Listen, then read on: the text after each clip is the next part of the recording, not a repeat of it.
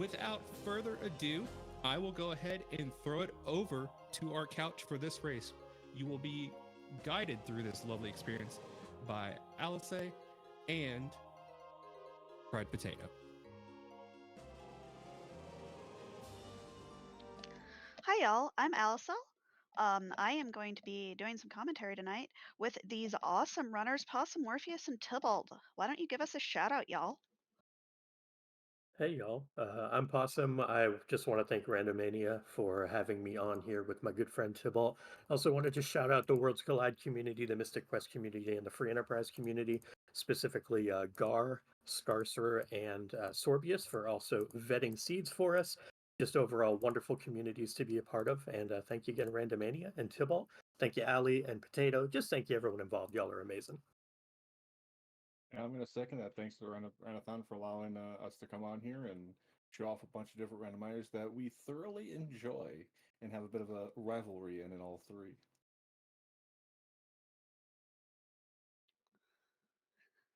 Well, and Potato, why don't you introduce yourself? Hi, I'm Fried Potato. I'm glad to be here, getting to show uh, what these two runners can do with these three randomizers. It's going to be an excellent evening.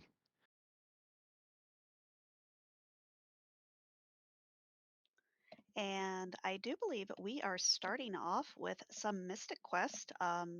Mystic Quest, not one that I'm super familiar with, but I am told that both our host and my co-coms are very familiar with this.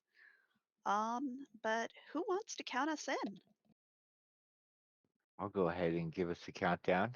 We can go ahead and have the racers start in 5, 4, 3, 2, 1.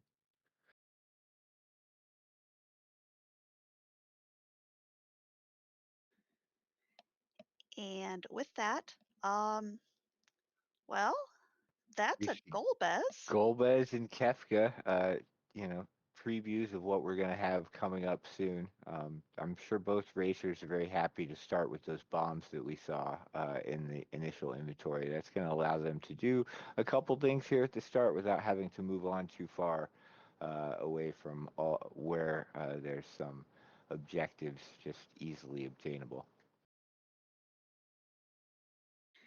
And the first thing I'm noticing is our runners are a little bit bouncy. Yes, you can jump around. It doesn't save frames, sadly, but it does allow you to get around in the game over some obstacles that you can't otherwise get past. A nice little addition to the Final Fantasy games.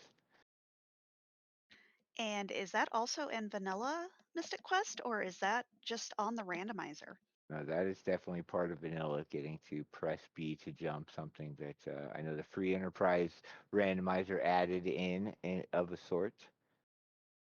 And it makes such a fun, bouncy noise. It does. It's a joy to listen to. You're going to hear it a lot over the course of the seed. There's definitely a lot of jumping that's going to be taking place on both sides as they traverse through the different dungeons they need to complete the seed. And so far, I've noticed we've picked up a few items. Again, I know nothing about vanilla or the randomizer. All I know about the randomizer is that this is the second time it's been randomized.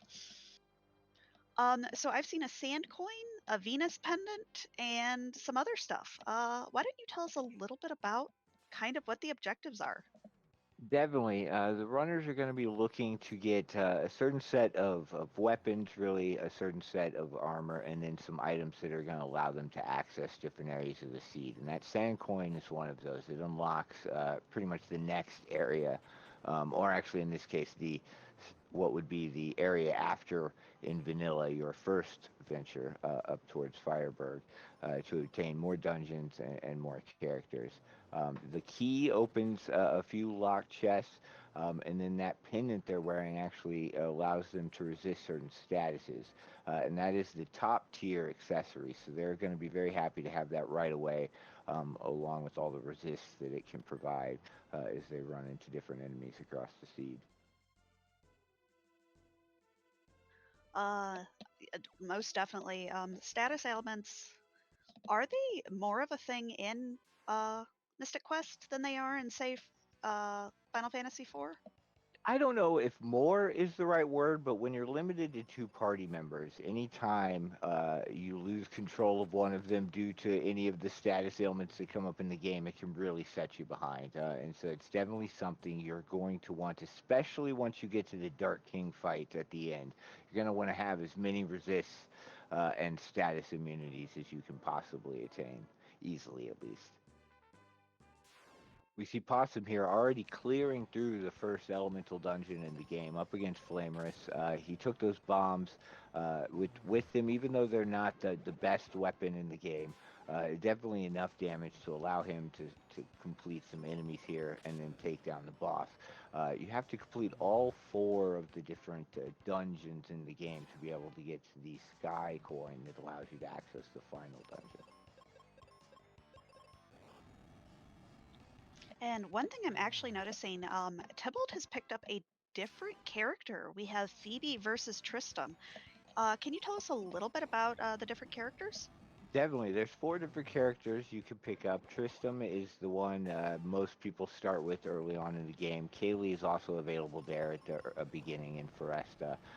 Phoebe and Ruben are the 2 others that are available, and Phoebe is generally the one that you're going to see runners prioritize, especially once she's upgraded. She comes with some of the most damaging spells and health.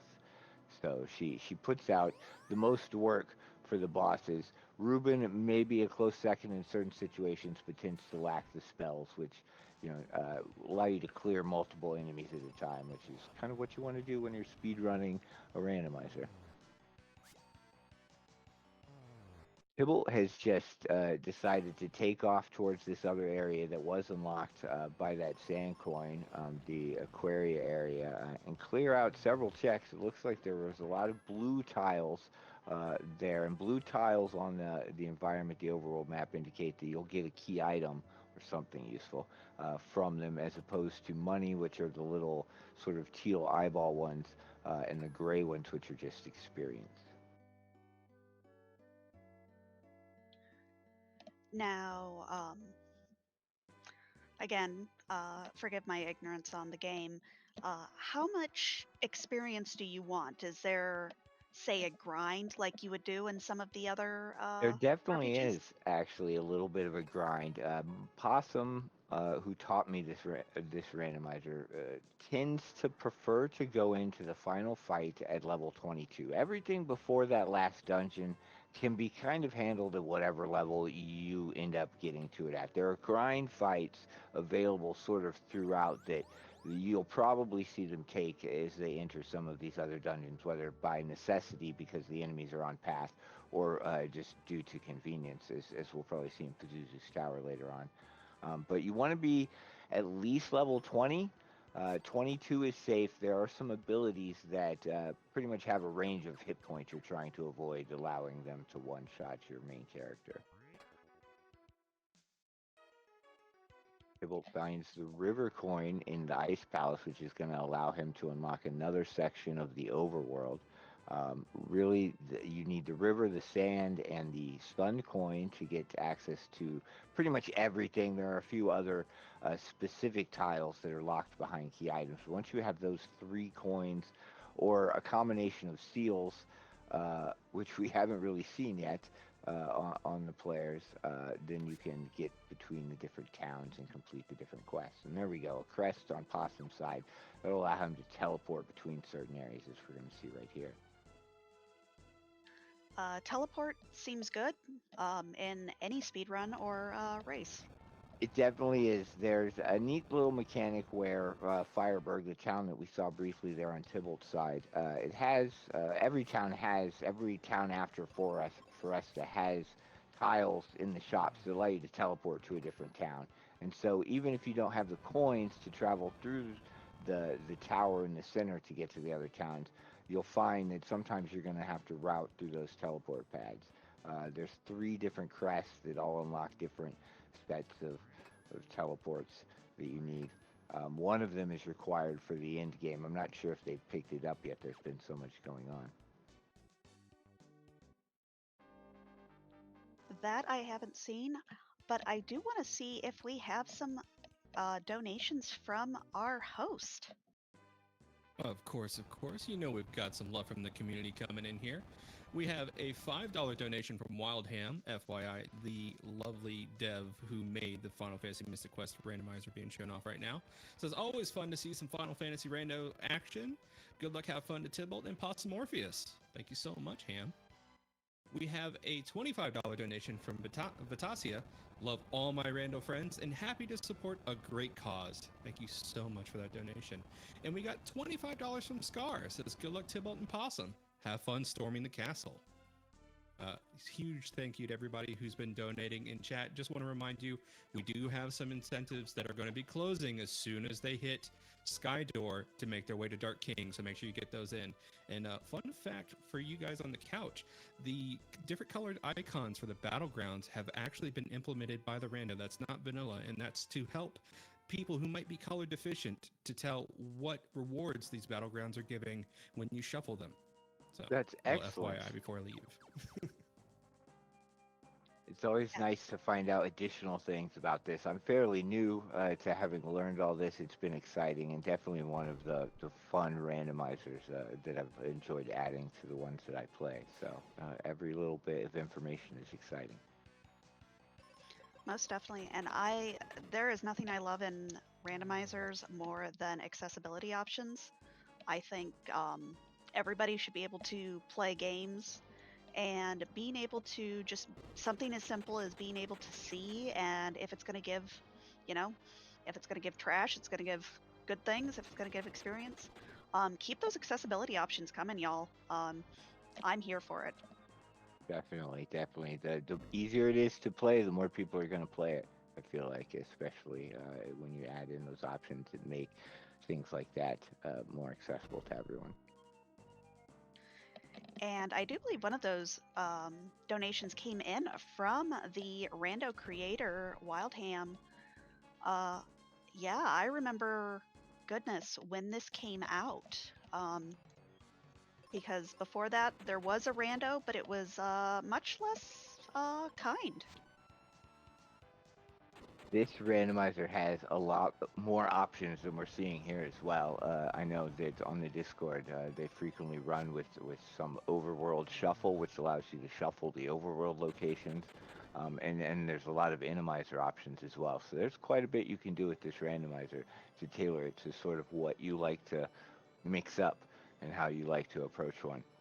And the ones that Possum and Tybalt have put together for this are definitely a fun set to run through. Well, I think so far everything's looks super fun. Looks like our runners are kind of going over some of the same paths, so it's nice to see, you can take different routes, but kind of still converge. Definitely, because in the end you need to come back and finish the 4 dungeons, no matter where you end up after getting the key items that sort of allow you to do that. So you can, as Tybalt did, just kind of go and explore and see what else there is before committing to coming back and clearing this first dungeon. It does have 2 key items in the back, or at least the possibility for 2 key items. So it's one that you'll see a lot of people take care of early, but yeah, there's no harm, and like you said, they're coming back together as far as what they're going to have gotten done. Looks like Tybalt picked up the elixir and I believe has the tree with her, which means he's going to go see Kaylee here, take her over to the forest, defeat a minotaur. She's going to get sick and fall down. He's going to heal her with that elixir, and then the goal ultimately is to take her to where the sun coin leads to get the final key item. Although I don't think they're going to be able to completely complete that quest, they will be able to get Kaylee 2, which is actually a fairly upgraded companion compared to, say, Tristram or even Phoebe 1 in this case. Kaylee 2 has a decent amount of health and some spells available that you're going to enjoy having as you move through the seed. And you've mentioned kind of upgrading. Are the different character upgrades, are those based on kind of a story trigger where you would get a key item? I believe so. In this particular setting, there's one upgrade per character. It upgrades them to their final form, their most powerful form. Kaylee's is the Elixir, Phoebe 2's is in the inn in Wendia, Tristram's is over in the hotel in Fireberg, and then Ruben's is after defeating the Jinn. He'll upgrade. Now you can in the randomizer change that to have different sorts of quests that upgrade them in different tiers as well. I believe there's at least 4 tiers that you can set them to be, so they don't get quite as powerful as quickly.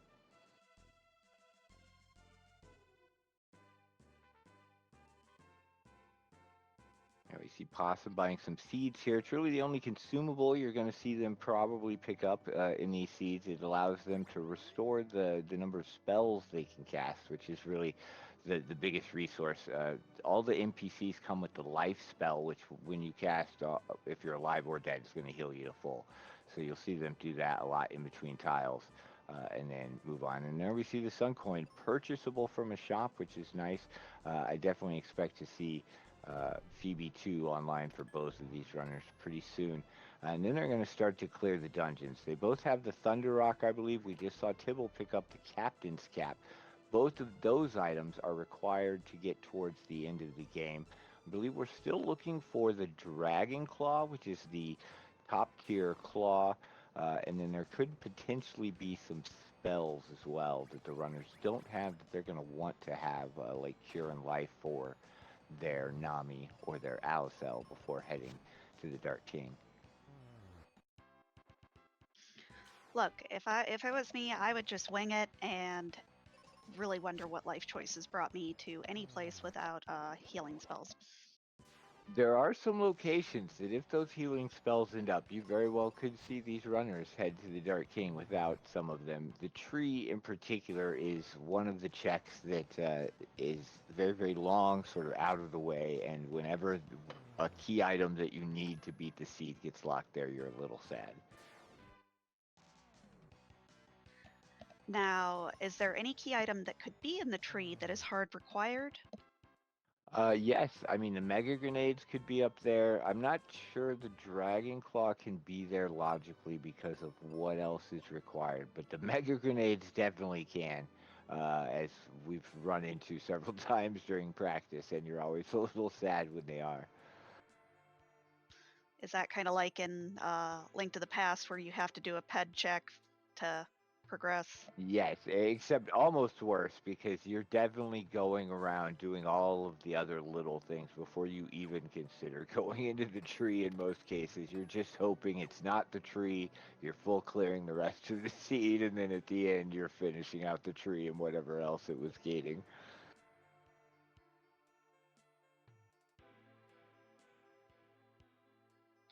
And getting a little bit of info from our host on what else can be up there. It looks like the Captain's Cap, Mobius Crest, and Thunder Rock can be up there as well. That's very good to know. I'm not sure if they've gotten the Mobius Crest yet, but we have seen the other 2 items. So Mobius Crest up there could be interesting. I know a vanilla Mobius Crest would also be an interesting spot, as we all discovered during practice recently, because it's a little tricky to obtain. Requires a combination of several other items when it ends up in its vanilla location. His enemy on Tybalt's screen, giving him a little bit of trouble. You need to arrange these 3 pillars in just the right position, and I know Possum also worked around this enemy a little while before figuring out exactly how to do it to get them set up so he can cross over to take on the big crab. Yeah, block sliding puzzles in games, not my forte. I definitely understand. I'm glad the number of enemies here has been, I believe, reduced to make that a little less of a chore, having to clear out some to even push it to where you want the tiles to be to cross over. None of these bosses are going to present much of a challenge at this point. We see Meteor coming out on Tybalt's side. You have Kaylee too, who has a big axe at the very least, as well as some spells. So they are just clearing through checks very quickly. Although I do see they still don't have the Dragon Claw or I believe the Mega Grenades, both of which are going to be required to get through the seed and to get into and through Pazuzu's tower, they're going to need some of that as well. So there's still some important places that they're not even venturing into because they don't have everything they need.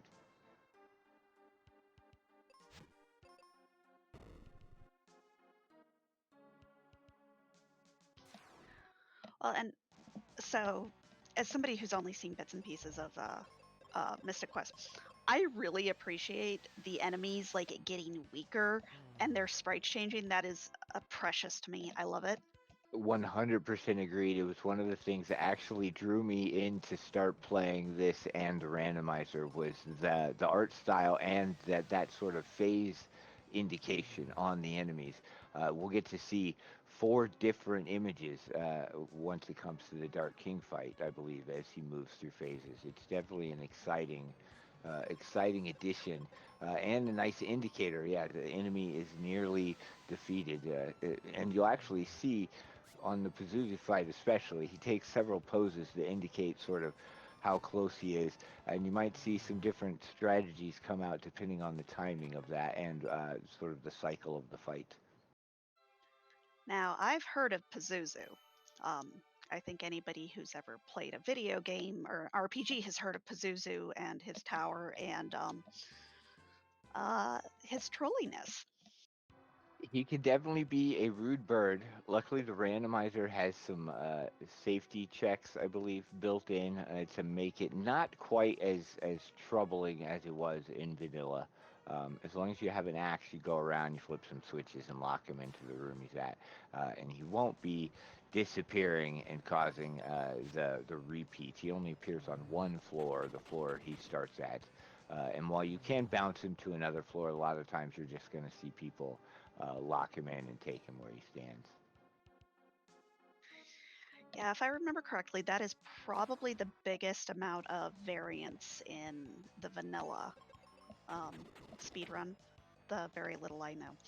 I could definitely see it. Just learning how to navigate through Pazuzu's tower has been probably my biggest obstacle in learning the randomizer. It's very interesting how it's laid out. I really enjoy all the dungeons, actually, how they're thematically different set up. They each have their own sort of little style to them.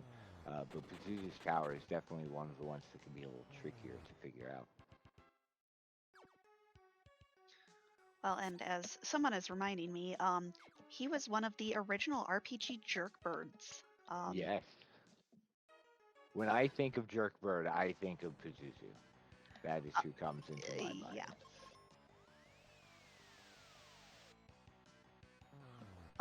But not jerks. Do we have anything new or anything you'd like to say, Hubbings?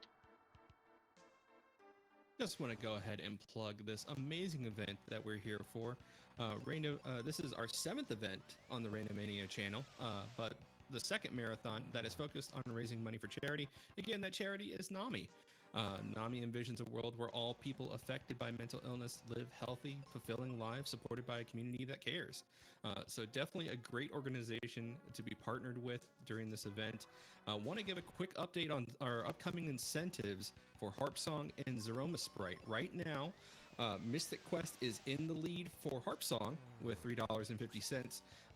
Final Fantasy VI has $1, and for Zerome's to Sprite, Final Fantasy VI is in the lead with $25. Mystic Quest has $1. So, chat, if you feel like sniping an incentive, and let's be honest, who hasn't felt the itch every now and again, be sure to donate towards those incentives. You can choose what game Edward plays his music for when he fights Dark Elf, and you can choose which game we pull a sprite for Zeromus's transformation. So go ahead and get those donations in. Every dollar counts for going towards an amazing cause. Most definitely, and get those donations in because those will close as we are on our way to the Dark King fight. Yeah, looks like we are about to finish out Ice Pyramid and get the Dragon Claw for Tybalt. That's very good. That's going to allow him access to some more areas and it's necessary to beat the game. Possum's just entering, so he'll be done with this dungeon soon. And then they'll only have 2 left. Pazuzu's Tower and the Lava Dome. Although without mega grenades, I'm curious to see where they're gonna head, because that's definitely something you'd like to have before you head over to Lava Dome.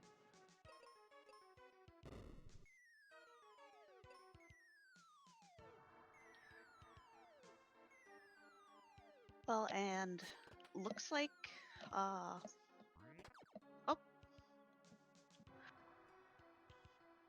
People just sorry. found the mast that's going to allow him to navigate through Volcano, which is an area over near Lava Dome. I'm curious to see what the boss here will give.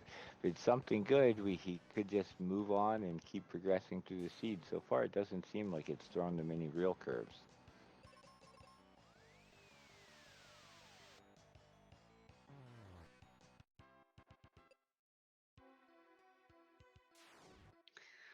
Well, and I have seen the Dark King fight, and I know that is not a free fight. That can go sideways. It definitely can, especially if they're missing any of the armor pieces or either the helmets or the chest pieces that you can obtain through the game, because those will prevent the statuses. And the Dark King definitely likes to throw out a lot of different status effects with his attacks as he moves through his different phases. Ice Golem. They don't have Flare. Flare is what he is weak against. Usually you'd like to have Phoebe 2 here and just white Flare it, but instead we're going to see Arrow Meteo come out of Tybalt. This boss doesn't have a ton of health, so he's not going to stick around for very long. But this is not the optimal boss kill strategy that you'd like to come in here with. But he's melting. He does. He likes to melt. He tries to turn you into little snow people and heal back up as it happens. But once he gets down to this phase, he's not long for this world. Now, the portion where Possum is right now can be tricky. If you move too far, you fall down several floors and have to climb your way back up to the tower. It's always fun learning that particular portion. That just seems unfair. It definitely can be. At least the enemies in this game don't respawn after you clear them and come back up through areas, so you don't have to refight the enemies that could be on your screen. But you see on Possum there, he ran into an encounter. Without the magic mirror, you can't actually see where the enemies are in this dungeon. So if you're not keeping on top of things and just kind of remembering, if you fall down, you could be seriously punished. Yep, it can take a while to come back up, and yeah, if you've had to dodge enemies along the two wide corridors and run into them again, sort of as we see Tybalt do here, where you have to run away and step to the side and move around again, it can definitely cost you some time.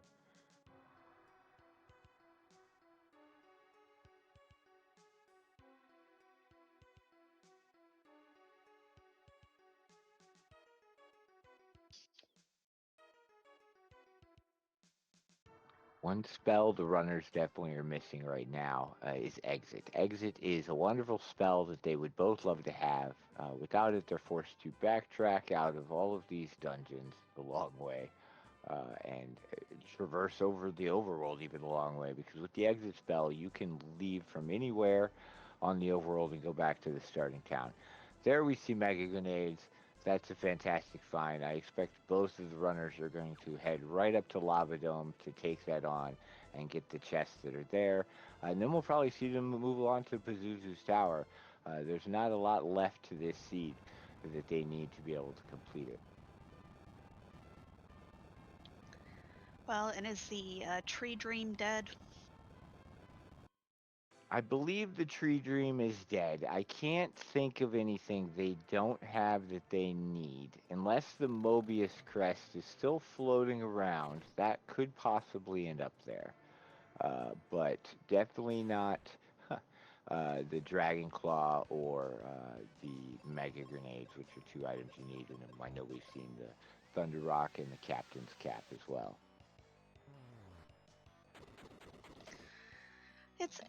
It's just normal marathon and rando things. You always wish for the worst things to happen to the runners. Oh, definitely. I'm sure something is at the tree. Whether or not it's something they're going to decide they need or end up wanting, we know it's not the Zonk chest. There's one of the key item chest that ends up randomizing into just consumable items. But we've already seen that about halfway through the seed in, I believe it was the Doom Castle Peak check, as it's called, which is sad because it takes a little bit to get to.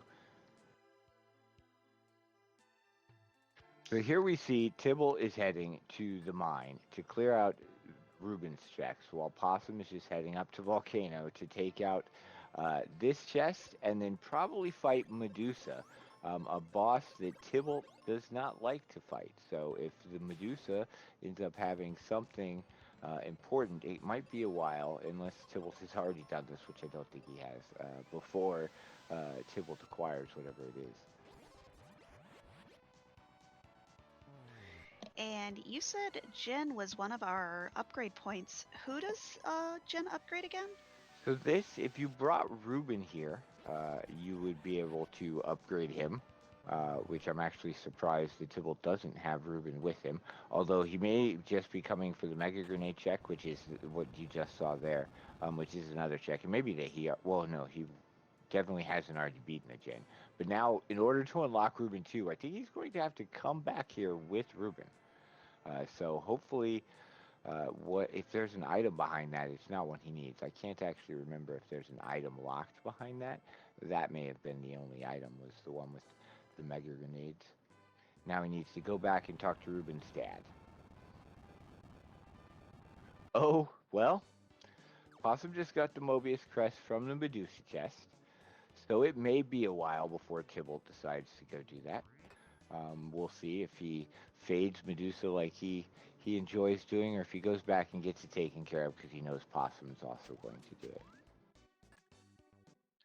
Well, and in the kind of the pre-chat with the runners, I know Possum did indicate that he likes to take care of Medusa, so I wonder if Tybalt's going to be like, I'm going to outrun Possum and take care of Medusa as well. It's definitely worth doing while you're over here, I believe, and now we do see Tybalt heading back in there to take care of the Reuben check. But if you're going to clear out this area, this north, or I guess northwest corner of the world, near Fireberg, the volcano and the lava dome, yeah, just clear it all out at once. There's the exit spell on Possum's side, a little sad to get it this late, but still can be put to use. If you're going to enjoy that. In fact, he could use it here to take a different path to the enemies and maybe avoid one or two, but decides to just keep traversing through.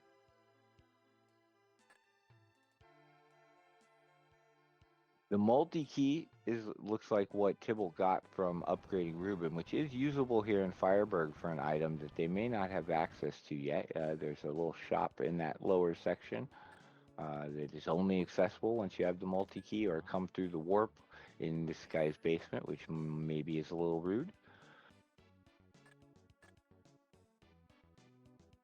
What is it with RPGs and Final Fantasy in particular and just going through random people's basements? It does seem to be, right, a trope in many randomizers. I'm just gonna, go through your basement. I'm gonna break your urns. I'm gonna open your dressers and take stuff, whatever it might be, to suit my purposes. Because I'm the protagonist of the story, right? Well, and one of the other games we're going to see later, especially Final Fantasy VI, part of it is you go through some guy's basement. That is how you get out of the city. Oh yes, and we'll see a lot of looting of people's belongings in Final Fantasy VI Worlds Collide. For several minutes at the opening, generally there's a lot of sort of loot scouting to see what's available, what they might be able to work with as they move through the seeds. So that'll definitely be an interesting time. You Possum use that exit after stepping on the switch because it's faster than backtracking to come back in and find your way through the door that switch opened, interestingly enough. At this point, I'd say Possum has pulled a little bit ahead of Tybalt. There was a while there where Tybalt seemed to be ahead, but finishing out the mine checks, which didn't look like they had anything super required, maybe set Tybalt a little further behind Possum Orpheus. Is that NPC Dr. Wily? Because that looked like Dr. Wily there for a minute. It does resemble him a little bit. You give him the Thunder Rock, and he opens the Rainbow Bridge, which allows you to access a cave, oddly enough, where you can go talk to an old man and get some more things.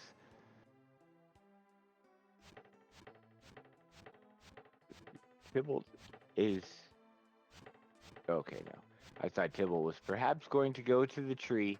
Instead, he's just checking that chest, that straggler chest that's here, rather than making his way all the way to the tree. They still have several areas available to check. I'm not sure why Tybalt hasn't decided to go over to the volcano. Maybe he left some straggling spots available like that one that he felt better to clear out before he heads in. But with mega grenades, you can take all the items that are going to be available up there. Well, and I think especially in randomizers, it is very easy to realize, oh, I didn't finish a check. I would really rather not go back up there. I just gotta hope that my opponent wasted time and found nothing. Definitely true, especially in this. There's 52 checks, I believe, total. You don't really want to orphan one that's off to the side, or strand a set or two, other than the specific ones like the tree or perhaps Mount Gale, which I don't think we'll see from either runner tonight. You don't want to leave them, because if it is something, or like you said, that is necessary, it's just a lot of time loss if you end up having to go back later on to do it. Well, and I cannot cast First Stone that I have totally forgotten a check and then been like, well, I gotta walk all the way back over there. Oh yeah, I do that, especially here in the volcano. This room that Tybalt's in requires you to go left to get an item, and then once you go back to that main room, you need to go right down and around to continue opening a switch. And I've definitely gotten the item, exited out, and then went straight to the door without pressing the switch to actually open the door, and was very sad.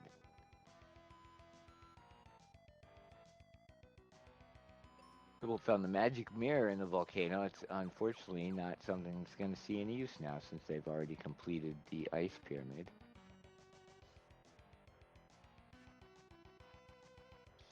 Well, and Possum taking on this Hydra. Yes, Apparently, dragons are weak to big angry spells. yes, that dragon in particular is weak to Meteo, which I believe is the earth elemental spell, and that dragon is fire, so fire beats, or earth beats fire, I guess, in some version of a Final Fantasy Pokemon universe. Yeah, that's just like water and ice being two different elements. Right. It's funny how, well, in this game's first boss is in the Bone Dungeon, which is the Earth Elemental Dungeon, and his name is Flamerous Rex. So, pardon me for not getting the Earth Elemental tie there the first time. Awesome deciding It's to fine. do the Reuben checks before leaving the area, which is going to put him about on par with Tybalt here as far as what they've done and how far they are through the seed, because I can't imagine Possum's going to leave one of these left stranded out there. I'm not sure exactly what he's looking for, although perhaps the Gaia armor, which I actually think he's going to be rewarded with out of one of the checks up here. So that is the best armor in the game. It's going to allow you some pretty good comfortableness when it comes to that Dark King fight, as long as you have some levels to go along with it. Now, for Mystic Quest, I vaguely remember there being an issue with the old randomizer. Since there's not really an equip system, how does the game decide what's a better armor? So in this, there's just 3 tiers of armor, I believe. I'm not sure what they're all called. The noble armor, maybe it's steel noble, and then Gaia for the armor, and then there's the moon helm and the Apollo helm and the steel helm. And you can have a setting in the randomizer to set progressive items on, much like in some of the Link to the Past randomizers, where they would all be given to you out tier 1, tier 2, tier 3. But in this case, as long as you obtain the best one. I believe all of the previous protections are applied. Now there is an issue where if you're, say for instance, Possum's here, he has the claw equipped on his Nami character. That allows his spell damage to receive a bonus. If he were to pick up the lesser claw, while he already had the tier 3 claw, he would need to cycle all the way back around his weapons to get the appropriate stat bonus to be applied.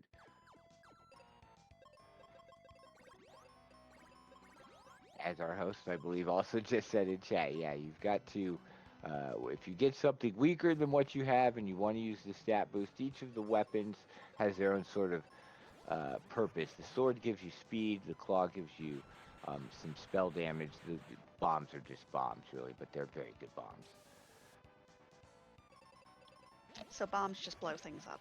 Bombs blow things up. If you find mega grenades early in a seed, you're really happy. And there you go. As our host said, the bombs will never miss.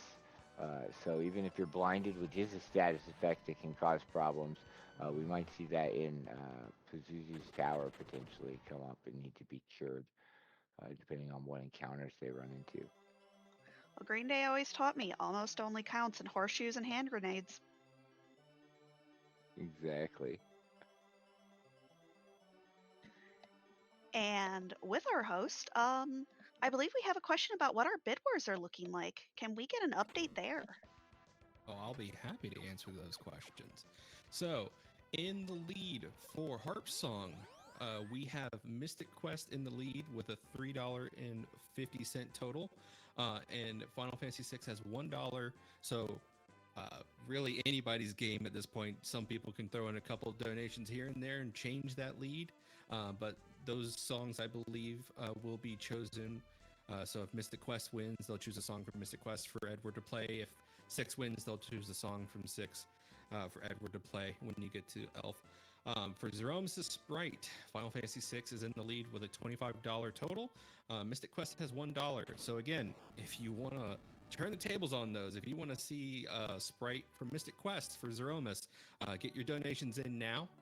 You have until the Sky Door is reached. That's the green door right before you go up to fight Dark King. So you probably have like 10, 15 minutes left to get your donations in now, chat.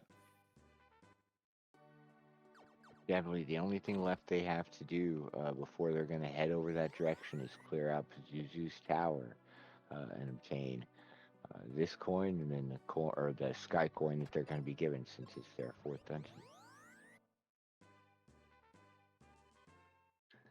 Well, and I'm just watching this happen. Did they throw a bomb, make a boat appear, and go into a whirlpool and then get another rainbow bridge? Is that what I just saw happen? It's something like that, yes. You go into a cave, you throw a bomb, it shakes, then a boat comes out, and there's another rainbow bridge. You have to take the Mobius crest through a teleport to get to the boat and fight some enemies there after you clear out Pazuzu's tower. And that's where the runners will generally do their last leveling grind. There's some enemies there that they'll probably scout out and maybe even recycle the boat, although hopefully there will just be enough in there to get them the levels they need. And you'll see that here a little bit in Pazuzu's tower as well. They're going to be looking for encounters to take here. The 2 Lamia, 2 of an enemy is probably going to die in 1 spellcast. So that's nice. It's not always the most efficient experience-wise, but some enemies like these mages on Possum side, if you don't kill them in 1 spellcast, they cast Cure on their turn, and so it takes a lot of time. Although we see in that case that was a pretty good encounter since they die in 1 action. You'll get a good amount of XP and can move on without it taking up too much. The encounter we see on Tybalt's side is maybe the worst encounter in the game. The Beholders, the eyeball things that you see in Pazuzu's tower, you don't want to attack them with spells. They will counter you with some crazy stuff, and it's bad times. You've got to deal with them with physical attacks.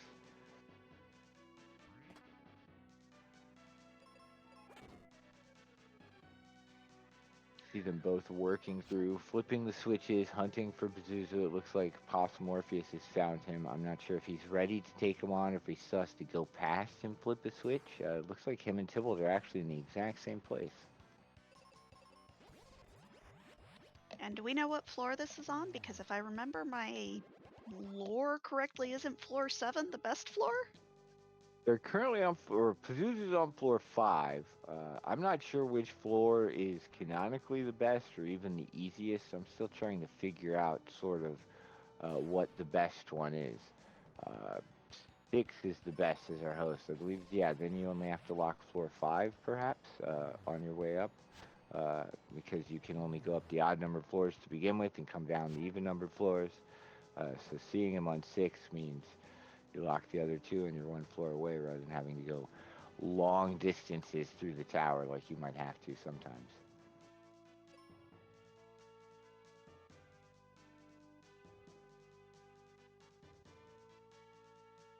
Well, and it looks like we got one of those real nice helms that you talked about, the Apollo helm. Definitely the Apollo helm. I believe that helps you resist fire. They're not going to be sad to have that. That is the best helm in the game, I believe, or at least in the randomizer. And I'm not sure what else they could be missing that after clearing out Pazuzu's tower would keep them from just moving on to the boat. I think they have pretty much everything they're going to want. And this is Pazuzu. Pazuzu, Yeah, of course, having some great sprites based on where you are in the fight. definitely. He likes to change his pose, get a little spicy towards the end. He also has this wonderful ability called Psych Shield, which he'll throw up after a while, which means you've got to switch, similar to those beholders, you've got to switch your focus from magic to physical attacks to be able to get through and do any damage to him. Otherwise, you're going to eat some nasty counterattacks, which you don't want to do. But he's a little punchy. Yeah, he likes to get angry. You're hoping for some abilities that are resisted. A lot of single target wind abilities on Phoebe wouldn't be sad. In this case, he's using Sky Attack, which, as you can see, lots of damage to both people. Luckily, Phoebe's got lots of heal spells, and she's going to need them. And it looks like so does our Alicel have all the cure spells, so he can get his Phoebe companion back up, provided... Oh, okay. Yeah, Zuzu is not messing around. This pose does mean he's fairly close to being down, but it could still take several... Oh, nope. I was going to say several more turns, depending on if he throws up a Psych Shield or something. But no, it looks like Tybalt is through Pazuzu first. Possum Morpheus getting, you know, thrown around a bit by the Jerk Bird, it seems. Well, and looks like Possum picked up a few more levels there. Is at level 20 versus Tybalt's level 17. I wonder if that was a conscious decision on Possum's part, because I saw him leave the tower, and a lot of times when you leave the tower, uh, you're just looking to get back to Pazuzu faster. But I saw him take several of the bird encounters that were sort of stacked up there, so maybe he did want a few more levels. You definitely don't want to go in to the Dark King fight without all the levels you want. It looks like Tybalt might be going to the tree here. Kudos to Tybalt. It's going to show us what's behind the tree check. Perhaps they don't have flare. That may be something that they're missing that they're looking for. I can't remember what else I haven't seen on their tracker menus when they go inside the game. I have not seen them use flare. Yeah, with Dwight being cast by Tybalt here, I imagine he's going to see if maybe Flare is behind the tree, which is surprising. There is a box on the boat and another one further in into Doom's Castle. Although the levels could also be Tybalt's concern, and he wants to clear out some enemies as well while he goes here. Could all just be showing us this wonderful check. Well, and our host actually bringing up, did Tybalt go back for that Mobius coin? Oh, nope, that's probably exactly what it is. Thank you for that. We know that the Mobius coin is at Medusa, and as we brought up earlier, Tybalt tends to fade Medusa until it's the only thing left, and this is a perfect example of that Medusa having a required key item. This will take Tybalt a little longer to complete. He's going to have a fun little journey here through the tree. We'll get to see a fun little thing that the randomizer's built in, where once the tree boss is beaten, it takes a little walk, and there's some random words, I believe, or at least a set of words that appear that I believe get randomized depending on the seed. Random words sound fun. It definitely, I'm not sure what the list is that it could all be, but we're about to see Possum here head in to the sand coin door, or the sky coin door, and head towards his Dark King fight. Level 21, it could get a little spooky depending on what happens, but I think with the armor that he's obtained, he'll be okay. Y'all And got if we're that for close, some. let's get our host in. Yeah, we got a $20 donation from Anonymous, putting their donation incentive towards the Mystic Quest option for Harp Song. We are so close on that incentive. There's $26 for Final Fantasy VI for Harp Song, and there's $23.50 for Mystic Quest. So chat, now is your moment. We're literally about to touch Skycoin door. Get those donations in now before this closes, because as soon as Possum touches that door here in a second, there it is. Those donations are closed. Incentives will be closed here in a second. Possum's going to talk to this statue, probably open this chest over here for some seeds, some nice free seeds right before the last fight. And then he's going to head up here and try to take down Dark King, who has 4 faces. Sometimes he plays nicely, he's very slow. Other times he's fast with lots of hit points. So we'll see which version of the Dark King we get this evening.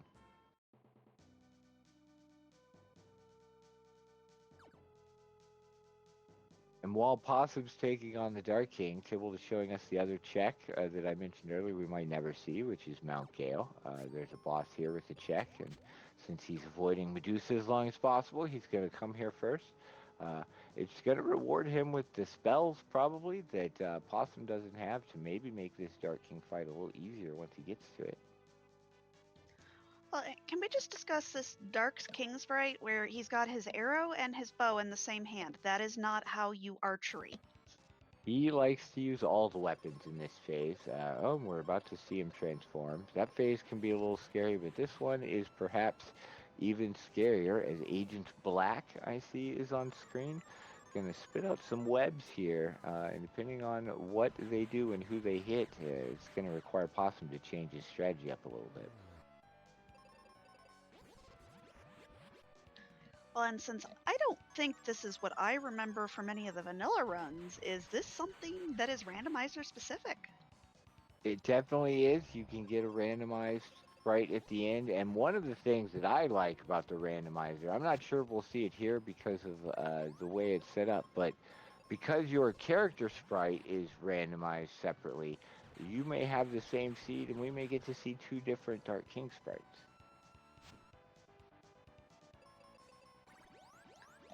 I love as much randomization as possible. I like to see all the sprites. It's exciting, especially when you're racing a friend, perhaps with this randomizer, and you both get to the end and get to see, what the boss sprite is for your respective ones if you're using different character sprites. This boss on Possum's side, not giving him too much trouble, it looks like. Once we get one more phase change, it will be the final phase. But from here on out, there's definitely a lot of angry abilities that come out. I think Tybalt might have forgotten what he's forgotten, which is the Medusa check. Hopefully he remembers that exists and that he doesn't like doing it and goes back and gets it taken care of.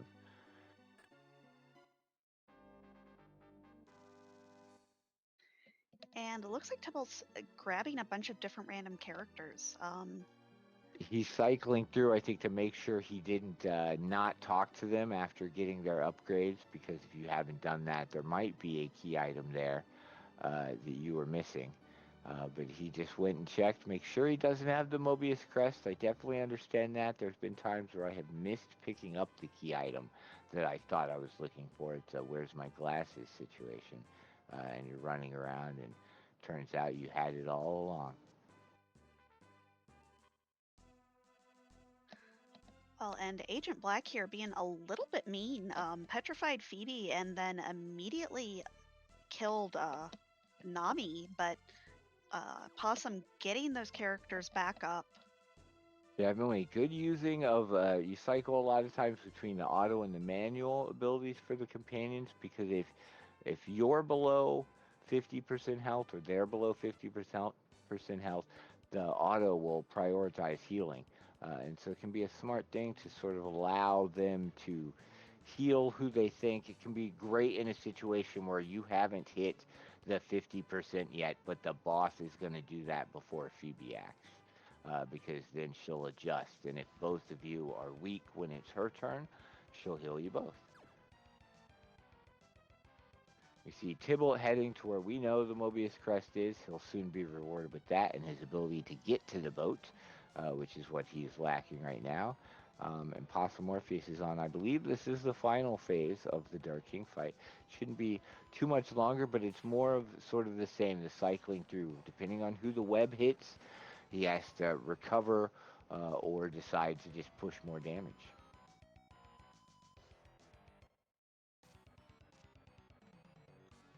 Well, and looks like Tybalt has found this Medusa. He has. He will soon be rewarded with this Mobius Crest. I hope he still decides to take some levels on the boat. As I look at his level right now, it's 18.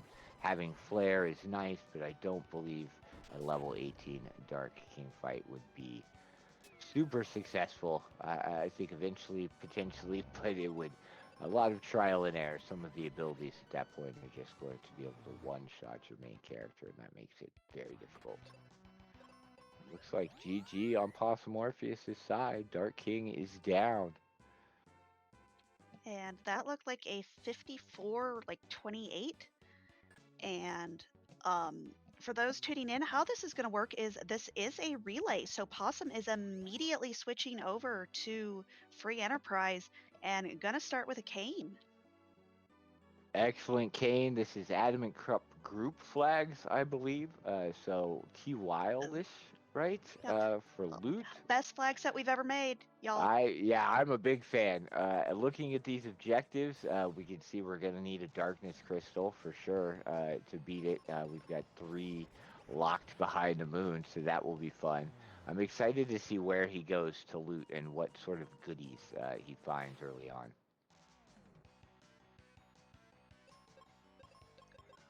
But looks like Tybalt is taking those encounters you talked about on the boat. Gonna get these just those levels. We saw on Possum's side, even with some, even with as many levels as Possum had, did have his character get one-shotted once. Definitely, the Dark King fight is really never free. It might be you saw, I think at the end, he was even running low on the seeds that he had gotten from that chest, because you only have so many spells that your main character can cast.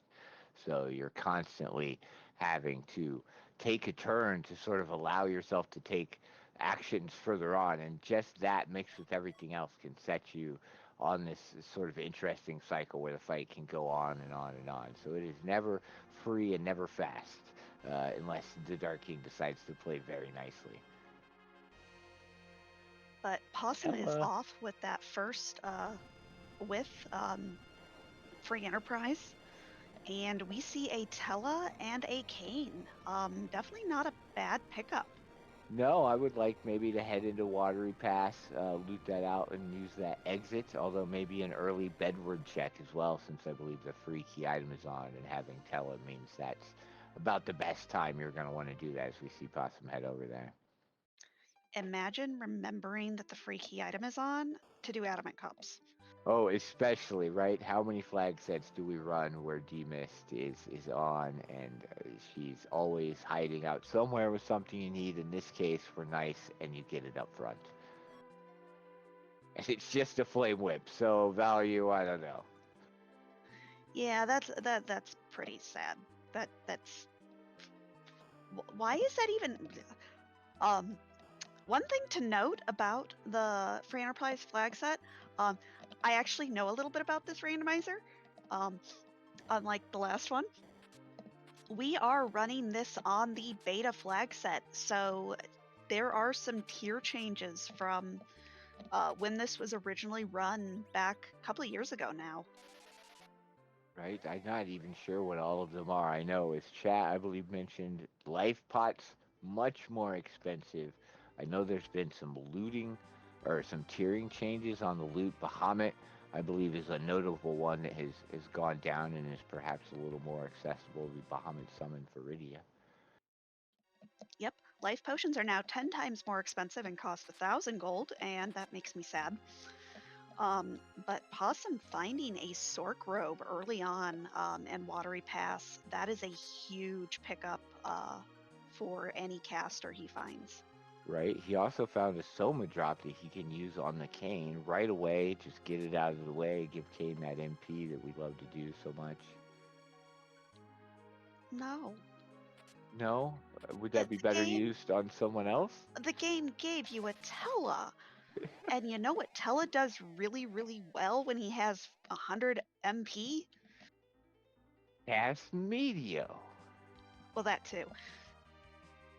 I was going to say cast weak 4 times, but... Oh, that's fair. Yeah, no, exactly. Another weak cast can be a very big deal, especially on these flags. We see Darkness being so required. I would not be surprised to see some sort of D-Machine or other giant-related grind using that Tella. Well, yeah, with a required giant babble, yeah, I would Just see... do it and get it over with while you're up there, right? Well, and probably the best part about getting an early Tella is doing the deep Watery Pass dive. Having Exit. Exit is the most underrated spell. It's fantastic, right? It's one of the favorite spells to find in the Mystic Quest randomizer. You want it in free enterprise for a lot of things. And the warp spell, as opposed to exit in Worlds Collide, you're going to see is also a pretty crucial one that you're going to see the runners sort of hunting for as it goes on. Yeah. Worlds Collide, not so much, but the other randomizer for Final Fantasy VI, yeah, there are places you never want to walk out of. You're like, please give me warp. I don't want to fight Goddess in the basement again. Oh, especially with sort of boss random encounters being on. That's, yeah, any opportunity to avoid backtracking through a dungeon or area you've already been is happy. But we've got Phase 2 on Tybalt. I'm curious to see who our random sprite is, but Phoebe, you gotta hold on. Yeah, he's going to need to use Phoebe to her max. He's running at level 20, which I'm very surprised to see Tybalt do. We have sort of a joke about, I believe, 806 hit points or something like that. And as you can see, his Alicel only has 800. So there's a number of abilities that can come out of Dark King that are just going to one-shot his poor Alicel. And that is going to make it that much more difficult to get through the seed. And that is Kapu Kapu. It looks like a cat, so 10 of 10. It's adorable. It may become less adorable as the fight goes on, but at least for right now, it's pretty cute, and I approve. I mean, Madoka Magica taught me that cat-looking things are terrifying.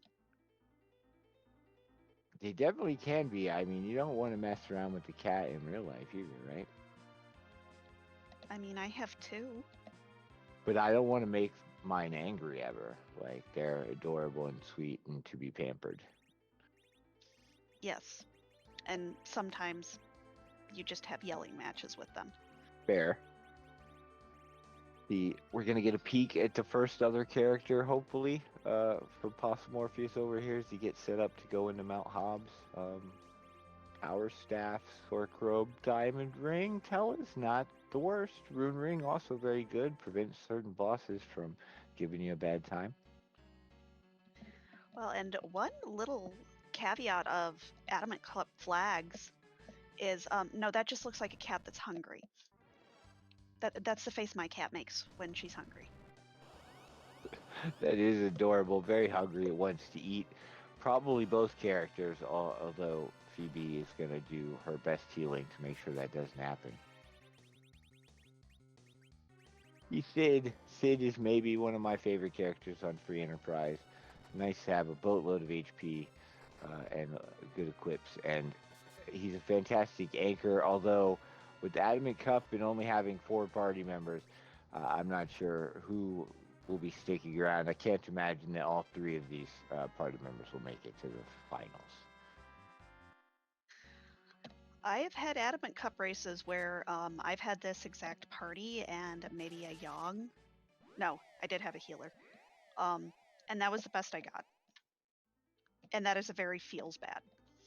It definitely can be.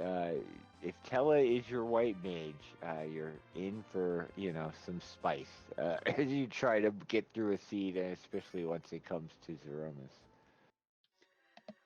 Now, I do believe what is the name of the flag?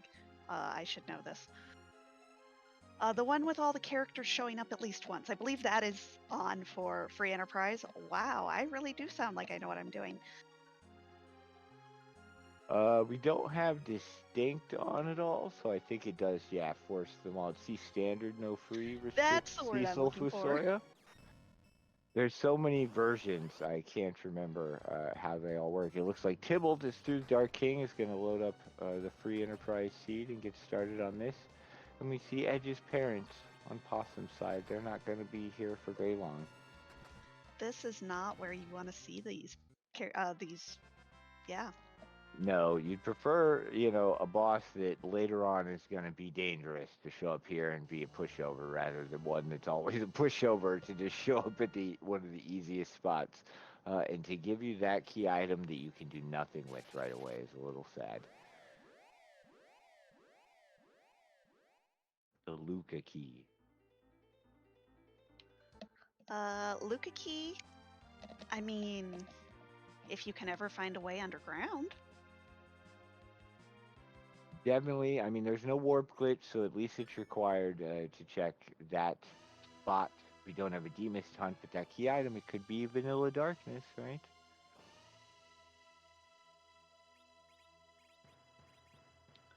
Well, and can I talk about my favorite change of the beta flags? Please do. The fact that flash effects are now default off is so fantastic. 100% agreed. Yes, I found that out myself recently when I loaded up a beta seed. I went to auto menu to fix it, and it doesn't need to be fixed anymore.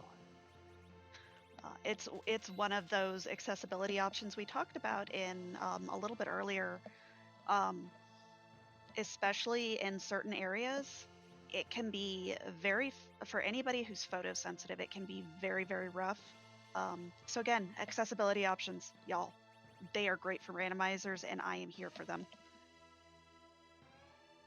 Definitely. There's a lot of effects in this game, Worlds Collide, I believe, as well, that get sort of too much, at the very least, especially even if you're not, like, overly sensitive for whatever reason to them. And I've appreciated having them not be there. Yeah, I think the biggest offender is Poison Walk. Any of the caves with damage tiles. Yes, that is especially a bad one. You get the double sound effect flash when you have both effects on. Never fun. I hope we don't get to see the poison walk from 6. It's pretty severe. If we think the one in Free Enterprise is bad, wait till that comes up. Maybe both runners will spare us from that later on. And chat doing a lot better job than I am at keeping track of what bosses we've seen. We did start with a guards sprite give us our key item, and it wasn't these guards, so yeah, Kaipo guards at Baigan. Nice. Another free, though early boss. You would kind of prefer some of these ones that aren't very difficult to show up later on in the seed to speed things along.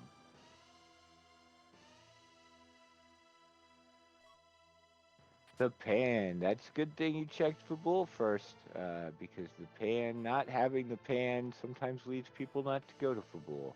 And then the pan is in Fabul. And why don't we throw it back over to our host for a minute? So he can give us the. I'm trying to think of a great pun, and I can't. So, Hebbinks, go ahead. Quick, pan the camera over. Cook, over here. I got you. We have closed out some incentives and opened up some new ones. So I'm happy to bring that information to you, chat, to let everybody know who won the bid wars for this race. Harp Song, we will be hearing a piece from Final Fantasy VI. And for Zeromus' sprite, we will be also picking a sprite from Final Fantasy VI. So shout outs to our 6 lovers out there in the chat. I know who you are. I know what you're here for. You're here for Worlds Collide. I'm here for it as well. We have also opened up 4 new incentives. So tomorrow morning we will be seeing a career day seed for Final Fantasy V being run. We have opened up incentives to name all 4 of the characters that will be used. So Bart, Ferris, Galuf, Lena, you can choose the names for them. We actually already have a donation and a $4 donation in from Arnlore.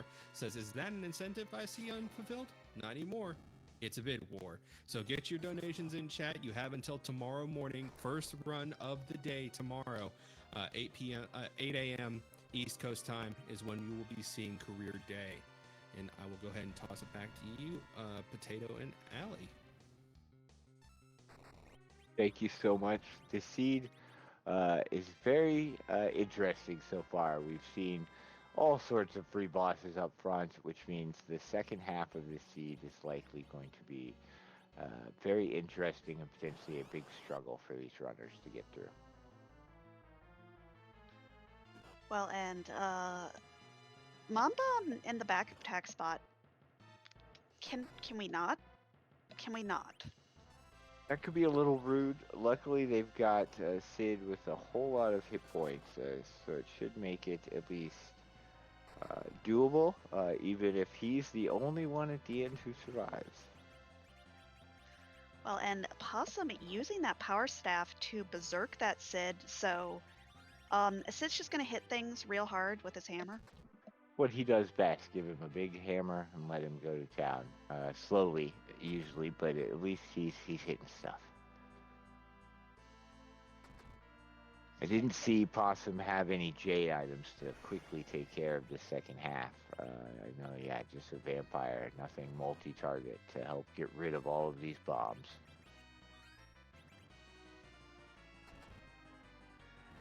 And Tybalt, currently going through Cave Eblin, looks like gonna go ahead and give these mad ogres a try.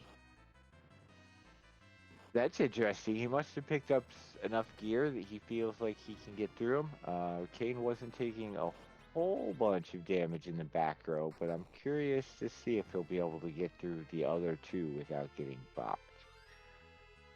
Does have an ogre axe, but he lives. He doesn't live. The illusion maybe a little. Maybe if he starts with that, he'll be able to get through. Definitely a good try. You can find some really nice loot behind those boxes, plus some levels on Kane would make potentially going through ordeals that much easier. But I think he's just gonna go and get that Sid.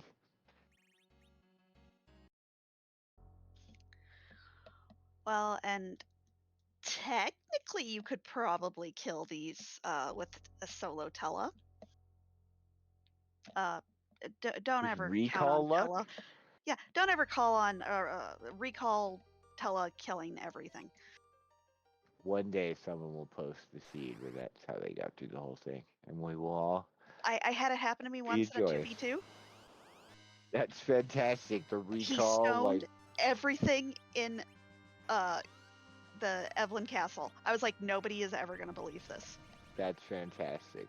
Tell us, show it up right when you want him to. Another Mylon, or no, I guess just the first Mylon we've seen, but another easy boss here. Mylon and friends in the Crystal Room. Evil Wall. That's another one that you'd rather, we'd rather see late. I guess that's probably the boss so far that they're happy to see early as opposed to later on. And Tybalt doing the front side of this mountain. I love this check. This is my favorite check. Did not get rewarded today, unfortunately, but I have Well, found everything there. it's not considering if we know Mom Bomb's at the back attack on Ordeals, he could use that Zeus Rage or that Stardust to clean up the second half very quickly, but not one of those juicier items that you'd love to have back there. Although with the exit from Tel, I definitely approve. There's a lot of nice extra loot you can get early on while you're doing other things if you have Tela to get you back out without having to backtrack. Did you ever want to have that Sid take damage? Because that Sid's never taking damage again. Yeah, that's a fantastic Sid. The glass helmet, the glass hat is just a great item. As long as you're dealing with physical attacks from the enemies, it's going to let you withstand quite a bit. And Sid's already a pretty tough boy, so it's going to stick around. It doesn't matter what these boss spots are going to throw at Tybalt, although so far we know it's not going to be much. Well, and all we found so far, I think, is a Luca key and a rat tail.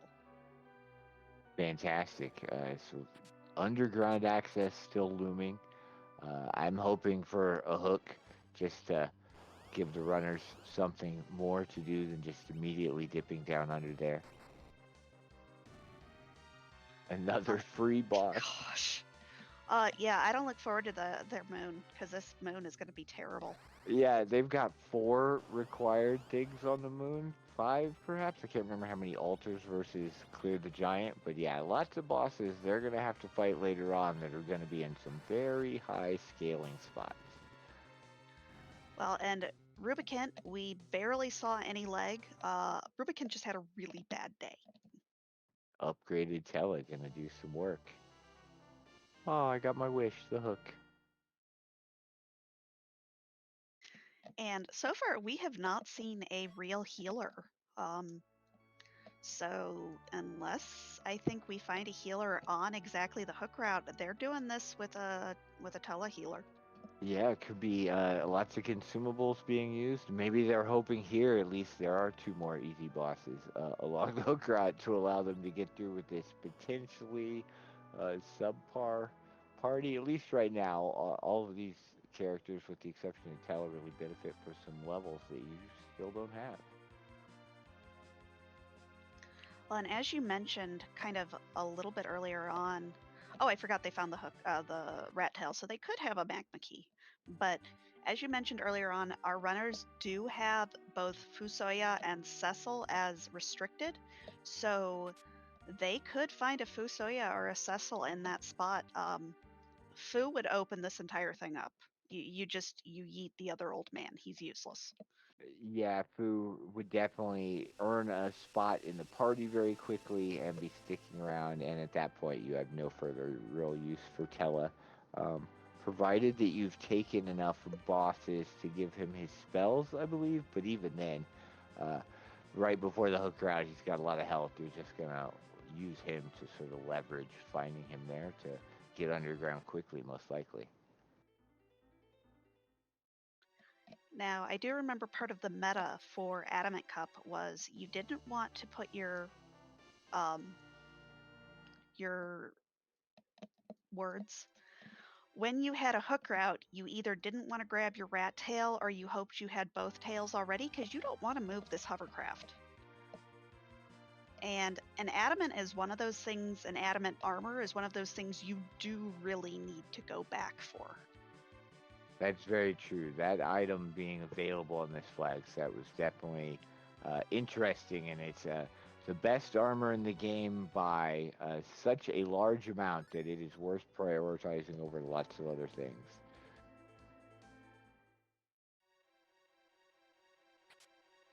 We saw vanilla adamant from the rat tail, half of forge, which is also required. So we're moving along as far as what other straggling items we have that are going to let us get into go mode later on. And Possum checking these item shops, finding Bacchus wines. I love Buy to just all of buy them. buy a stack of Bacchus wines. Half this party would appreciate it. Definitely, if you want to be relying on Zerker strats, Bacchus wine is where it's at. We haven't seen an edge yet.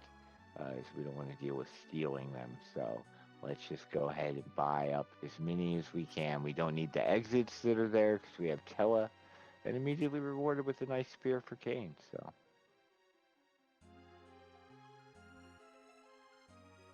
Well, and with those 4 characters, even if we do find a healer, you kind of just want to have that easy Bacchus so that your healer can be doing healer things. Definitely, action economy is a much bigger deal, and that is not a healer. Only in some flag sets. Fair. I mean, if we find an Asura summon, she's a healer 2/3 of the time. Once you get her up there, definitely better healer than Tella is. So. And kind of plugging, we do have another free enterprise run tomorrow morning. And that flag set does see Rydia healers on the regular. Would that happen to be a Lunar Racing Club flag set? It would be. Ah, yes. I recently commentated one of those where it was Asura Rydia, and it's a wonderful experience to get to watch. Yeah, that'll be wonderful for somebody. Probably not me. 2/3 of the time, she full heals your party. It's fantastic. Oh yeah, it's that other 1/3 that happens 6 times in a row. Gray face, gonna gray face, right? I have asked the number junkies in Free Enterprise to look into the numbers, and they tell me that it is 1/3. It is all equal, and I still think that they're lying to me. Confirmation bias is real, right? We see it so many times in our runs, especially when it happens those sequential times and wrecks a fight, and you just can't recover because Rydia won't heal. Well, and finding a Sylph summon is actually really big right now, as long as we don't die here. Yeah, Sylph Summon's going to probably be put to use for some healing early on. I'm also curious to see if Morpheus might go back for that Leviathan summon that was in the shop now that there's a Rydia. Or if he already grabbed one and I missed it.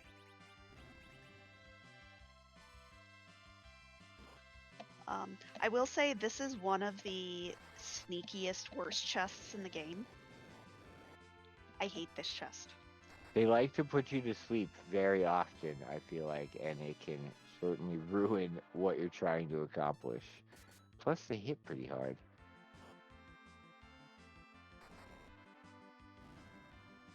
Well, Kane survived.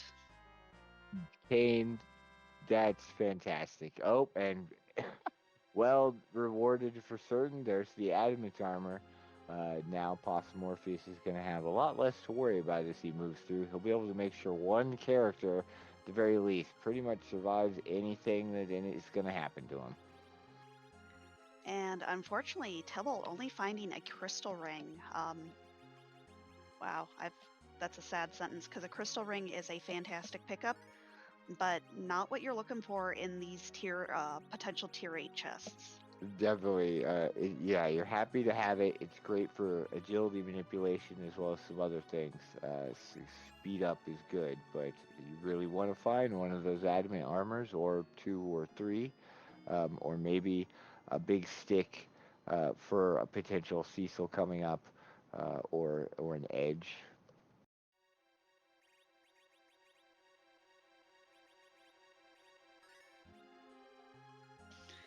Now, I do see in chat somebody saying that Rydia is Possum's anchor. I wonder if Possum is hoping to set up a little bit of a slingshot, although I don't think that's turned on with only 4 characters. I believe you're correct. You can't get the extra experience without a full party of 5. That is what we call the slingshot. So he's going to have to either lever an anchor or maybe just trying to, not commit right now and have a better anchor than his Tella or Sid. That's a weird sentence to say, since generally they're the slower characters that you put in that anchor slot. Well, and also not having seen a healer yet. Yeah, kind of back pocket Iridia just in case. Like, you get Asura, is this going to be, this very well could be the only one that they find, depending on what other spots they check as they go through the seed. Now let's see what's in this first location. I guess Wow. that's I got Orbs into a sparkle is going to be an interesting hook route. so we know it can't be Wyvern. That doesn't mean it can't be Ogopogo. Right? And Ogopogo without healing is potentially rough. I know they've got some consumables, some Cure 2s and Cure 3s to throw around, but that Ogo spot has a lot of health and likes to do percentage damage to you pretty frequently, so we'll see. But Tella is gonna throw his hands up and do the media. Probably the best use Tella's going to get in this entire scene is this fight right here, medioing these bosses down. Potentially, if we see something like D-Lunars at the next spot, we might get more medio out of Tella, in fact. It's not fast, but it's probably going to be effective, especially with that Sork robe. If you put that on Tella, it gives him a little additional stats.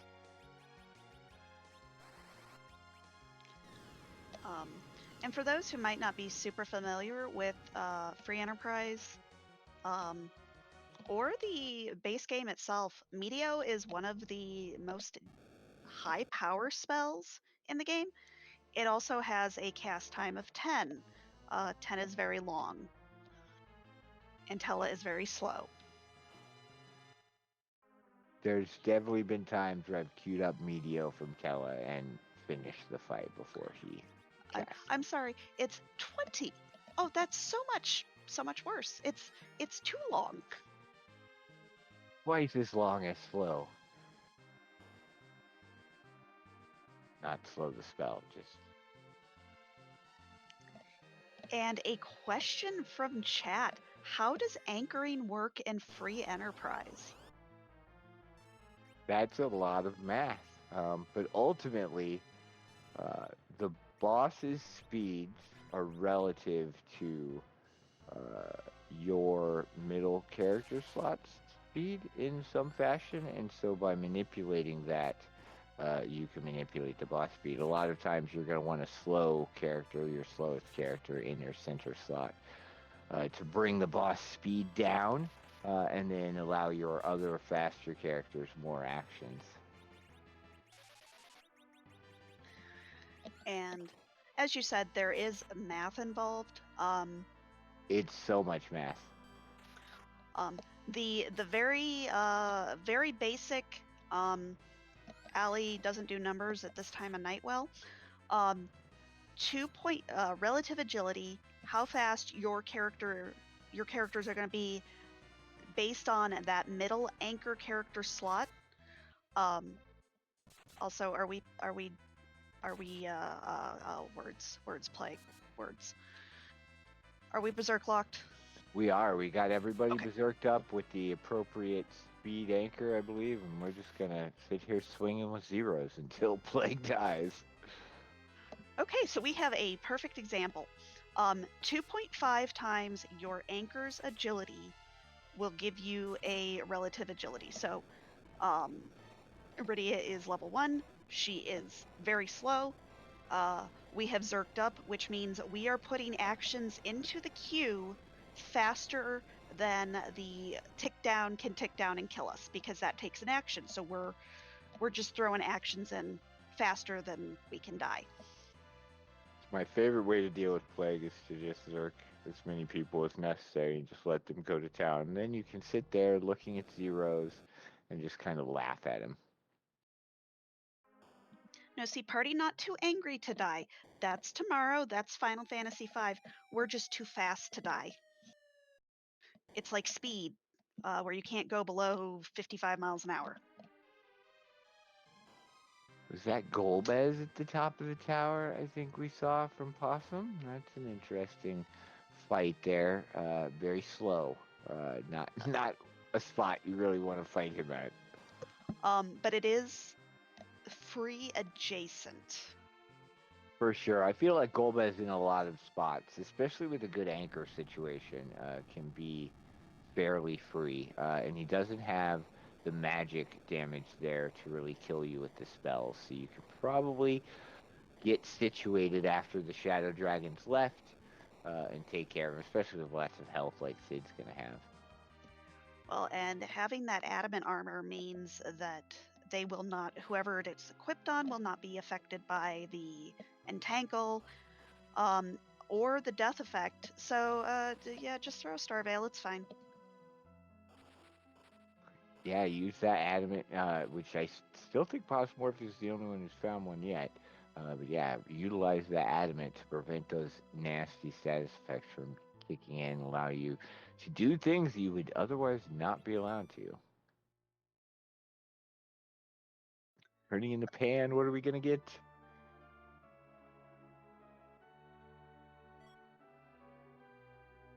It's an upgrade. It's definitely an upgrade. You're not sad to see that with the Kane in your party. His best weapon, once he's high enough levels, I feel like the defense sword is also right up there until he's higher level. But it can also cast a spell when used, right? So that's nice. I mean, if you come across, say, a nasty antlion on the moon, which is probably where antlion's going to be at this point. I fully expect Antlion to be on the moon so far with what we've seen. All the free bosses up front. A spicy but not necessarily difficult hook route. But yeah, the Antlion, he belongs on the moon. That is his home. I never realized how bad antlion was on the moon until one of my first ever races. And then I decided I was too hungry to deal with that after my opponent finished, and I just quit instead. I can understand that. There's certain spots where, depending on what boss is there, it's an experience, especially the first time you run into it. The white shirt and the Baron key, interesting. Well, we know the Baron key leads to another free boss and a character check, so maybe that is where Possum will head to hopefully find a white mage that he can use with his party. Well, and we found from that check, we got both a white spear and a white shirt.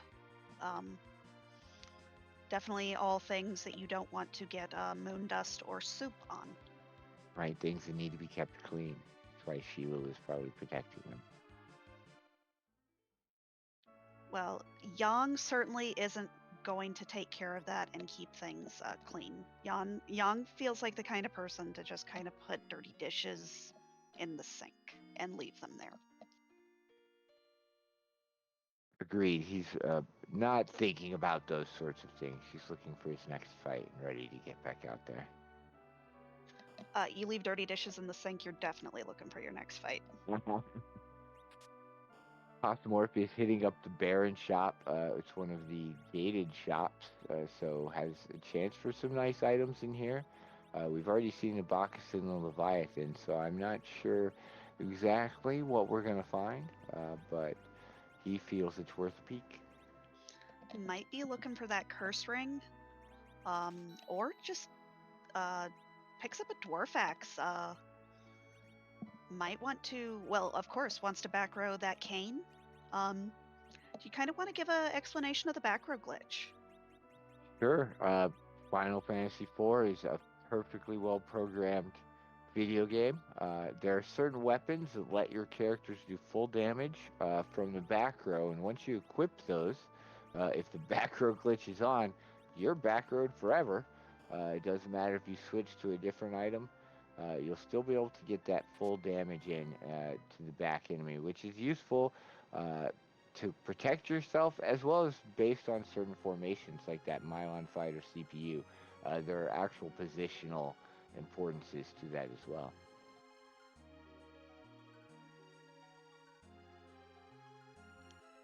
Well, and Possum going down, gonna take on these Baron fights. But while we're walking down there, I think is a great time to throw it back to our host for a minute. Thank you very much, Ali. I did want to go ahead and give a quick update on those new incentives that have opened up for our bid wars for naming our party for Career Day tomorrow morning. We have names in place so far. Now, chat, these names only have $1 to them, so they can be sniped at any point. Your maximum is 6 characters. For Bart's, we have Cloud. For Ferris, we have Asuka.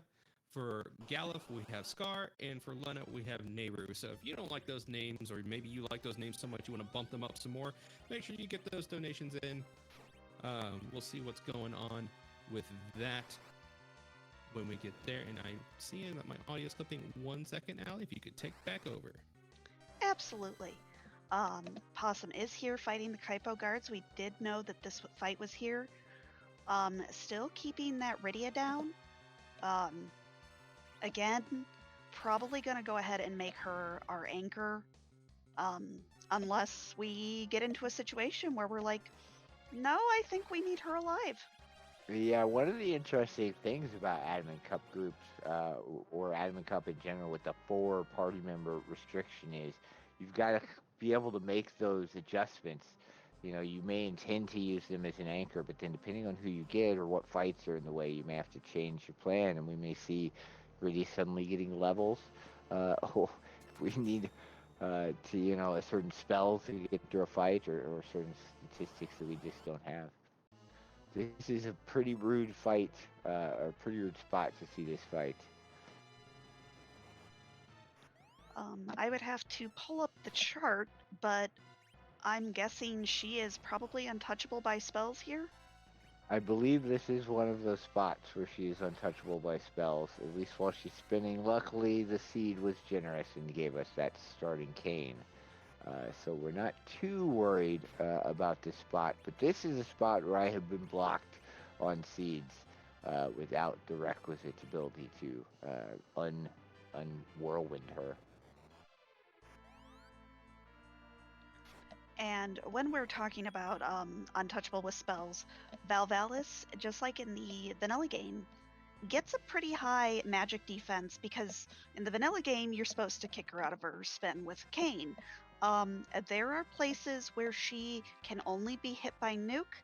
There are places that it doesn't matter what spell you're using, the spell power is never going to be high enough. But that is an old man that is better than our other old man. This is an upgraded old man. Definitely the bestest old man in Free Enterprise, Fusoya. Access to a plethora of useful spells, both white magic and black magic, damage and healing. So the search for a white mage is probably over, or at least not as concerning as it was before. Only sad thing is we did use that Soma drop on that Tella. Unfortunately, Fusoya also getting only 190 MP, but that is a darkness crystal. That is access to a number of things that are required, as well as just leveling options. So I'm curious to see how Morpheus is going to handle this if he decides to go shopping, maybe, and see if there are grind options available here, so he doesn't have to go grind on the giant, or how he's going to approach having that already. And Possum, definitely one of our really good runners, as well as Tybalt, also a very good one of our runners. I wouldn't be surprised if we see some kind of mixed up strats, maybe taking some bosses on the moon for our levels. Adamant Cup was great for that, not having to do a dedicated grind, but getting things up just a little bit and then just hitting things really, really hard on the moon. Definitely. Once you have an adamant armor, you feel a little more free to try things. It definitely can make one character survive most things. So there's a number of bosses that, without that, you wouldn't consider that you can just give a go to and try to get through. But Possum picking up the Legend Sword, that is the second half of Forge. That means we are about to finish one of our objectives of Forge the what is the Excalibur in the vanilla game. I'm being told that this has Super Smith on, so we're going to see something a little bit fun. Yeah, I believe that was an adjustment that Possum and Tybalt put in was to add Supersmith, which is going to craft a nice fancy item for, I believe it's Kane in this case, or is it going to be a random character because C Hero is not on? I believe it is random because there is no C hero. And when we say Supersmith, Final Fantasy IV was released on the Game Boy Advance and did have some extra content. One thing our developer Boardface did was add back in some of that content where you can get one of those very fancy items. Some of them are better than others. Definitely true.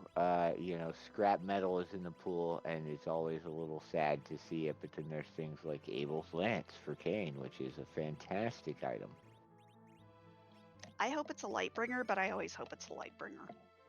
I'm hoping for the piggy stick just because I like to see the piggy stick come up. Yeah, anybody who knows me knows that my favorite thing in the world is a adamant crystal sword Cecil, or even better, an adamant. No, can we not with that, Feymarch? That's a nope from March for I, sure. I don't need that. I don't need that bad energy in my life today. Yeah, I hope that nothing important is there, or at least the runners do, because that is not a set of bosses at a location you want to fight them. Yeah, that is the kind of a boss setup that'll be the last thing you do in this seed. Definitely, you're like filing that away. These two awful bosses are here. If they were swapped, it would be worse. But they're still not ones I want to spend time on without having already gotten to Romus levels. I feel like. It's a Lightbringer. Oh, you might get your wish. It's my favorite. I would certainly take a Cecil if I saw him once with that in my pocket, especially considering that there's Zeus gauntlets here at the Coco Forge. All you got to do now is find an Avenger, and then you have my favorite thing in the world. Yeah, show me Moon Cecil. Let's do it. That would be fantastic. I'd love to see it. I prefer Zerker strats. Fu's fantastic. I love me some Fu Wario. Fusoya has his place, but I would take 4 swingies and an anchor most days. Yeah, I really hope our runners don't think, oh, 1200 strats. Oh, Fru and Friends strats. Oh, Eddie strats would be great here. Please don't do that to me. I think we're hopefully already past that range, especially with what's required and the amount of levels they're going to get just doing what they have to do on the moon to get the crystal. But I know Pops Morpheus especially is very familiar with those 1200 and Fu and Friends sort of strats where you're not defeating the final boss in the typical way, but using, one character and a bunch of reflected abilities. A question from chat. Can we turn on Omni in the middle of the seed so Bay can use Lightbringer? No, because Kane doesn't deserve nice things because he's a betrayer. I think I have to agree, though. As much fun as Omni was, that Lightbringer is specials only. And yes, I will poke fun at all the Kane fans here because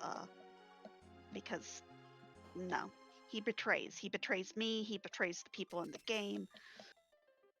Mr. Patently Average Kane, as we call him. He loves to short damage, or, other things outside of even the story betrayals. But Possum finding a pass, was Luca Cave required? I do not remember what our objectives are. I do not either. I know there were several moon altars and the giants. I'm not sure if Luca was required, but the pass is certainly a nice thing to have, especially if you think you're going to have to go up to the moon and potentially come back for something to finish out the seed.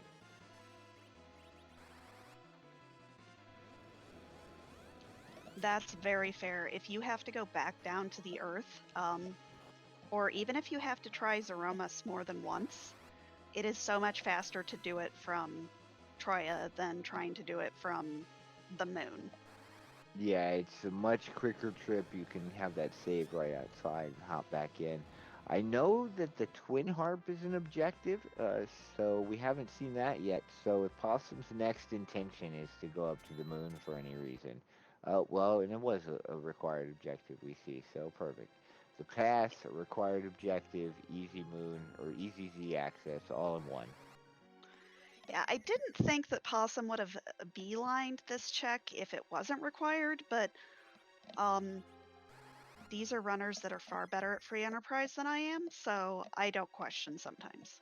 No, that makes a lot of sense. Possum Morpheus, I believe he was the champion of Adamant Cup, so certainly knows how to maneuver the flag set and check, get those required things out of the way, uh, especially if you're planning on going somewhere else to complete a group of required objectives like the moon stuff is going to lead them to do.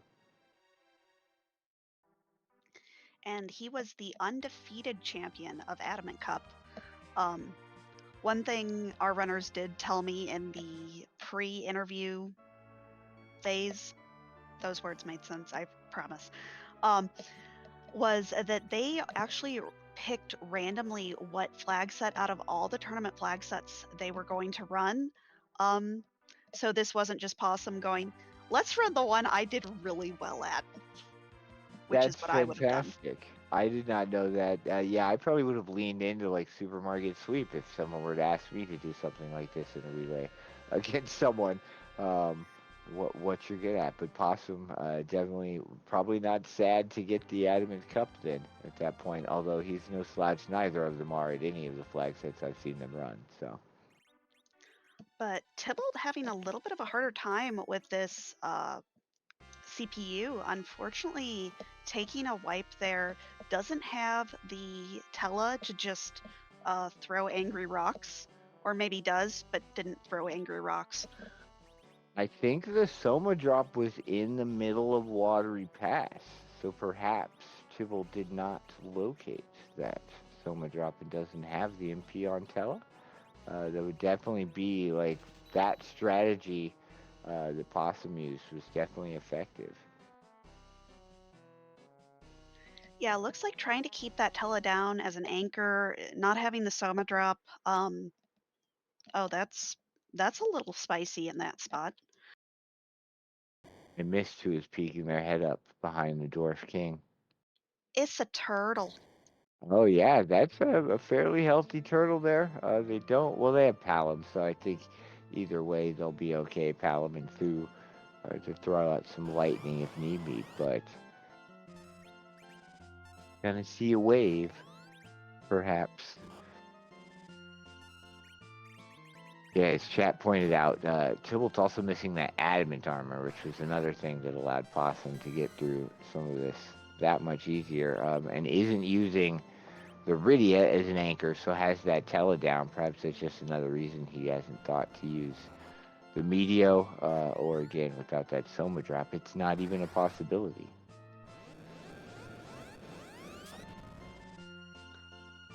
Do not microwave your seafood.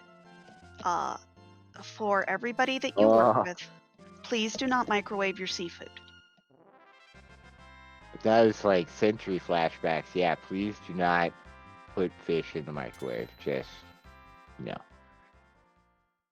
In this seed, with Nuke already on food, we're going to see a lot of microwaving as it goes on. And there's probably a couple items of seafood still out there. The gauntlet, depending on where it shows up, could have lots of seafood in it. That makes me cry. Awesome just said no to Edge without even no hesitation. Just nope. I mean, you have literally one character you're looking for at this point. Yeah, and his party right now is all mages and Kane. Cecil's probably the only person that's gonna join. I still like having Edge. He's fast. He slices, he dices. I mean, but he doesn't come with all the free stuff. This is true, and with this party, they've found no edge gear. There's just really no place for him. I may have taken him over maybe the Palom, considering I already have a Foo, and I don't, need to think about spells so much, but I can definitely understand why Possum just passed on him. They're looking for maybe a Rosa, certainly a Cecil will get picked up, I have to imagine, with that Lightbringer in pocket.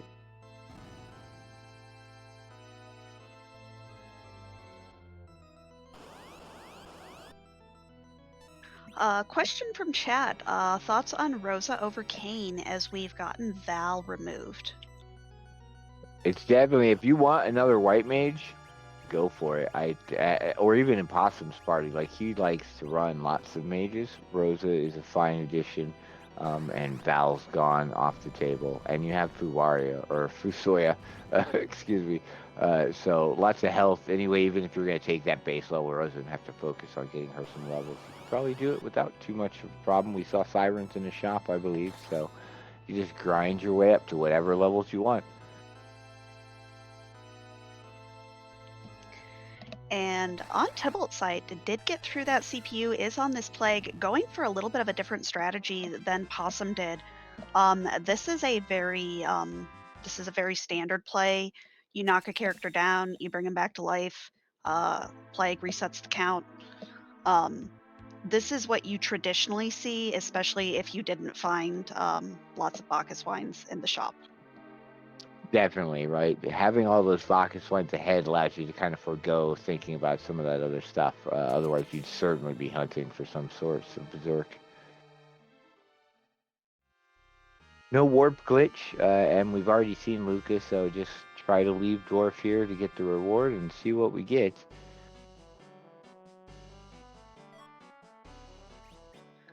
That is probably the most normal dwarven jewelry I've seen in a hot minute. Right, you can understand how that would be around someone's neck. The sand ruby, certainly a wonderful, shiny thing to just put on a necklace. I wonder if it's going to lead us to a Cecil. I would definitely be checking that, and Tybalt heading there immediately. Plus, I don't think we've checked Kaipo for items, and I don't know that we found camping gear. Yeah, I'm not sure what curatives and camping gear the runners have picked up and seen in the seeds. Have been, oh, there he is. Been focused on some of the bigger items like those sirens in the boxes. But here we have our Cecil. And we did find sirens underground at Dwarf Castle, so sorry, Palom, get out. Lightbringer Cecil plus adamant armor means, yeah, there's not going to be a lot of problems once we get him some levels. And Tybalt threw that hook route. GG's to Tybalt. GG's definitely not as easy without some of those resources. The Meteo and the adamant armor means a little more of a struggle, but definitely through. And now there's a lot of things accessible to him. I wonder where he's going to head first. Probably the Pan, but you never know. He may feel behind and decide to go to Dwarf or Luca first and try to, get ahead of Possum in some way. And the betrayal that was just committed on Kane makes me so happy. Because Possum took that adamant armor off that Kane and put it onto that Cecil, making Kane permanently weak to certain elements. Definitely, it's the reverse of what the adamant does. When you take it off, you're extra weak to all those things. And so anything that hits Kane, elemental or otherwise, is probably going to do a lot of damage at this point, which is pretty humorous. Keeping that Rydia as his anchor. We're going to run it all the way. All you need at this point, though, is Cecil with that Lightbringer. And Scythe Marshal dropping some deep lore in the chat. The Lightbringer is actually a back row weapon. I did not know that. That's fantastic. You always want to be able to back row people, and I can't tell you how many times I've run into a situation where I didn't have arrows or the bow to successfully do it without something like the Dwarf Axe. So knowing that one item is enough to do it is great.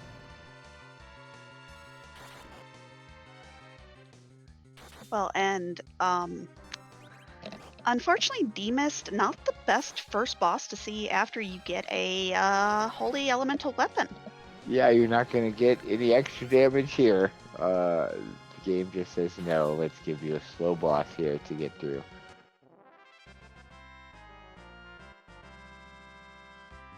Morpheus makes quick work of D-Mist, who will not be giving us an extra key item this evening. Or, in fact, any key item at all. Okay, but hear me out. I love a silent staff. It's definitely useful. A great stat stick for your white mages. And potentially useful in other niche situations with that silence ability, right?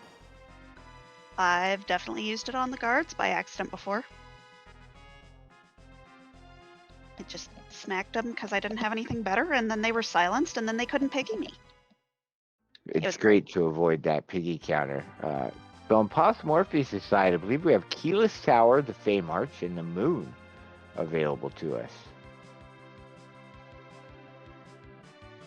And we know Golbez is at the top of the tower, although, as you pointed out earlier, we have the admin armor to make it pretty free. Yeah, Golbez is going to feel the wrath of his younger brother. Yeah, he will not be here very long. Especially since you could just Zerk Cecil right away with that adamant armor on. Just let him go to town. It might make the fight a little slower because he's going to try to do stuff when he's not actually allowed to. But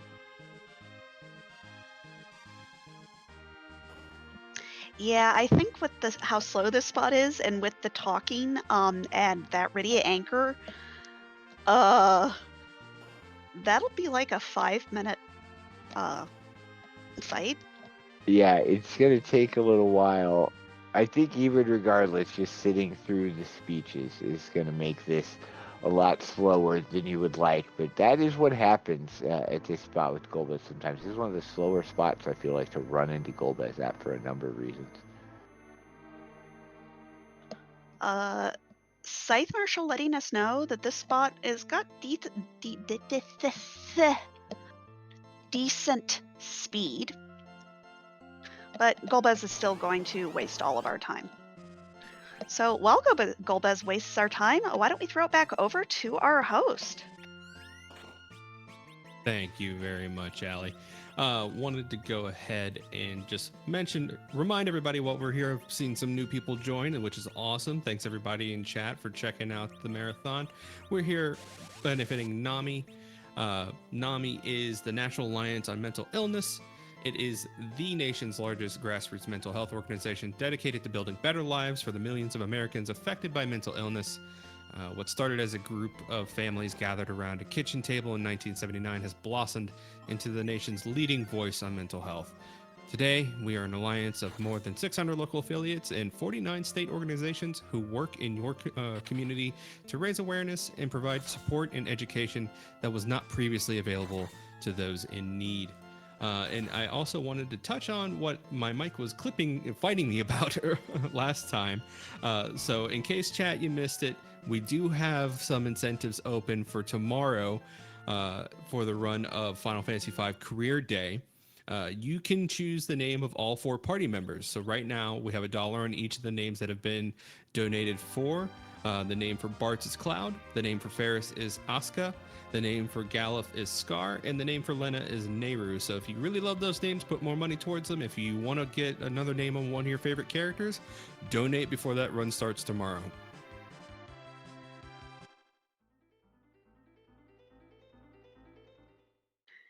And just want to touch on, again, NAMI is such a fantastic organization. Definitely near and dear to my heart. So if you're like, but is this really a great place to send my money? NAMI, top tier, 10 of 10, would donate again. 100% agreed for many, many reasons. And as some of you know, Deep Alley lore, I actually have a relative who is president of his local NAMI chapter. That's fantastic. Yeah, when I was trying to explain what I do to my grandmother, she's like, "Well, you know, your second cousin so and so is the local chapter head of that, right?" I was like, "No." So even my grandmother, who doesn't understand what video games are, knows who Nami is. So I think that should be a great endorsement.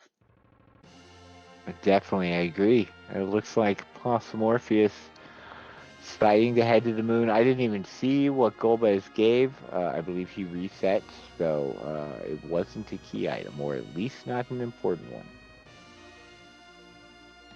Yep. And that does leave only the Fey March on the Earth for Possum Morpheus.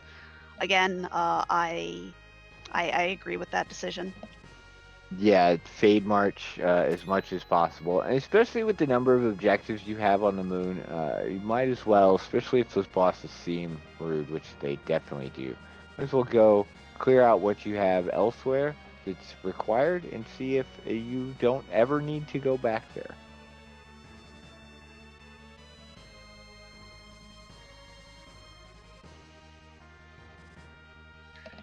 But I'm curious to see who the character up here is going to be, because we haven't seen any real white mages yet, and we haven't seen our dupe. That's true. We also haven't done a lot of grinding, so if there is a white mage or another character up here that's interesting at all, we could see them get picked up over someone. Perhaps that Kane might get booted from the party entirely.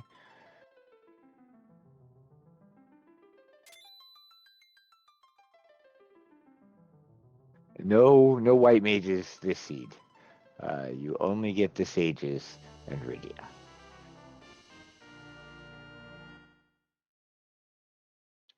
And real quick, I am actually going to throw things back to our host, Hebbings. Thank you very much, Allie. Like she mentioned, my name is Hebbings, and unfortunately, my time with everyone tonight is coming to an end. But I am leaving you in the very, very capable hands of CS Radical. They will be taking over hosting for the rest of this amazing run and for the rest of the event tonight. So please treat him kindly. That he will leave you in great hands. Thanks everybody in chat for having me. It's been awesome. And Allie and Potato, hopefully the rest of the run goes well for y'all and you get to enjoy this spectacle front and center. Well, and thank you so much for hosting for us. It has been greatly appreciated. And to all of our volunteers who have helped out these last couple of days, y'all are fantastic and amazing. Yes, this couldn't be put on without all the people involved working very hard up front and behind the scenes to make all this happen. But Tybalt getting the fantastic news about our wonderful tornado bikini here on the throne. I'm here for it. I'm here for women-run governments. Those are the best kind of governments. I can't disagree with that for certain. And he's definitely happy. He doesn't have the adamant the Possum had.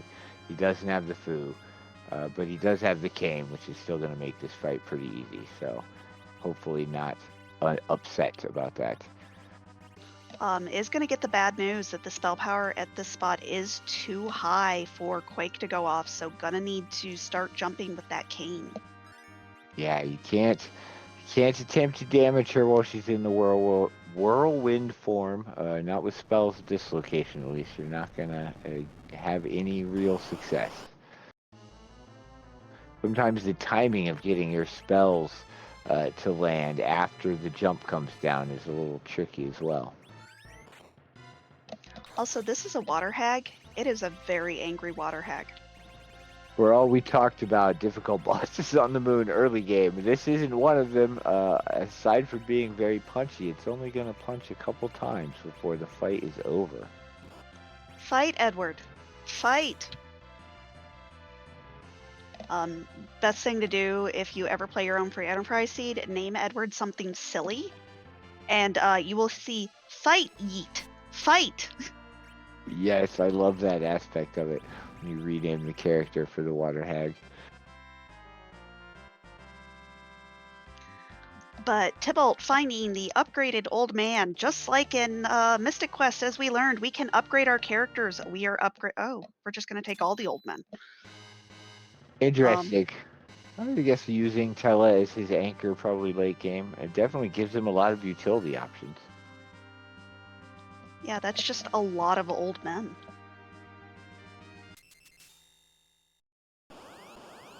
He's relying on the wisdom to carry him through the rest of the seed.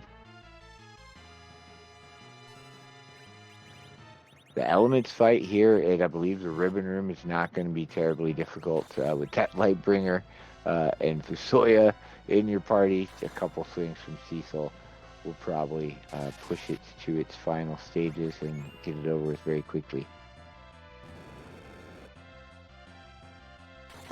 Yeah. Remember how we talked about taking that adamant armor off of that cane?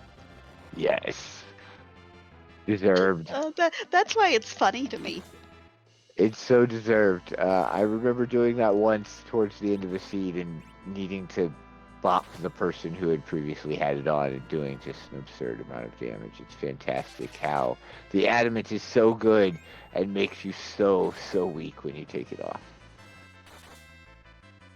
Now, there are very niche strategies where you take that off and you have a curse ring on. Yes, because the curse ring will flip those vulnerabilities right into absorptions. That's very not a situation I think I've ever been in. I think the best I've ever had to do is combo it with a piece of Dragoon gear or something of the sort. But that is very, very heads up play to be able to keep those things in mind, right? Kata and Kata Light Seeds make you do terrible things. That tracks. I tend to stay away from those. I prefer the supermarket sweep style of free enterprise. A seed that I can complete in an hour or so. And Kata and Lit 3 seeds are definitely not those. Yeah, you might find out after an hour they are uncompletable. That would make me very, very sad. But I suppose though that is an expectation, sort of when you roll the flags, that difficult. Yeah, yeah. But Tybalt's like, no, I would like another Palom. Palom would be great. Did you take the child? I'm Or not did you take the sure. child's stuff? Yeah, maybe he just went back for some items that he had left on somebody. Tybalt, the child is 5. You do not go take his toys and then give them to somebody else. No, don't. Dr. Morpheus beats the Leviathan at the Masa altar. I really was hoping one of those Ice 2s would have hit Kane, because it would have probably done max damage as it took him down due to the extra resist or the extra vulnerability plus the magic power of that spot, but no such luck. But that is the entire bottom of the moon taken out for Morpheus. Heading to the Crystal Sword altar. This always has a little bit of potential to be a little bit fun. Antlion here is a joy. Antlion here, the Gauntlet here, it's one of my quote-unquote favorites, not to play, but to see others have to deal with, at least.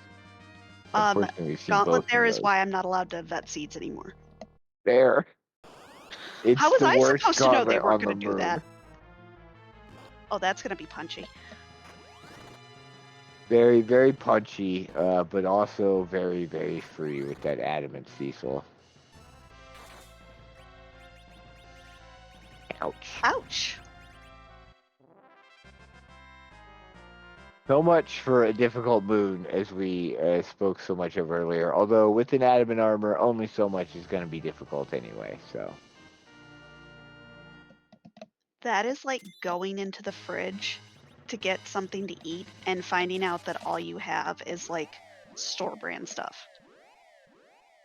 finding an Excalibur there is sad.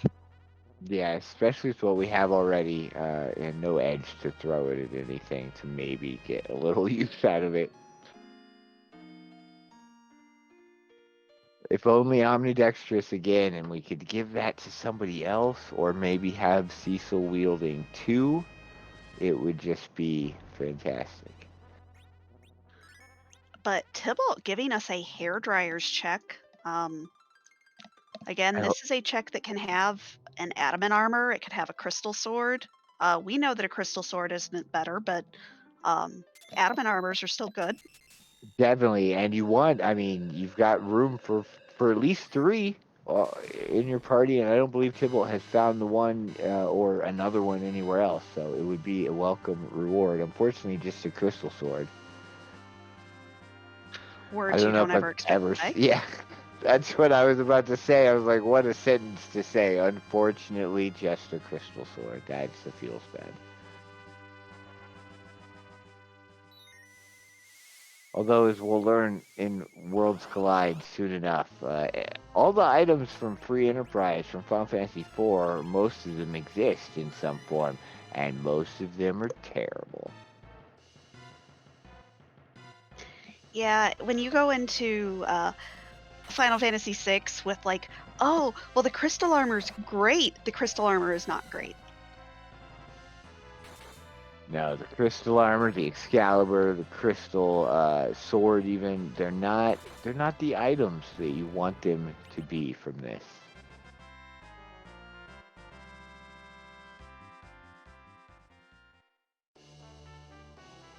Hey, Twin Harp, that's required and maybe going to lead us to some music soon. Although I would expect Possum to probably finish out the Bahamut spot and maybe even the Giant before heading back that way, considering he has the pass.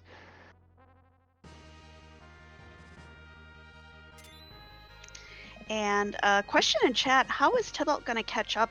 We do have one more full game after this one. We do still have Worlds Collide. And from what I know about Worlds Collide, yeah, you could just God route a seed, or Kefka could just say, not today, fam. There's definitely a high potential for divergence on how they move through the seed, and then yeah, the final fight can be very interesting. There's a number of tools you want to have before you go into the final Kefka fight, and if you're lacking any of them, certain things can happen that just you turn that fight upside down. If you don't have the ability to put out a certain amount of damage, if you don't have certain status effects, the fight can definitely give you a run for your money. So If coming up, Short Arm just decides not to take its stone status effect and just says no.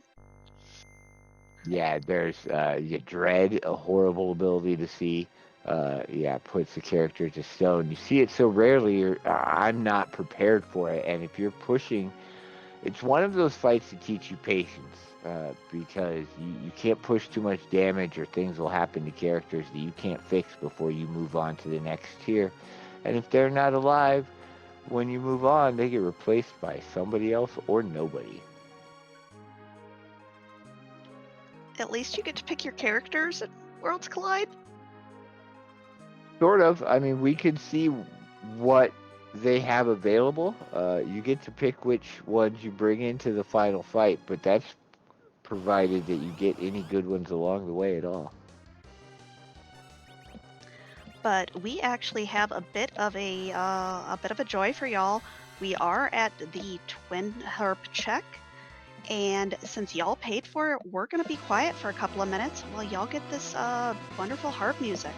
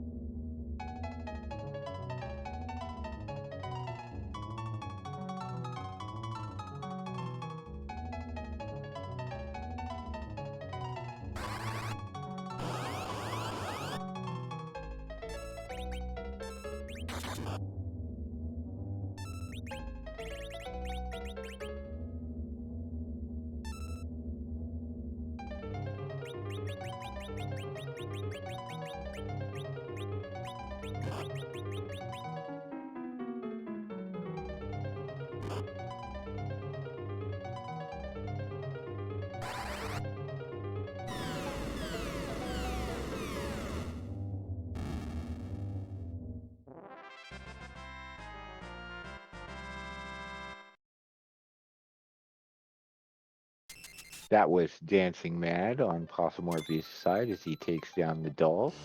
Fantastic. Appropriate music, one of my favorite songs. And is rewarded with the Earth Crystal. Fun times. This is such a nice, smooth check, although Possum is going to get punished for bringing the big whale. Parking violation for Possum.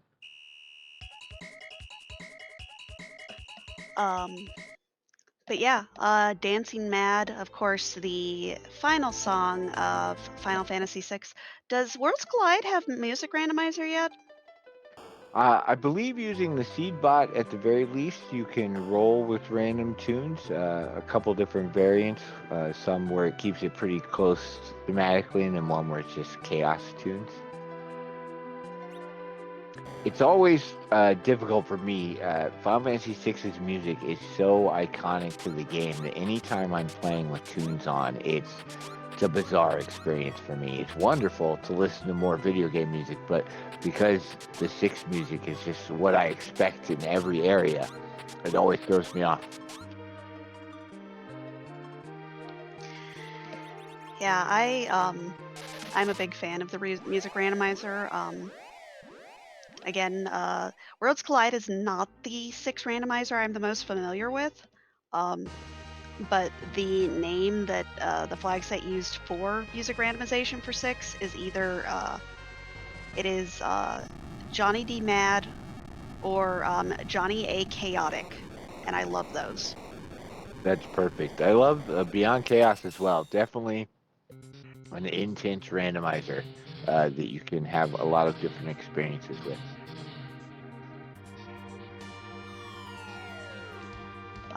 And Worlds Collide definitely took a lot from Beyond Chaos and just kind of made it into a raceable format.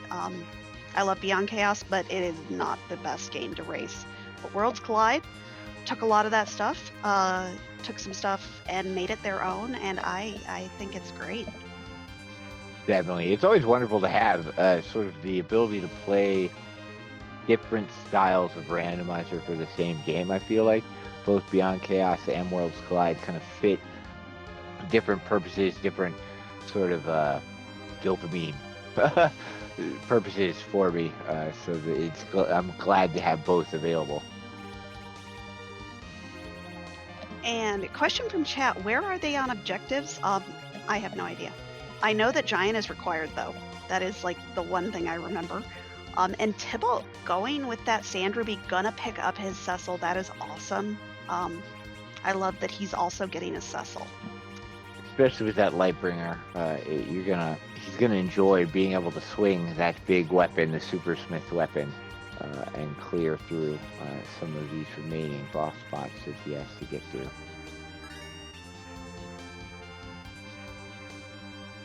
Yeah, as far as objectives go, I know Possum Morpheus has to complete the Giant. He's done his Moon Altars and the Luca Cave and the Twin Harp. Is that 7? That is the question. And this is 7 of 8, correct? Or is this 6 of 7? I should know this. I believe it's actually 7 of 7. Was Adamant Cup require all objectives? Wow. Oh, it is 7 of 8. Oh, fantastic. Okay. It was 7 out of 7, but this has been rolled with another one, which is nice. I think it to help us make sure that we get the harp music.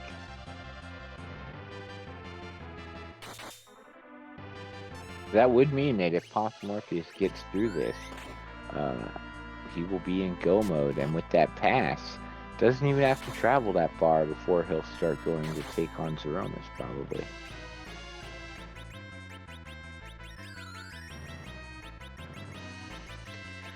But they do still have to get through the second boss here, and there are a few still left in the pool that can be punchy. I'm hoping for Wyvern.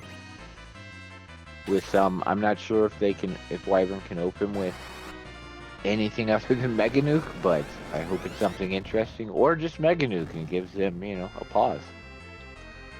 Needle at the wyvern spot is a terrible thing to wish on runners. So he doesn't have a Sid in his party. Yeah, Needle's terrible. I love it. I'd love to see Big Bang, although I'm not sure that's in the pool anymore. No, apparently it was too much, and the runners were like, yeah, I don't want to have a Big Bang wyvern at Antlion. And having experienced Big Bang Wyvern on my own, on the giant percent seed where I didn't expect to see Big Bang at all, it was certainly an interesting experience. And chat letting us know Big Bang is no longer in the poll unless Be Unsafe is on. That is boss unsafe, which means bosses are they can do things that they can't normally do. Right, you could run into that potential Golbez or Wyvern or Valalis blocking your underground access. Possum debating swag walking up to the second spot, decides no, I should save. I think Possum was just making the poison sound. Oh, that's true. He does very much enjoy the poison walk sound, I've been told from 4. Possum, this is why we can't have nice things. Fantastic, giving us a little extra treat to our ears. Yeah, what character and what boss will we see? And what character will we definitely not be taking?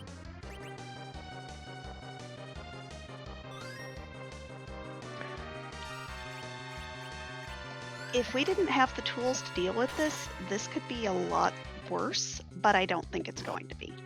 Yeah, in a lot of other situations, this would be a much more difficult fight than it is going to be for Possum now.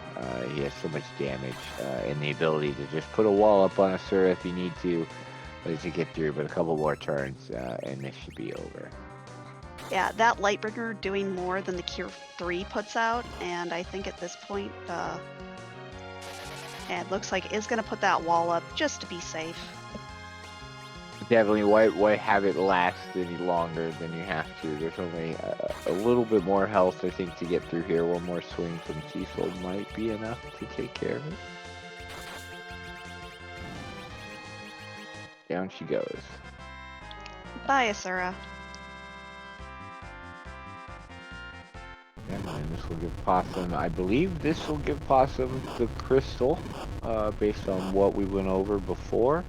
Although there could still be an objective out there.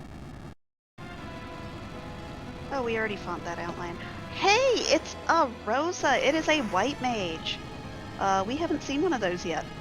Amazing that they're even in the seed, of course, right after all the experience. Which I think is fantastic. Just if you want that Rosa in your party, it's a real commitment now, because then you have to go get some extra levels. And I don't see it happening for Possum right now.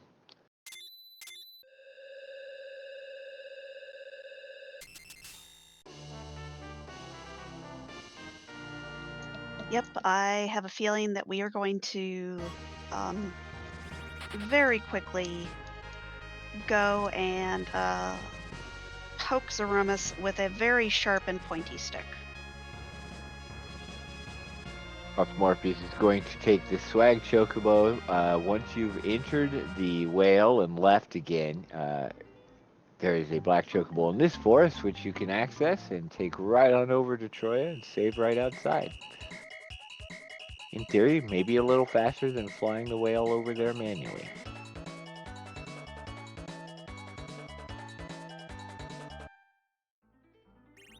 I mean, as a kid, I could not park an airship in this little spot to save my life. That is perhaps one of the more difficult parking spots for sure, especially on seeds where you want to check bedward early and you try to zoom over there and just get a perfect landing. It's good practice, but I don't stick it very often. I'm just glad that Free Enterprise has a slow down button for your airship because, Yes. yeah. I'm not sure I would ever land in their correct spot without the ability to slow that down.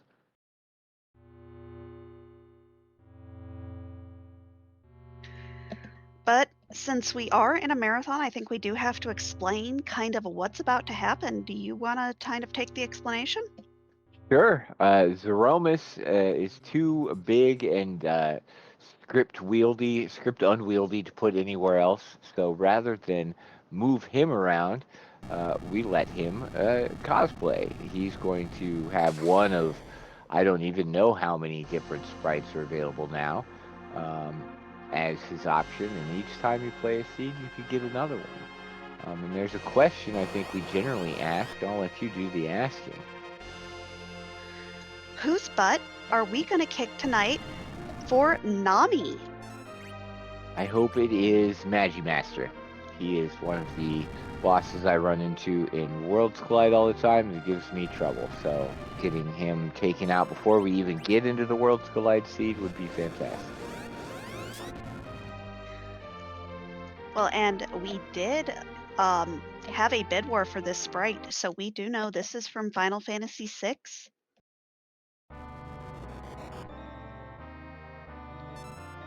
And I do believe that is Final Kefkamus. That is indeed Final Kefka. We won't be seeing him again for another probably hour and a half or so. It's exciting that the runners, I mean, technically they could just say they're done after this fight and be done with both of them. They've beaten Final Kefka.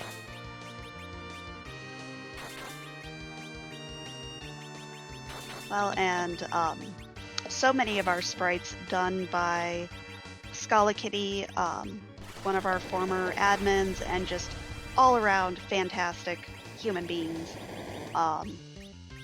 But yeah, I don't see this being a huge issue, although Fu taking a little more damage than I'd like on that first Big Bang.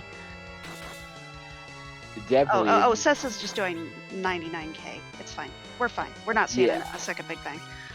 Yeah, you can just kind of let Cecil take his time, do his thing. Even if the Meteor phase is hit as well, I'm not sure it's going to even bother Cecil that much with the adamant armor on. Yeah, this is just bullying.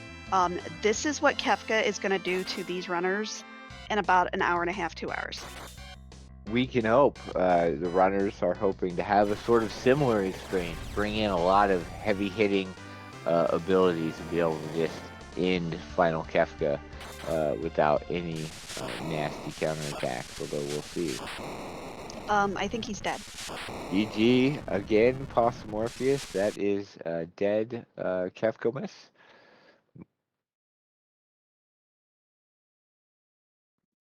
Expertly done, adamant armor, Lightbringer, Cecil. It's hard to compare, really, to the amount of damage output that that's going to be able to do. It is one of my favorite things. Definitely a nice revisit to the Adamant Cup days when adamant armors were in boxes. Now we have Possumorphus starting up a Worlds Collide seed. His objective here is going to be to get 6 characters and 9 espers, and that will allow him access to Kefka's tower and to fight the final boss. Along the way, he's probably also going to pick up some dragons, as well as hit some items, some checks that don't end up giving one of those things. If he ends up getting 22 checks, he can skip right to the statues.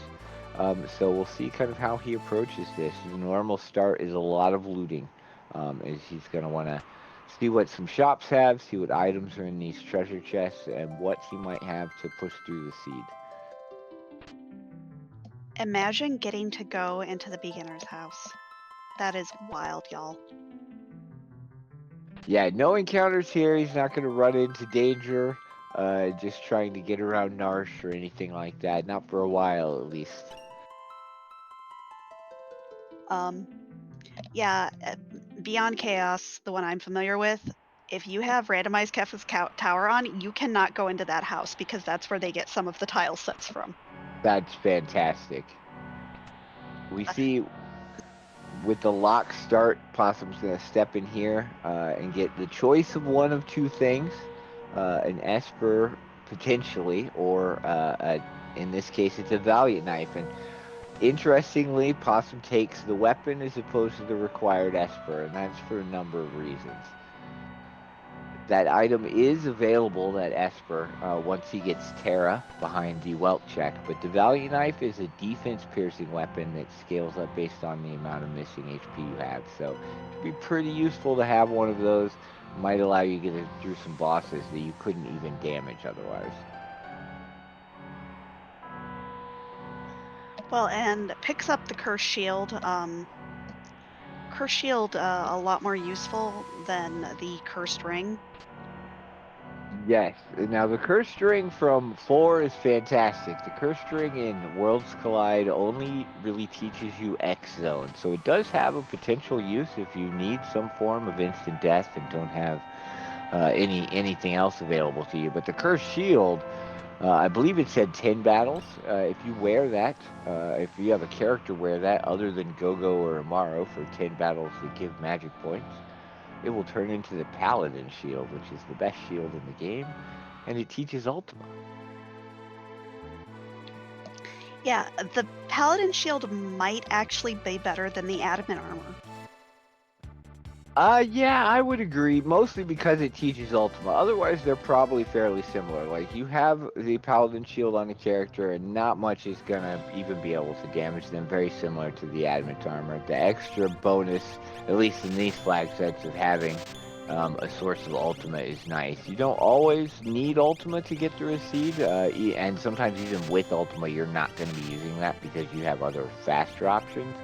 But Ultima is fantastic for what it does. Lots of damage to lots of enemies.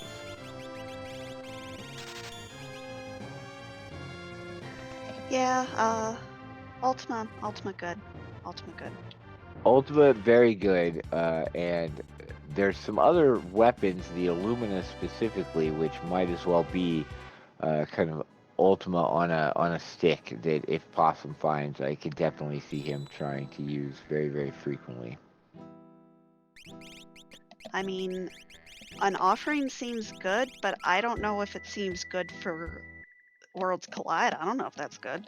The offering is a fantastic item. It allows you, it turns fight into X fight, which lets you swing 4 times instead of 1, and pairs really well with the Valiant Knife specifically that he has. There's some weapons that have procs on them that you don't really want to combine with an offering because of the way it affects the procs and the damage output from those weapons. But the Atma weapon and the Valiant Knife both, and those fixed dice, all work very, very well with an offering. Fixed dice, best weapon on the game. I think Illumina would probably be the best weapon in the game, but the fixed dice are certainly the most fun weapon in the game, I think. We get to play a lot of games watching his characters roll really poorly or really good, or really good when it doesn't matter. Look, I just like all of my damage to be randomized, just like I like my healing to be randomized. I fully support that. Fixed dice are definitely the way to go. Get fixed dice, get some Genji gloves, get some offerings, and just roll dice for the whole seed. Fixed dice, Genji offering, 24 dice rolls. And then you find a rage that has like good damage on it. Yep. I don't know if that's a thing that happens in Worlds Collide. That definitely is. You can combine that, the fixed dice Genji offering with Stray Cat or Gold Bear Rage and just be going crazy. Just hit things for max damage 8 times in a row. 8 times. You can one-shot Final Kefka at that point, which we may see. The Valiant Knife early definitely leads towards that sort of thing. If they find an HP plus 100% Esper, which allows them to gain that much stats every time they level up, you can definitely see some very, very big hits and a lot of them. The offering already, the Genji gloves are not as hard to find generally as offerings, so we're already on track to see lots of damage be put out towards the end of this seed. And while we're starting up on this seed and doing some looting percent, why don't we throw it back over to our host for a minute? And I believe we do have a new host now. Yeah, unfortunately, you're stuck with me, CS Radical. Hello, everybody. Want to point out, currently, Our goal for the entire marathon is $4,000. We are $426 away from that. Obviously, we have a whole other day to hit that goal, but you know what would be really cool? Hitting that before the end of this run. This is our last race, so hey, I believe in y'all. Let's get this going for a good cause, and let's raise that money and see if we can hit that goal and just have a nice old victory lap here on Sunday. Additionally, though, want to point out our bid wars for our first run on Sunday morning, that being Final Fantasy V Career Day. Our current name setup, we have Bart's set as Cloud as the winning bid right now. Ferris is for Asuka, Galliv is for Scar, and Lena is for Nairu. So if you're looking for something to put that $426 that we should totally get in the next couple hours here, there's some stuff to put it towards.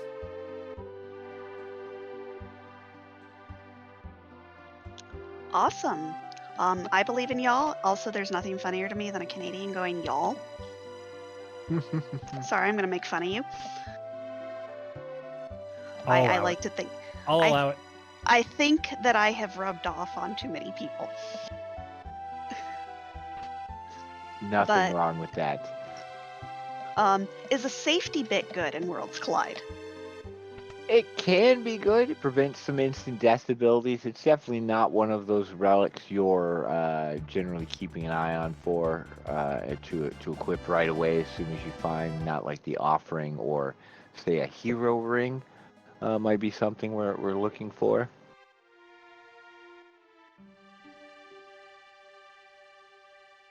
That's a fairly expensive glowing stone, but finding out it's a glowing stone is useful. He can travel to the World of Ruin here and see if it's a better price. He probably will at some point if he wants to pick it up enough. Again, he needs to get 9 different espers to be able to get the unlock, and this is one. This doesn't have to be an esper, but when you check in the World of Balance, it will tell you if it's a glowing stone or not, and you can kind of make a decision on if you want to buy it here.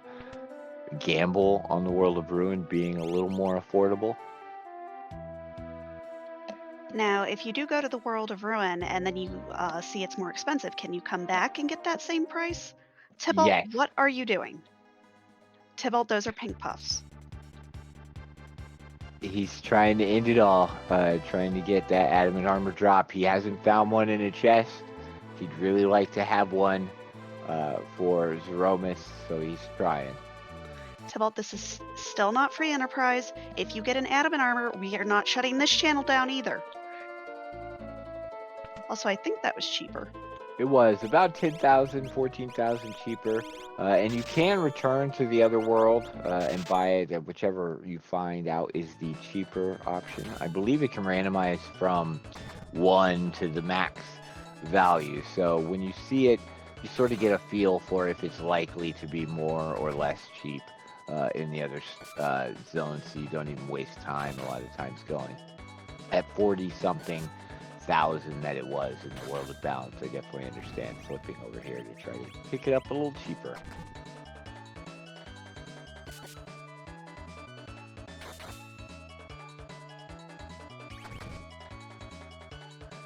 And is the Magicite Ifrit? We have hit that part of the night where I'm just going to start mixing up my words. Is it good? That is to be determined. In Worlds Collide, espers get randomized in a couple different ways. The spells that can be learned from them are randomized, along with the rates of those spells based on the tier list. And then the stats that you actually get upon level up are also randomized. So the Esper could have good stats and bad spells, could have good spells and bad stats, could have bad everything. Until Possum kind of finishes his looting and decides to take an encounter, we're probably not going to see what's on that. But he'll want to have it equipped before he earns any experience so that he can get whatever level buffs it gives.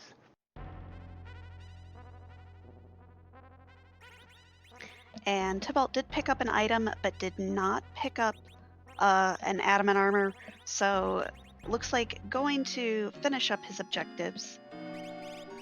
Very nice. He only has a couple places here on the moon, I believe, to clear out. The Twin Harp will be here somewhere, or he's already received it. I think it was the Mura spot, actually, so he should be getting it soon, and we'll be able to move on to another objective for his free enterprise.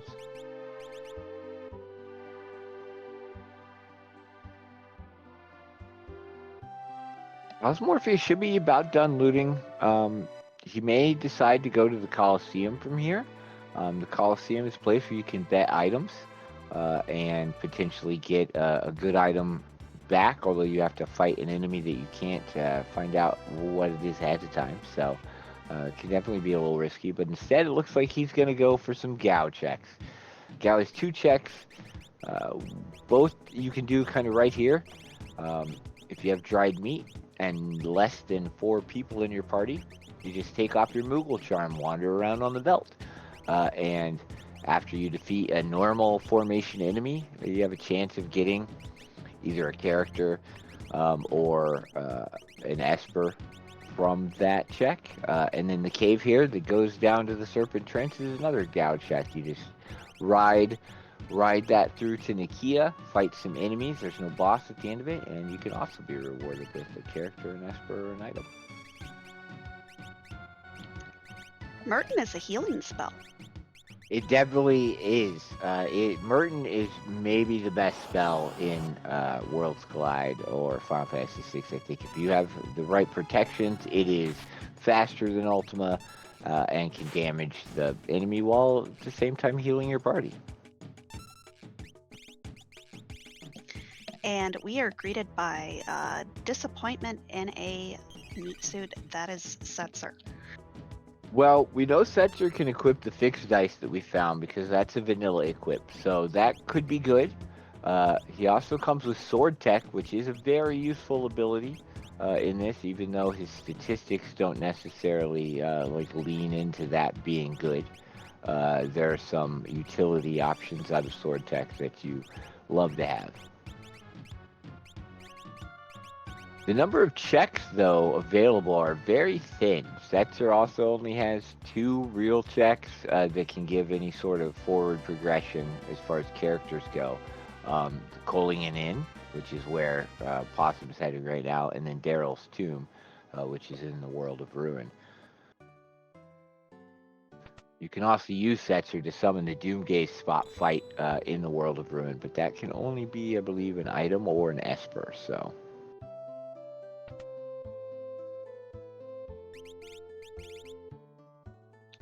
Well, and looks like we're gonna do some shopping and then, wait, this is World Balance, so never mind. I mean, I wouldn't be surprised if he flips right over and takes on the Daryl's Tomb check. It's always worth in Worlds Collide hitting up the shops, I feel like. If you're in a town for a check the shops. There might be a Ragnarok in the shops. It's worth buying those if you see them. I believe on this flag set you can't get Illuminas in the shop. But there are some super good items that you're going to want to see and pick up, or at least know they're there so you can buy them at the end of the seed before you go into Kefka's Tower. Awesome, just going to finish out this other Gao check right now. Several encounters. This could be good. You could get a lot of experience very easily out of this, or it could be bad. The encounters could be level 90 magics or something like that you either don't want to fight or can't fight, and you could end up coming out of this with no more experience than you went into it with, and just less consumables.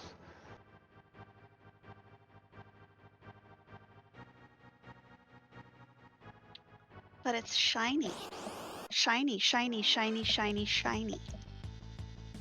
It is, and right now these encounters are not going to be difficult, so at least the vultures will die soon enough, and Possum will get a little bit of experience to help get ahead of scaling, as Strat mentioned. The enemies in Worlds Collide get stronger the more, in this particular flag set, the more characters, espers, or dragons, I believe, you have defeated. Or characters and espers obtained and dragons defeated, excuse me. So the more you do that is progress, the more difficult the fights will be. So picking up Setzer, for instance, added levels to the enemies, picking up those Espers. So it very well could have been that he came in here and was just immediately destroyed by even simple creatures. But so far, it looks like he has decent luck, some decent randomized encounter tables that are going to allow him to get through this with some experience on the back end.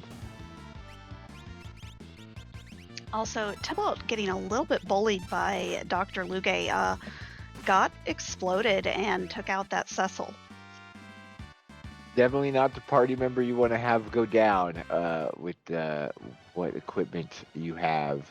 That Lightbringer swinging is kind of what you need to have happen. Luge can be very rude, especially at this spot with high HP values. Those lasers are no joke. I do want to point out a really cool thing he just did. He waited to cast that life spell so that when Cecil came up, he would not have the poison gas and can drink a Bacchus wine. Very heads up play, understanding that if he had been poisoned when he brought him up, he wouldn't have been able to get him zerked up, and therefore, yeah, definitely not as much damage coming out in that situation as he's got now. That was one of those fights on Possum's side that you just say no to. Ninjas and samurais in Final Fantasy VI are generally bad news. Any enemy that can throw things at you is not something you probably want to stick around for, because the way scaling on that stuff works means it's probably going to give your characters a very bad day unless you can resist whatever it is that they throw. Now, can the throwers do multi-throw? Well, so the skeins, the elemental throwing items are party-wide or enemy-wide throws. So yeah, if they throw a water skein at you, they're hitting your whole party. And because of the way Worlds Collide works, that can not happen with multi-target abilities, which can be strange when you see a Flare Star hit a single party member or a water skein hit a single party member. But in this case, they probably would have hit everyone. I'll Morpheus get a Minerva that's as close to an adamant armor as you're probably going to get in Worlds Collide. A lot of elemental resist, some extra MP for your character. Definitely the best sort of magic focused armor. The Behemoth suit and the Snow Muffler are very good as well, but they tend to be a little more versus physical, I feel like. Now, is Minerva a ladies only item? In vanilla, yes. However, with the equip flags, there's a 33% chance, I believe. It might be 25 on Ultros League that you can get something that wasn't in your initial equip pool. So as we saw there, Shadow can wear it out of the party members he has now, and potentially other ones he picks up later on might be able to equip it as well. This is a spot Possum's going to simply for experience. The backside of this cave has a nice refreshing spring in it that you can use to heal up to full, and is right next to spots where if you take off your Moogle Charm, you can get into some fights. So if you feel like you're behind on scaling a little bit, or you just want to get some extra levels, this is a pretty good spot to do it. Fairly safe. Fairly quick to get back outside and on your airship and continue on with the seed. Unfortunately, one of Possum's characters gets sneezed off screen, therefore will not get that experience, but... It is spring, and pollen is terrible. It is, and those dogs, dog creatures, I'm not sure, they love to sneeze you off screen. One of a few that will send you away so that you, unfortunately, do not get any experience from that fight. But looks like Tybalt is actually through the giant. I don't know if this is Tybalt's last objective. I believe Tybalt still has to do the Twin Harp.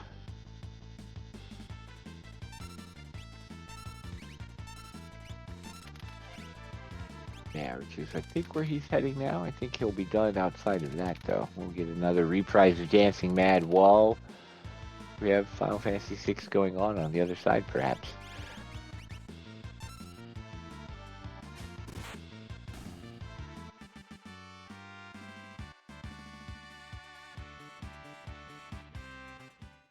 Yeah, Morpheus getting nice amount of levels there. You see some of his characters learning spells, either from the espers they have, or some of the elemental shields will also teach you spells as you earn magic points while you have those equipped.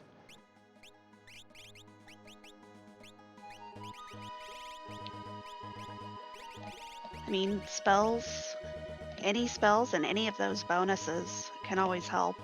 Definitely. It looked like one of the espers at least didn't have any bonuses on it, which is a little sad, and only a couple spells. And that's sometimes what you're going to happen. You could run through a whole seed, and all the espers you found don't really teach anything particularly useful, and you're relying on level 2 spells or perhaps, one or two weapons that you find. We'll see kind of how much power Possum is able to accumulate as he heads towards probably my least favorite check in the game, floating continent. Those are not the kind of. No, I don't want to fight those. Dinosaurs in the sky. Lots of experience if he can get through this fight, potentially. Those cast Ultima. I know what those do. Yeah, those are not ones. I don't think that they'll throw out Ultima here with the scaling, although they could have something rude that would give him a bad time. But if he's able to take it down, it's at least a good amount of experience, probably. The reason I don't like Floating Continent as much, or at least tend to avoid it, is it's several non-boss encounters into 2 boss fights back to back before you get to the check and the save point. So it can be a little risky, although Possum took those extra levels and does have the fixed dice to throw. So definitely not lacking on the damage side, at least. And we're going to be quiet for a reprise of our music.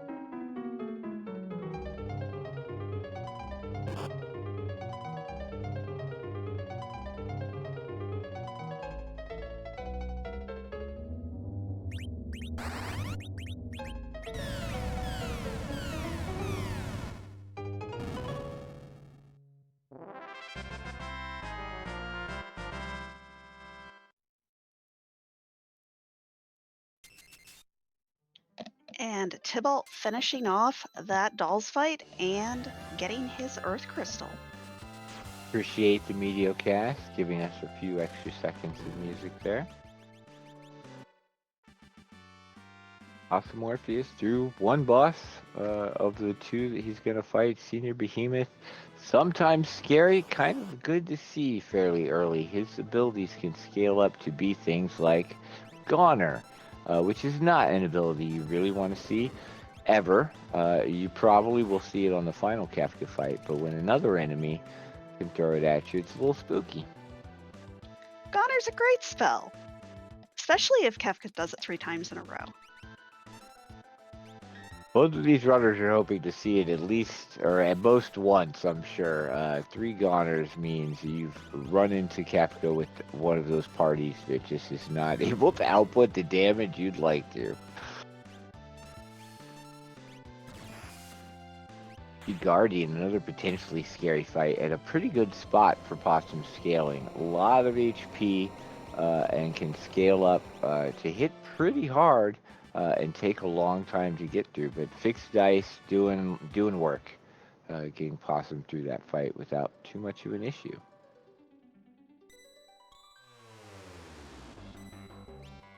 See another And- S. Yeah, finds another Esper. Definitely good to have. I'm sure he's looking for a character. At this point, it's going to be the last check, if there is one up here. Although I think, well, we haven't seen Daryl's Tomb or Phoenix Cave, so there are still potential options. But I have a feeling Morpheus is hoping that the final check up here is another character, so he doesn't have to do Phoenix Cave. There's also a trap chest up here, which I wouldn't be surprised to see Possum take. If there's a Katana Soul or a Gigantos enemy in it, he could end up with either some more experience or another offering if it's that Katana Soul.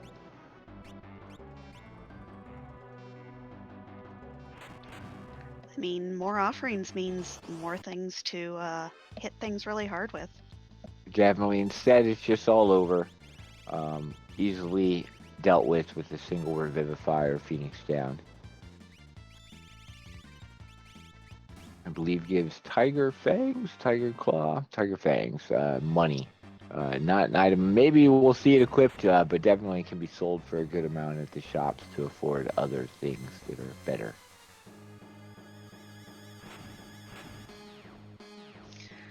And vanilla, this was probably one of the weirdest dungeons for me. It's just so very odd.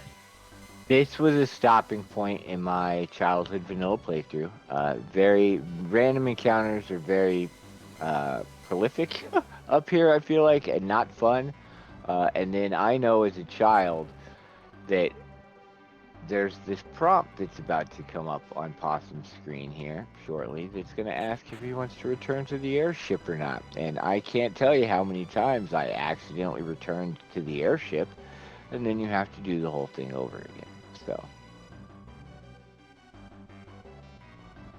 makes you sad. Luckily, Possum's probably not going to have that problem, although it does offer you an opportunity. If you got the character in that first check and you didn't need anything else, you could potentially just leave after you walk down these stairs here without taking the other two fights. I just hate that it's backwards. So my brain's like, yes is on top. Agreed. That's the same. The way the dialogue presented itself always threw me, and I would click the wrong option. Plus, just having to go back and forth and press the switches, it's not the most, it's not the easiest to understand dungeon to get around in.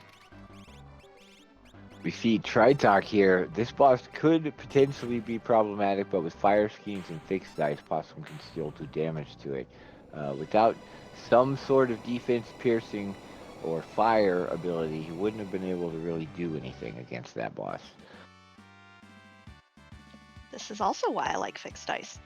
It doesn't care about your defense.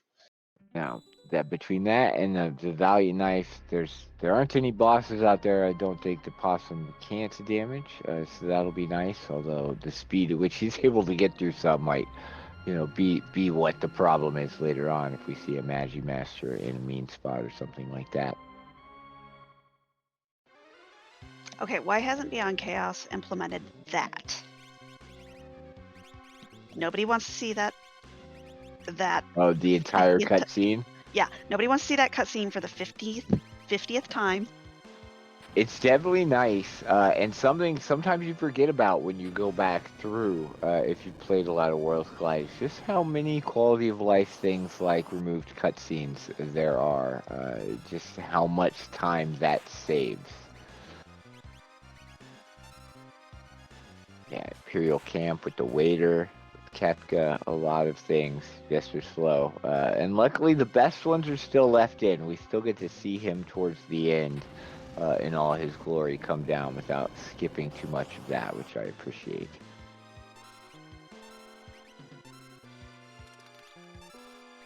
Possum just clearing out a few more random encounters, or fixed encounters, that pull from the tables on his way to the boss at the end of Floating Continent. And we do see Tybalt finishing up this fight here.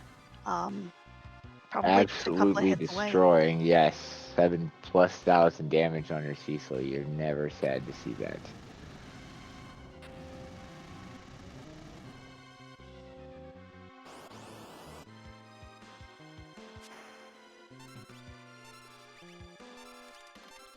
It's Ultros.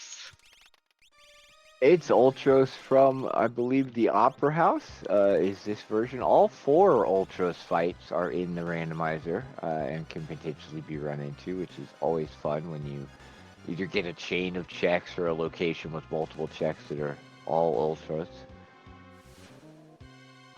We see Cyan, the Kane equivalent. Is he a potato? Yes, he is. He is not great. He unlocks some fantastic checks, but his stat growth just always leaves something to be desired, I feel like. So we do have sword tech on another character, so we're definitely going to be clearing out the Doma Dream check, I feel like, to get that unlocked. But whether or not Cyan is in the party, that is probably unlikely.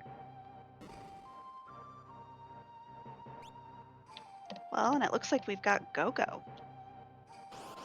who is a disappointment, I am told, in Worlds Collide. If you have a thrower, I feel like Gogo has a place in your party. But if you don't have somebody with throw, probably not. And even then, if you have 3 other good people, probably not. In this case, you maybe take him. I wouldn't be surprised to see Tibble take him. A lot of it depends on what order people do things in. In this case, it was Possum's 6th character, so he's already invested a bit in these and is already, gotten used to using their abilities and whatnot throughout the siege. So switching out is not always something you're thinking of doing. Well, and I don't remember Possum going straight into Narsh for these checks, so might pick up something that Possum did not. So I believe Possum went into World of Ruin Narsh to start, and the items in these chests in World of Ruin or World of Balance, in Narsh specifically, are the same. So he's gonna have the same chest that Possum hit here, at least. Now, Figaro, the town of Figaro, the outside chests do change between World of Balance and World of Ruin, so you can sort of double up there. But with Narsh, uh, unfortunately or fortunately, I'm not sure, depending on how you look at it, you don't get to double dip those chests and kind of hedge which version you want to open.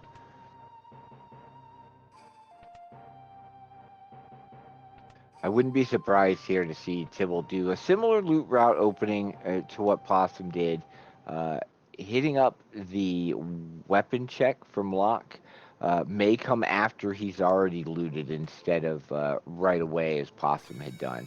Sometimes people want to come up here after they've already, uh, looted out the chest, check the shops, and see what they get before they want to find out what Locke is going to give them. Although we see Tibble heading over here to check Shadow's free check, which makes sense.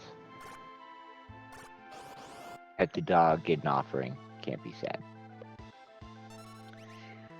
Well, and while we have a little fight with Fumbaba, let's see if our host has anything to say. I certainly do. I have an anonymous $5 donation that says 1 game to go, less than $500 to the goal, and over 100 people in chat. Sounds like a great time for a donation train to me. Let's get to $4,000 tonight. So with that being said, we got some updates on our bid wars for Final Fantasy V. So we had those $5 got put into a bunch of $1.25 donations, so we got some new leaders. For Bart's, we now have Zach beating Cloud. There's a fun one. For Ferris, we have Leggy beating Oscar right now. Galif, we have Rex beating Scar. And for Lena, we have Step beating Nairu. So we got some fights here.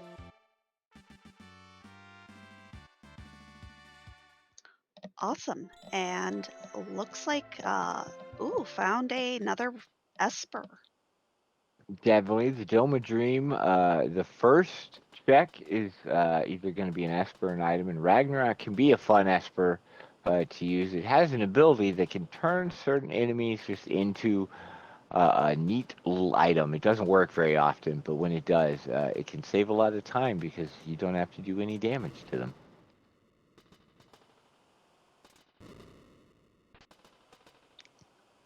Yeah, I've definitely seen it used to great effect in some of the randomizers, and it's just fun to like find out because as a kid, you're like, I don't know what this does. Definitely, I think my favorite time was messing around with that as a kid. Better off than an elixir or whatever it would turn into when if it successfully procced, which I don't feel like was very often.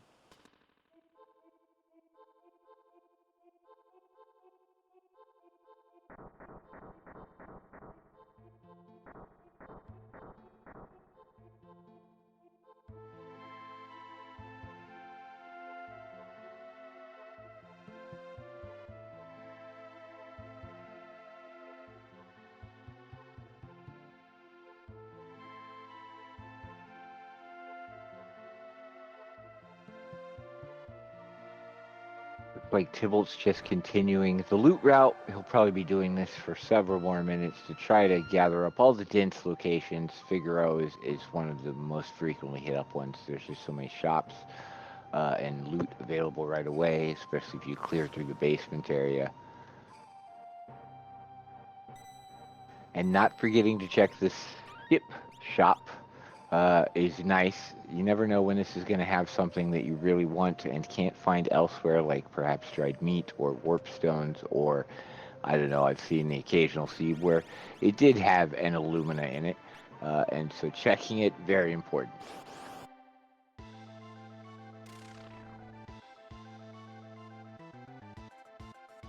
We see Chatternook on Possumorpheus' side. This is certainly a fun boss. It's definitely a slow one.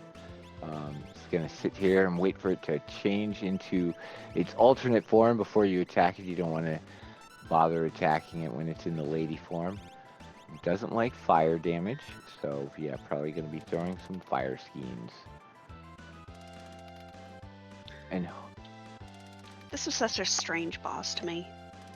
It was like, it was very confusing.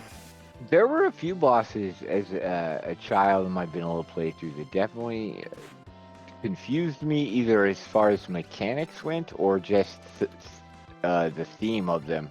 And this one I could never figure out that only this portion was really what you needed to deal with, and the other side is not going to be a good time trying to take it down when it's in lady form.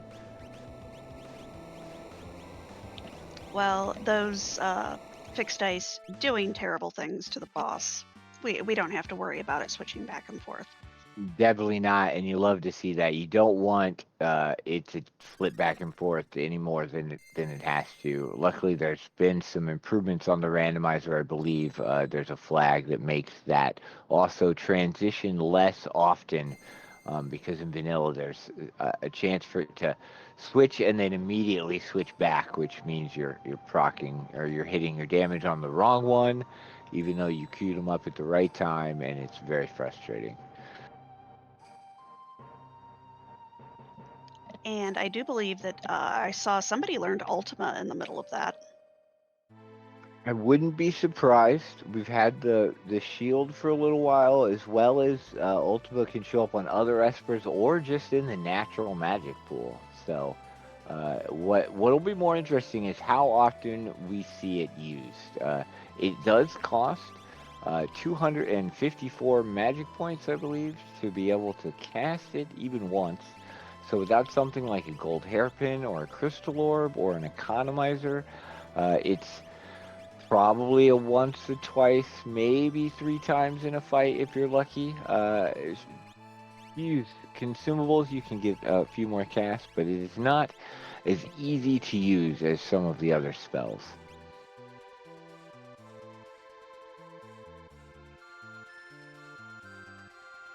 Well, just find an economizer. It's fine. Definitely, an economizer would be a fantastic find, as opposed to poltergeist in the skies, not a fantastic find.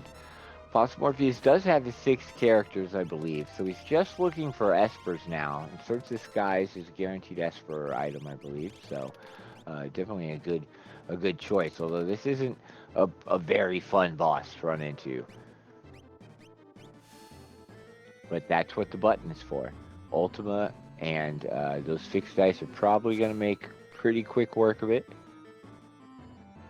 Fire Chicken is rude. He definitely can be. He likes to cast Stop, and if Stop lands, he likes to use Blaster, which is just going to instantly kill whoever is stopped. And so it's something sometimes you're struggling to get ahead as soon as the fight starts. Although in this case, it does not look like Morpheus had that much trouble. What Fixed Dice, a Minerva, Ultima will do for you. Turns out equipment can be good. Equipment helps. It definitely can. It's one of the interesting things about Worlds Collide, compared to potentially some of the other randomizers out there, is your characters by themselves and levels don't really equal much. They don't gain the stats per level that you see in a lot of other things. You really are kind of relying on the stats from your items, and then what you can gain through these espers on level up to get things done. But would you like more random damage? Sure. Double Fixed Dice offering is fine. Just having another defense piercing source can be very, very useful, even if it's randomized. We haven't seen too terribly many bad rolls either. A lot of times you get that character and they don't want to roll anything but 1s and 2s, and you're not happy about the Fixed Dice throughout the sea. But this one seems to be doing fairly well. And our restreamer pointing out, Tybalt did take the Esper over the Valiant Knife. That makes sense. You don't know if you're ever going to get Terra, so abandoning it early, or hoping early, it's a gamble. Definitely one I can understand Possum taking. We've had that conversation in the past, and he runs a lot of these and sort of experimented with both options. But generally, a big weapon up front or a good weapon up front is going to allow you to move forward faster than that Esper is going to. So I definitely understand both sides of it.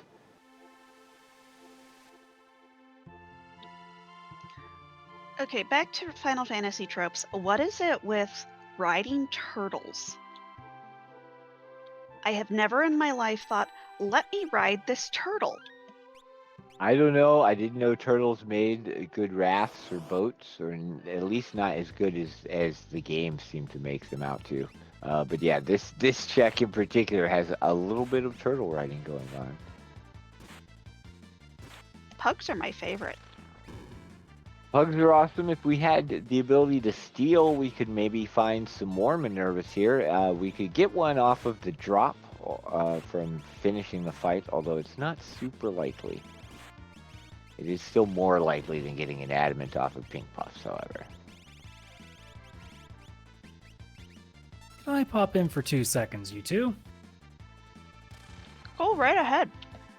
We have a couple more donations here. We have $25 from John Burkhead saying, good luck, have fun to both of you. Possum, beyond grateful for 2 years of mentorship and friendship with all things Free Enterprise and lately a bit of Worlds Collide. Tybalt, love racing against you and doing multi-worlds with you. Any community that has you two is better off because you're there. Love you both. And we also have $5 from Psychonaut going back to our previous donation saying, hopping on the train before I miss it. And also, in addition, that went towards our Bart's name, and now Dathis is in the lead at $5 for Bart's for Career Day. So keep those coming. That's fantastic.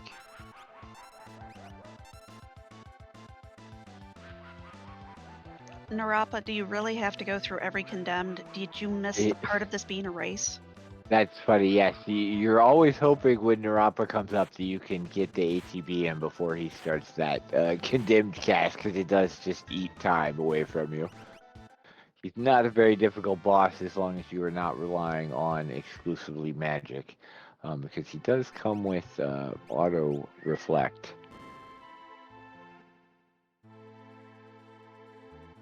And we get a small child. Realm, you're usually very happy to see Realm. She comes usually with great magic stats and turns into a powerhouse. Although I believe that was Possum's 7th character, so you're not really wanting that to be what you find, unless you're going for Skip. He's really hoping to find Espers over characters at this point. Well, and looks like heading to, this is one of Locke's checks. Yes, this is the tunnel armor check. So it's the other side of the cave that he used to grind some experience earlier. If you walk all the way through from the other door, you find a boss at the end. This one is, fairly strong boss, but with Possum's levels and abilities, I'm not sure what happened there, but it shouldn't be very difficult. Oh, he was trying. Okay, I know what Boss was trying to do. He was trying to damage his lock slightly, or maybe just kill him outright to enable the VK, that Valiant Knife that he picked up earlier, because it does damage based on missing HP. I was just like, somebody's realized that Locke is completely useless in every iteration of this game. Right, just take him down. Maybe the fixed dice did a little more damage than he was expecting, but this Adma is playing a little rude. Throwing out a Quake, you don't see that too much. Feebled creatures, go. This Lock is gonna make him sad though, as long as Lock survives to swing a few more times, doing quite a bit of damage.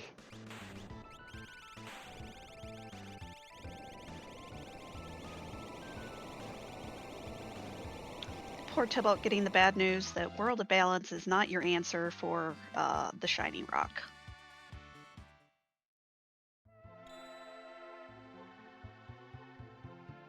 But that is a siren. And no, you can't use it to summon things.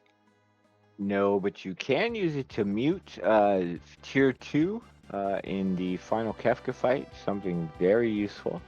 Would not be surprised to see it there if we have no other source of mute. Yeah, Magic's a little angry when you do anything that annoys him. Tier 2 is the one where you want to bring in the tools to shut things down. You want to have some form of instant death, some form of stop, some form of mute. If you can, it just makes it go so much faster and much, much smoother. Is blind fixed in this? It is. The blind and evade bugs that existed in vanilla, I believe, have been fixed so that they work as intended. Definitely better than they used to be.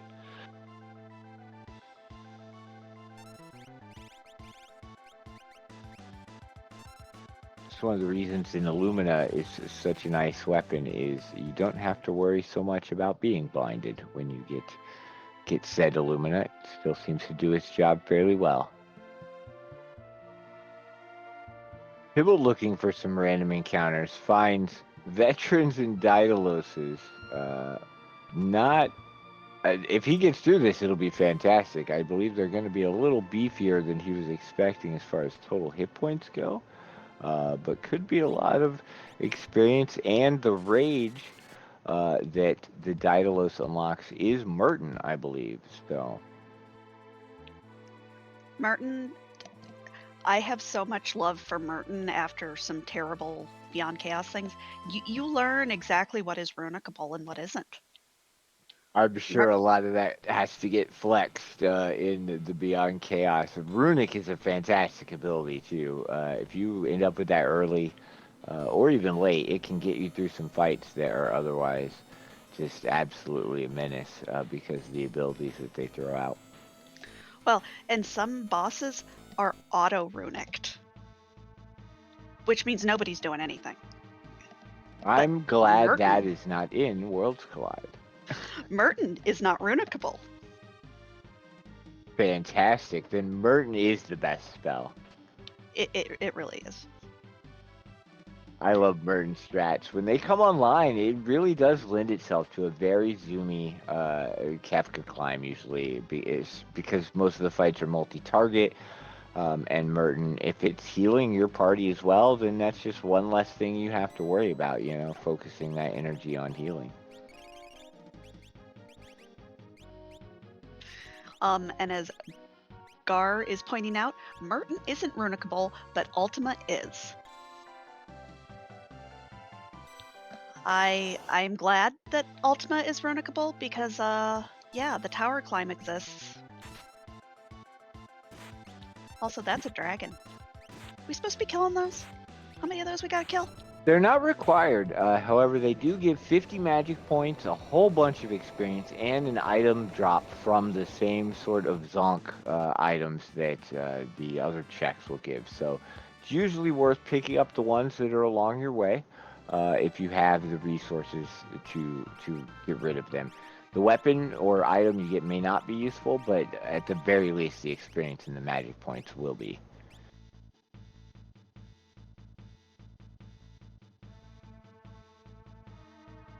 It also counts towards checks progress, which you need 22 total checks to get the skip, which allows you to skip a big chunk of Kefka's Tower. So it's another reason that you'll see runners pick up dragons along path, or even sometimes towards the end, even out of their way, because it's faster than going through part of Kefka's Tower.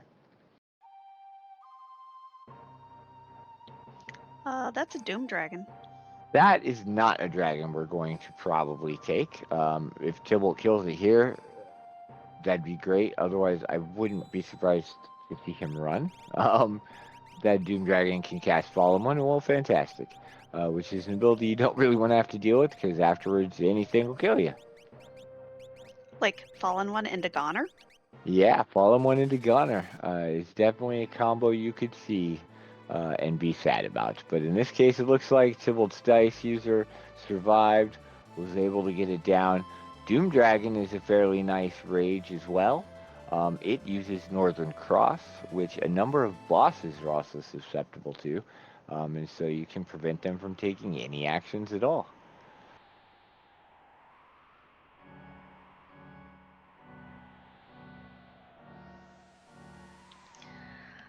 And looks like, where are we going with this lock? I think Tybalt is, or excuse me, Possum Morpheus is, if this is World of Ruin, he's going up to hit up the Ice Dragon and the Tritox spot for another Esper, potentially, or just checks. He may be just hunting Skip at this point, and maybe one more Esper or two. If this is World of Balance, he's coming up here for Kefka Narsh. Okay, it's World of Ruin, so.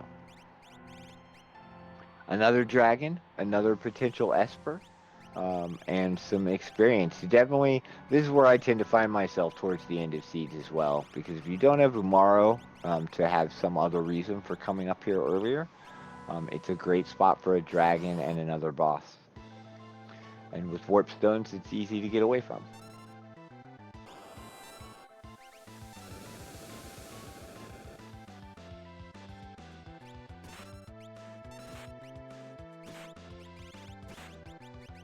That's funny. Merton strats are online when something like that happens and everyone takes 0 or heals, so you're good to go.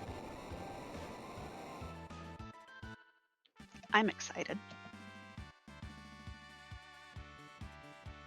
I'm also excited. The donations keep coming in. Do you mind if I read a couple more? Go for Please. it. So we got a pair of $5 donations from Drinks Glue with a couple of questions. First one, did you know that April 1st is Gao's birthday? I did not know that. I did not know that either. And then specifically for the comms team, what is your favorite character in 6, and why is it Umaro? Umaro, I should say. I love me, the Yeti. I have had a lot of fun with some seeds that I thought were otherwise going to be difficult, that the Yeti really did carry and do great work. It helps when he can equip the Illuminus, the big swingies, put out some damage. And with those 2 donations in, we are $381 away from our stretch goal of $4,000. So, folks, keep that coming. All for a good cause for the National Alliance on Mental Illness.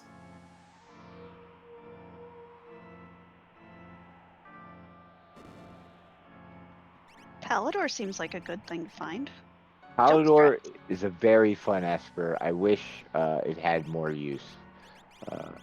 With multi-summon on, it's super fun to just jump repeatedly. Unfortunately, we don't have multi-summon in Ultras League right now.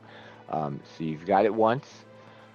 Could be used to jump over Calmness or Goner, but most likely we probably won't see the Esper ability itself used.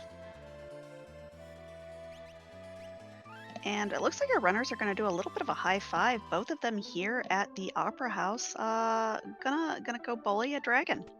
This is another excellent spot. This is a dragon that's all by itself, pretty quick to get to. It's very interesting to see how early Tybalt's doing it as opposed to possibly doing it late. If this ends up being a high-powered item, it's going to give Tybalt that power early to allow him to kind of make up some time getting through the seed.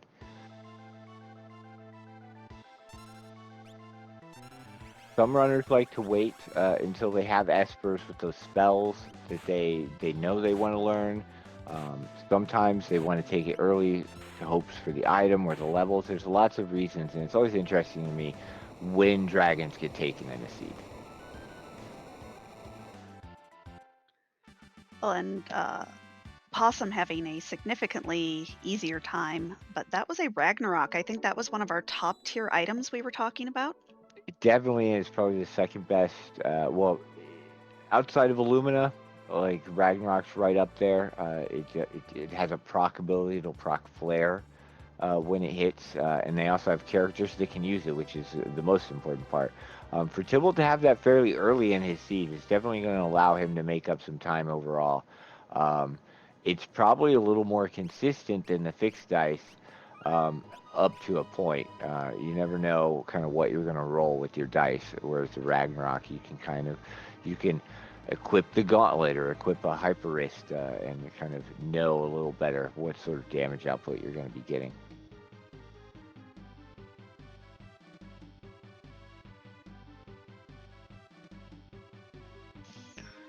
I enjoy the ghost.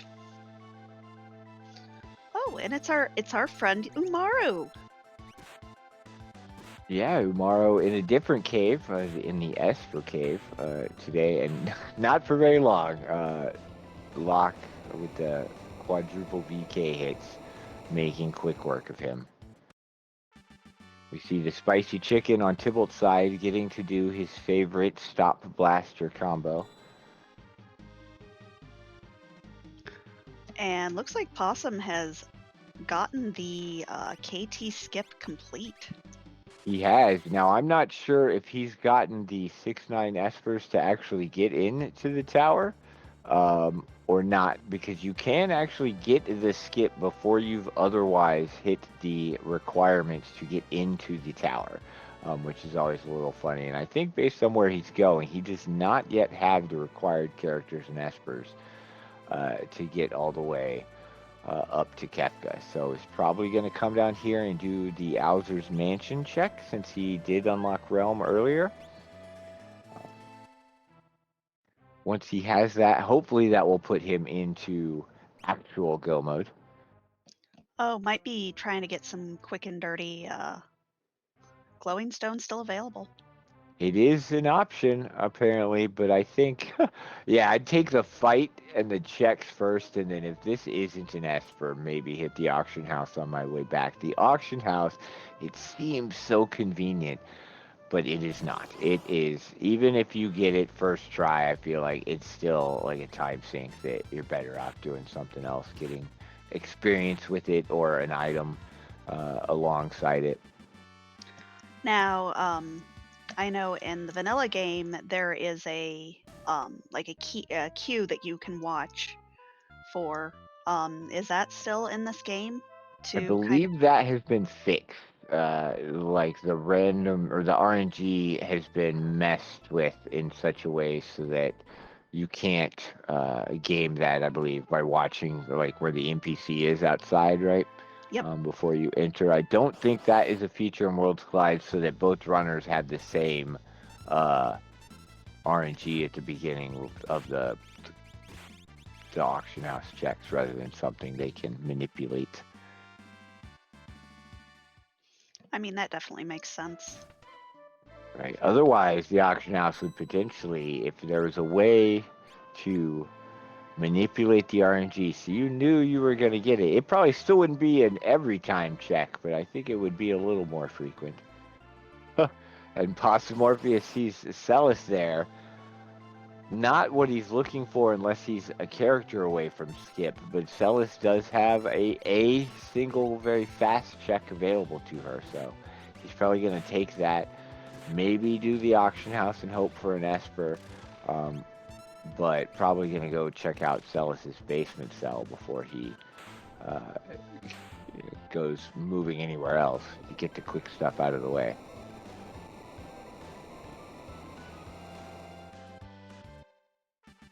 And this is something that can happen in Worlds Collide towards the end, because the way the character fill happens is you're more likely to find a character off of a new character's check. So this Celis, your hope, quick check Esper. You go to the basement, it's more likely she's actually going to give you a character rather than an Esper. So it's kind of, that catch-22, like, do I even take this extra character knowing that their checks are that much more likely to be more characters still?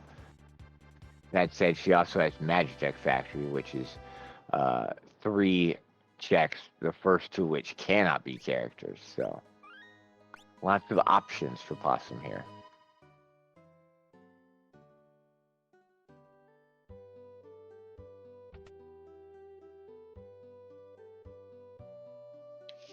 And like you said, gonna do that real quick check.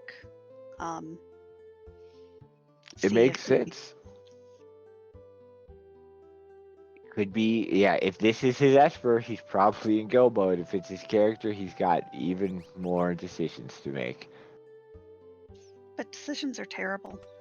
It is Edward, so Edward has a quick check on the throne. That could be his Esper, but because Edward is new, he could also get Skip off of characters here and still be looking for his one last Esper.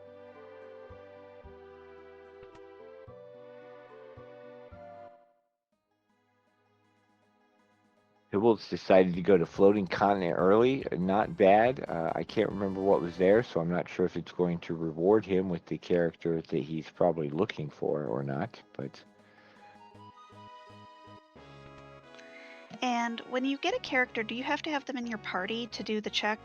no, luckily, just having seen them and unlocked them onto that party select screen, you do not need to have them in your party to complete their checks. Even not having lock in World of Ruin Narsh, it will just have like your first character do the lock picking instead. So it's a nice change there. Yeah, that's definitely nice, rather than having to bring these characters that have no levels and...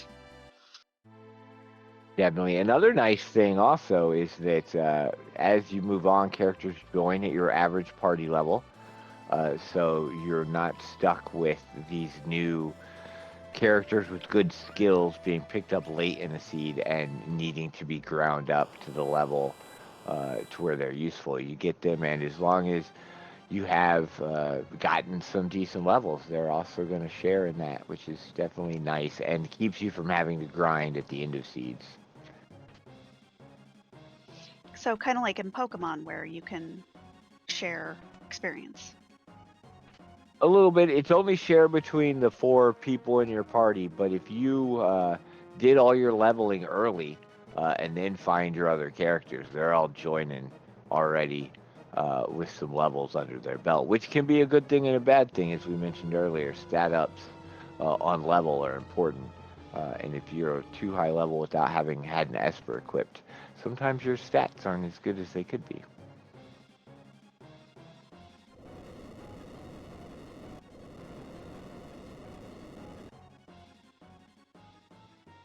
What's it gonna be? What's it gonna be? Right. I'm hoping it's an Esper for Possum's sake. It very well could be just some item, though. He did find also an EXP egg inside the house, which is a fantastic relic. Doubles the experience earned on a character. Unfortunately, you got it very late in the seed, so not of very much use. And that is, I think, what we needed to get into the place with the thing. Yep, that was Possum's ninth Esper. He now has like 13 characters, 12 characters, I think, 9 Espers. He can field a full team of people into each side of Kefka's tower. But he gets to skip right to the statues. So instead of having to walk up and fight the Inferno spot and flip a bunch of switches and switch back and forth between his party, he's going to get to go right to the Guardian spot and the other 2 statues. And there are 4 fights before he's going to go into the final Kefka fight.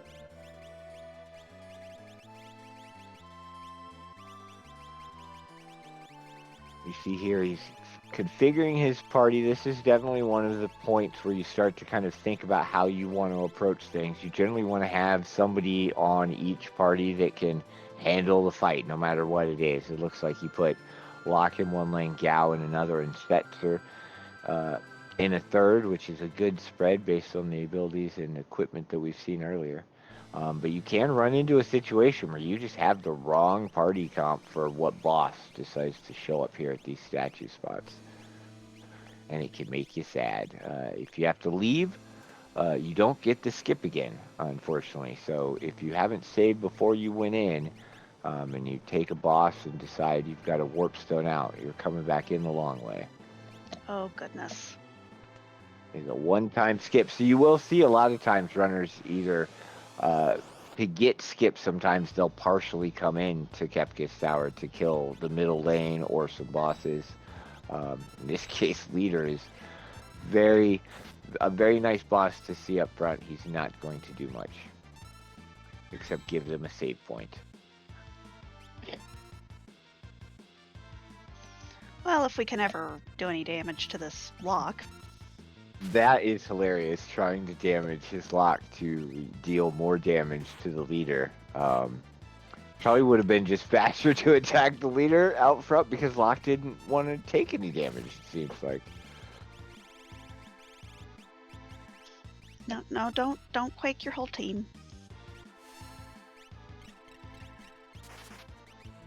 That Paladin He's shield. wearing a Paladin shield.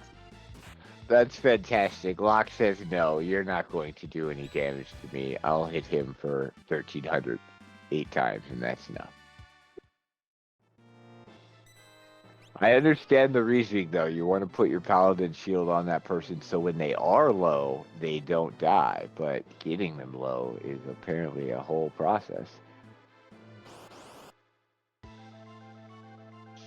Well, at least we won't have to deal with this too much. Oh wait. Yeah, just ultimate it. Just ultimate it. Our favorite rock band, Haydn and the Hyde Knights. They're not going to stick around long. Didn't kill him in one hit. Kinda wasn't expecting that. No, Ultima, I don't believe Locke has really invested in the magic power. So yeah, his Ultima not doing a ton, plus split between 5 enemies. He's probably better off, yeah, just swing the VK a few times.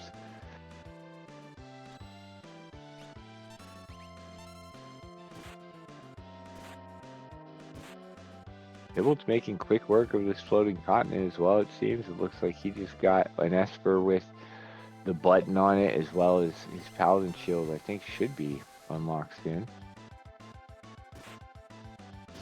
That was such a pitiful Grand Train. I hurt for Haydn. Right, you see that ability come out, you worry a little, and then it does that, and you're not worried anymore. Yeah, you see Grand Train come out and you're like, I'm dead. I'm dead. It's like when Dad Illuma Goners you, and it does like 300 damage, and you're like, oh no! And, oh, wait. I'm fine. First statue spot down for Possum, also gets Grand Train lore as a nice little bonus. anybody could use it, it'd be great. But now to see what other 2 spots have set up here. I'm hoping for a Magimaster or a Doomgaze, something mean at one of these spots, just to make the tower not super easy. So far, Leader and the other one were not particularly dangerous. Yeah, I would like a Goddess, just because I think Goddess is iconic. But a Magimaster, I'm here for that. I don't think he'll have any problems with them, no matter what they are. But yeah, Goddess would be fun. Magimaster, Doomgaze, something that would at least make someone worry, maybe in others. With the offering, even Goddess isn't much of a problem. I'm hurt that chest had nothing in it. We can That's blame the Locke. spicy danger chest. Locke already stole all the items out of that, and unfortunately in this randomizer, you don't get them back because there's no way to go do the post-Rachel scene, I don't think. Do we know when the other Worlds Collide runners played? Do we know if who won the kill versus save? I believe Sid was killed in Good. the previous run, as with bad fish, as it should happen. He was saved last year, and I'm still salty about that.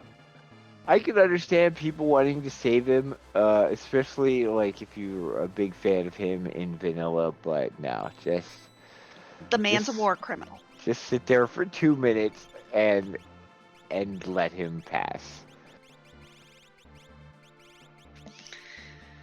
Yeah, it's funny, Beyond Chaos, it's not a matter of kill Sid or save Sid, it's do you actively kill Sid or do you just use that as a potty break? Right? Am I stepping away while this happens, or am I going to invest in Sid at all? If it makes you feel any better, Ali, too, it was a $410 to $115 battle between kill and save, so it wasn't even close. Good. Y'all have learned some lessons since the last time we did this. That's fantastic. Yes, definitely the right way. Especially for the speed run. I think that letting him die is faster, right, than trying to save him. So It's not even that it's faster, it's the man's a war criminal.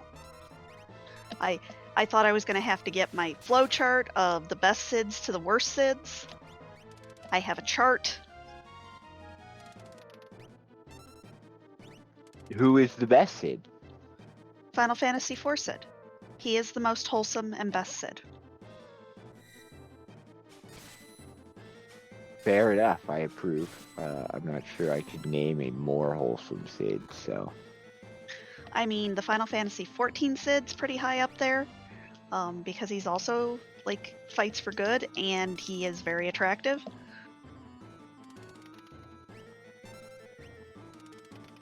FF9 Sid is on the good side. All he did was cheat on his wife and got turned into a cockroach.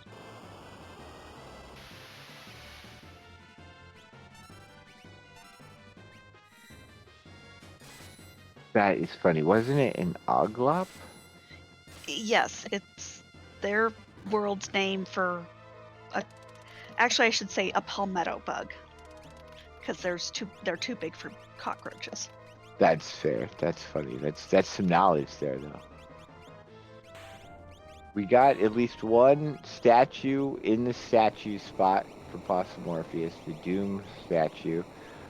Not terribly difficult. I believe the image stat is going to be the most difficult thing to get around with there, provided he can get fully Northern Crossed. So he's through. At the same time, Tybalt takes down that Storm Dragon. I think that's one more spot for Possum before he's on to the final fight. Or he might have even cleared the other one, and this might be it.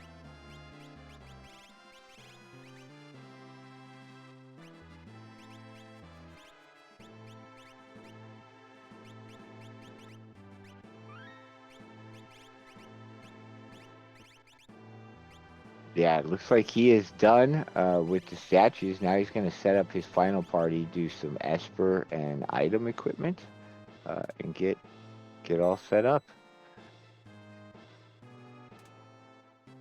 Does the Worlds Collide have anything fancy that we say or y'all say before you fight the final fight? Remember to heal, because unlike most final boss fights, you don't get a free heal for anybody before you enter Kefka. So that's definitely something you want to remember. Although, yeah, don't heal up your VK users, because that makes it that much harder to get them going in the fight. But we don't have a who's butts or anything like that that I know of for Worlds Collide. Maybe they need to come up with one. Yeah, there is a lot of tracking of times, like switches stepped on at this time to track how long your tiers fights take, because getting through these, there's a lot of optimization that can be done, and if you have certain abilities versus other abilities, you can do different things. I believe we have most of the status related abilities we actually need to get through this, and if not, we have plenty of big sticks and big spells. So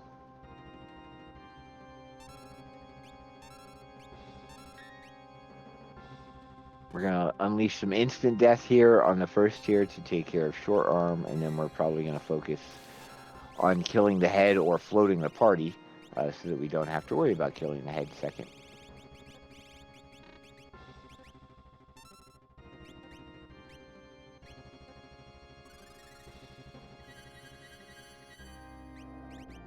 There goes the float, so now it doesn't even matter. Typically, you don't want to kill the head last, because the head will counter with Quake and do a lot of damage to your entire party, but in this case, we're going to be safe, so it doesn't matter, and Possum can just kind of unleash.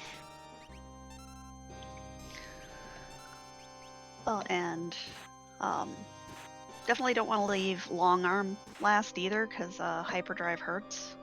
Yes, yeah, the arm that dies with instant death is typically the first one to be dealt with, because yeah, one or multiple shockwaves, hyperdrive's not something you want to deal with. Lots of damage, and the only person he really wants damage on right now is his lock, so.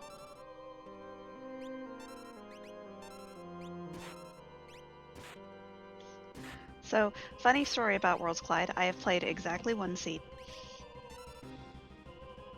And I think I got to this fight and didn't have enough stuff. And I suddenly had several people teaching me how to weight trick. That's definitely a thing. Weight tricking is very important tech in 6 in general, in the vanilla speedrun as well as in this randomizer at least. Enemies won't have their ATB progress if you're in a menu while certain things are happening, or in a menu in general. Now, you use that to your advantage by going into a menu while there's animations happening. And then you can sort of wait. And especially this set of fights, there's enough counter abilities and death counters that you really need to not be taking more actions than is necessary, so that you can prepare and have someone ready to address the counters. Especially moving from tier 2 to 3, 10 hits and quarters coming out a lot, potentially from the things that you generally kill last, can sort of mess up how you go into tier 4 or 3 if you're not prepared for it. So a lot of patience will pay off very well in Final Fantasy VI in general.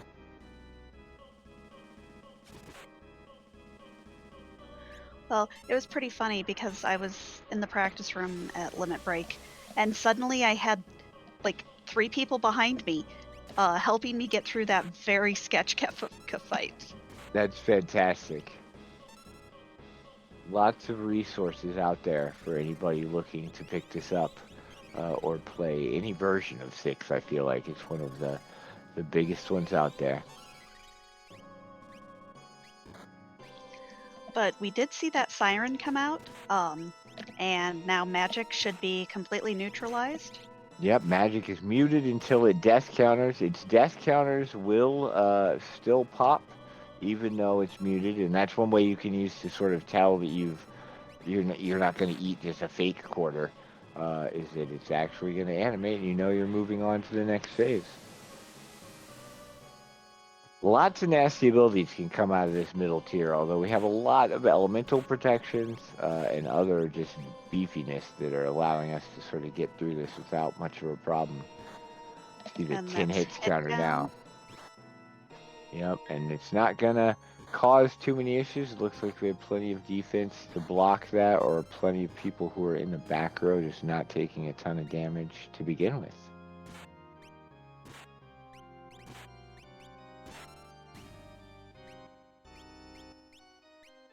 Alright, that was Tiger down as well, and it looks like just Magic is left. Could be interesting. He likes to dispel and quarter as he goes. Wow, that was incredibly generous. He could cast several quarters, I feel like, at the end, but we just took one dispel and on to the next tier. This tier can get scary. It definitely can.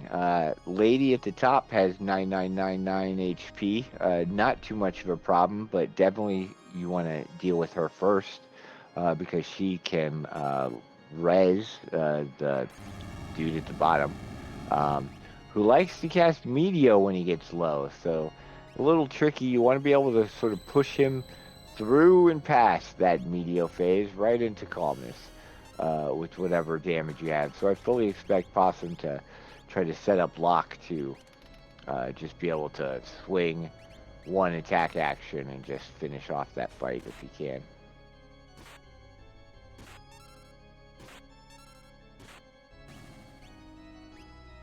Just cannot take lockdown with these characters. He's trying the dice. Yeah, the dice is probably the best way. He's already got Golem up, so he's sort of protected his Locke already. But every little bit of damage Locke takes, he's going to dish out that much more against the enemies. So see Meteor come out. This boss loves to do it when he gets low. It can lead to some scary situations because he starts to counter with Meteor and cast Meteor. This should do it though. Well, and at least he's not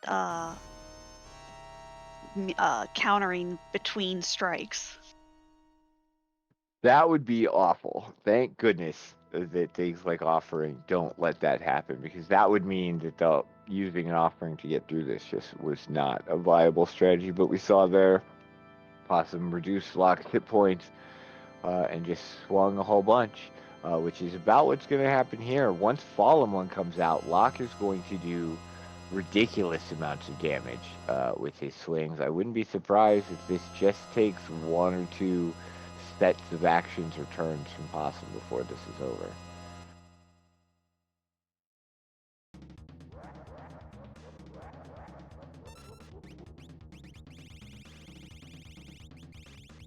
You reprise 3 of Amazing Music, Dancing Mad again. Not on harp this time. I was really sad with Theater Rhythm kind of cutting most of the song for Dancing Mad on this version.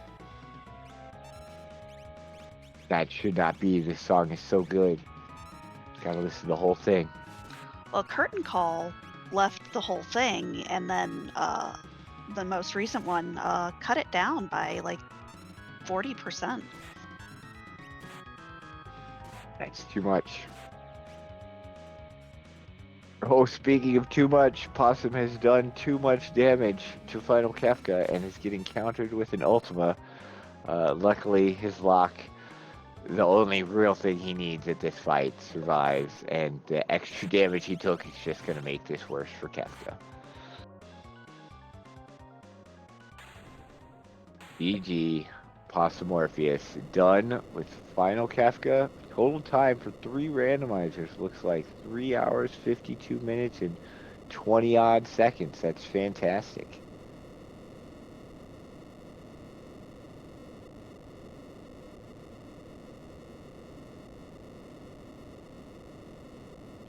And seeing quite a bit of divergence, it looks like going into Phoenix Cave for Tybalt.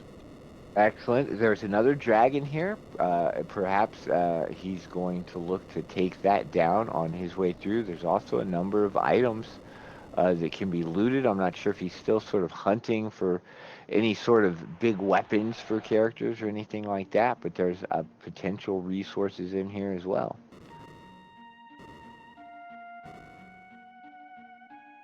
Looks like he's fairly decent levels as well. I'm not sure what his count is at completely, but this is a check. Um, a lot of times you don't see runners do it later on in the game with a starting lock. A lot of times it's a now or never sort of thing just because of how long it takes and it can be wrapped into your initial looting. But if all the rest of the checks you have are ones you don't really like doing, or just don't feel like are going to be worth your time, this is here and could potentially net you some nice things.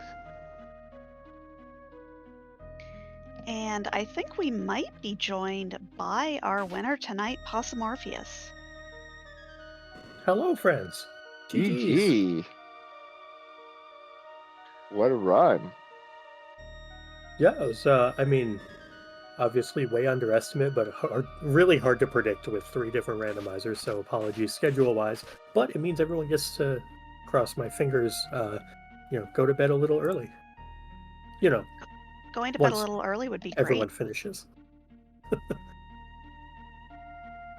Definitely, you made quick work of all 3, really. I'm not sure if you were tracking your individual times for these 3. We have the total time, but... Yeah, I think I was at like 56 minutes for Mystic Quest, like an hour 25, I want to say. Hour 30 for Free Enterprise. It might be longer than that. And then like an hour 25 or 30 again for Worlds Collide. So, overall, like, real good. Sub 4 is very hard to get with all 3 of these. So, that's only the second time I've done it in my practices. So, good stuff. And especially with a 26 check. Worlds Collides it at the end. Like, thanks. Yeah, you went on a little bit of a character safari towards the end there. Yeah, I really wanted to find an Esper, but I didn't want to go through the auction house for it, and whoops. Should have just gone to the auction house. Hey, maybe what you did was still faster than the RNG you would have got at the auction house. Maybe, though, the RNG overall was not bad. Like, having VK offering was nice, even though I accidentally made my lock indestructible. So that was weird, but I think having that over Phantom, while it set me back a little bit on the Esper count, I think it was a lot more power in the long run. I don't know, though. I'm not certain on the Phantom versus Value Knife decision, but the Mystic Quest and for Enterprise were very smooth, for sure. Definitely, I know the Mobius Crest at Medusa was Tybalt's downfall on the Mystic Quest, so... I cackled when I saw that, because I was like, oh no, this is the check I love to do and the one he hates to do. Yeah, when we saw Mobius Crest there, brought up that Tybalt tends to not like doing the Medusa check, and so it might be a while before he found it, and it was indeed a while. Yeah. He did the tree. Well, we all make choices. Yeah, he committed. He last location Medusa, I'm sure, as he knew. He's like, well, I'm going to go do Mount Gale, and we're going to go do the tree and show everybody what else is out here. He did end up with Flare, because of it, but... Yeah. I think Flare and... Gosh, let me pull up my tracker for it. Flare and some random weapon were Mount Gale and Tree. So those are the only things I don't have. Alas, it was still a fun seed. I just didn't like not having Flare.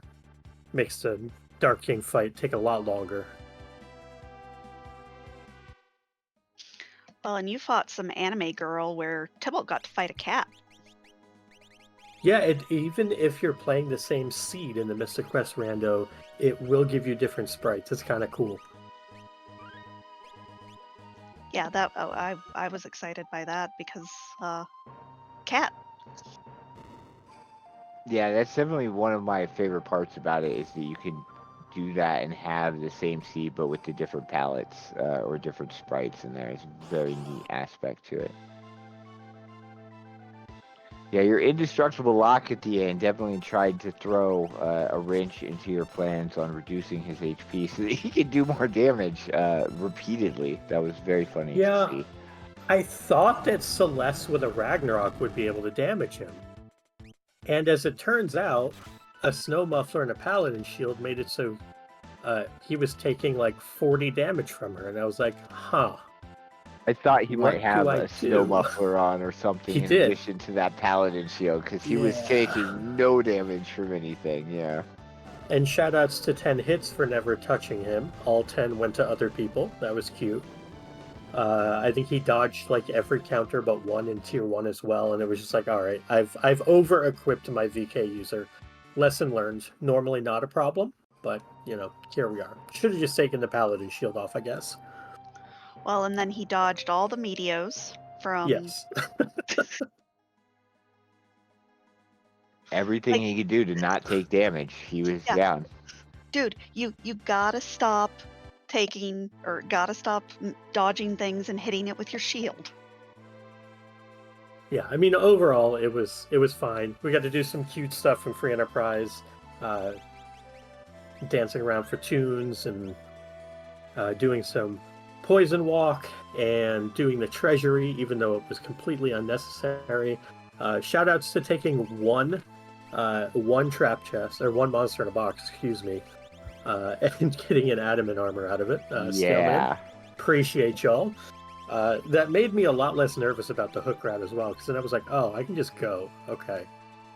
It And was then had definitely a different story for Tybalt because he did not get that adamant armor, so his hook route was not as comfortable. No, yeah, that was. I don't think he found the Soma drop that you found or the adamant, so his hook route was just a different experience entirely. Oh, so he didn't get to Meteo the orbs? Correct. No Meteo on the orbs. He did Meteo the harp song boss, the dolls, I believe it was, at the harp same to here. give us some extra time, which was definitely appreciated by both of you. And he did take on some pink puffs, trying as he does. Ooh, I forgot to do that. But alas, no adamant armor from them. He did get an item, but it wasn't the item. And kind of big divergence. Tybalt is having to climb Kefka's tower. Definitely. It looks like he's stopping in along the way. I'm not sure how many checks he has. He could be just taking the dragons or skip. Although, I just pulled up levels. the stream earlier, and he is actually at 21 checks. He checked his tracker in game, so I think this would be 22 for him. Okay, I just got the stream fantastic pulled then. up. Get So yeah, some I think extra that levels. this is to his skip. Yeah, he really it was. He came into this with a big catch up to do, but found some things early on. Did not take that VK. He ended up doing the Opera House Dragon at the same time you did, except he had just started the Seed, and that was the Ragnarok. So he got to use that, leverage that early, and make up a lot of time over the course of this Seed. Yeah, if I could go back and do it again, I would take the Phantom instead of the VK, rely on the Fixed Dice Offering, and Ragnarok Gauntlet, since I had a Gauntlet from somewhere, but... You didn't have any of those things when you made that decision to take the VK, so yeah. It's tough, and if Terra had shown up, I mean, I saw 10 characters and none of them were Terra, I could have gone back and grabbed that Phantom as well. So, it was a calculated thing. Unfortunately, it didn't pay off, but sometimes it does, sometimes it doesn't. That's randomizers, so, I think the first two went plenty well for me. The routing in the Worlds Collide portion, I think sounds like it was a little lackluster by comparison, but it looks like I must have cleared a lot more time-wise, or made up a lot of time in the the FE part, because it certainly can't make like 20 minutes up on Mystic Quest. So I have to imagine the FE part went swimmingly by comparison. Mystic Quest was actually a big chunk of it because of the last location Mobius crest for Tybalt, but you sort of kept what that was throughout Free Enterprise and built on it a little bit, and then he's been able to bring it back just the whole time he's been playing. He's been making up time, really, in Worlds Collide. It feels like and looks like, just based on the timers.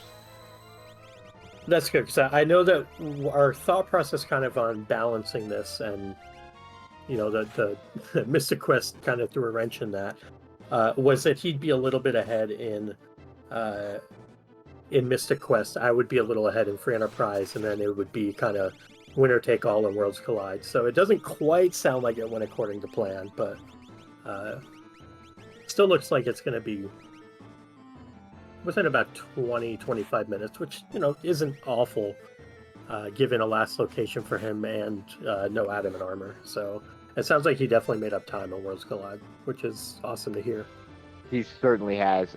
He's took some different checks as well. I know he did do Floating Continent, but as Alistair brought up earlier, he went into Phoenix Cave with Locke, and that was not somewhere you went. So I know at the very least that was one point of divergence. And that Ragnarok early for him as opposed to the VK, because he did see that option and chose the Esper. So that's another thing. If you had all of those extra characters, wouldn't be there. So yeah, I wonder what the time would have been and what the check count would have been. It's tough because, again, like if I had waited to do, Locke's Weapon Master check, then I end up taking Phantom. Because I did it first, it's like, well, I know this is power, even if not immediately, then later. Just didn't quite work out, so... Would have much rather had a Ragnarok early with a gauntlet than the VK, which sat there till the end. Certainly, and that was brought up at one point, was that you hadn't leveraged it by the time really like towards the end of the seed was coming around. Obviously, you were able to put it on your lock at the end and really, really use it. But it didn't have a place sort of as you were going through the seed. Yeah. Until I found the HP 100 Esper, I really didn't have the HP to have it surpass the variable damage of dice. Once I finally got cooking on that, low to mid 30s level wise, that's when it kind of made that exchange. But I was already through 15, 17 checks at that point, so it was one of those where it definitely didn't pay out in this one. But that's good knowledge as well. I would say Worlds Collide is still the one I'm least well versed in. That makes sense. I feel like it has the most variance as well, really. So, yes, always something to learn, some new thing to do, and just the lessons from what you've done before. Like you said, had you looted first and then done that, your decision might have been entirely different. So, yeah, it would have been, fixed dice offering. Okay, we'll get the VK later if we need it. As opposed to, we'll take the VK now and get the Phantom later. So, yeah, again, it is what it is. Still happy overall, and still, very pleased that hopefully we were able to raise some money for Nami. And speaking of that, our host, Radical, do you have anything to add? We got a $10 anonymous donation near the end of that run, so that puts us at $3,629. So we are $371 short of our goal at this point, so keep those coming in. That did also affect our bid for, I believe it was Lena. Yes, it is. So Hero, all capitals, is the current lead for Lena now. So our current party going forward to tomorrow morning's run for Career Day is currently looking to be Dathis, Leggy, Rex, and Hero. That is our current setup.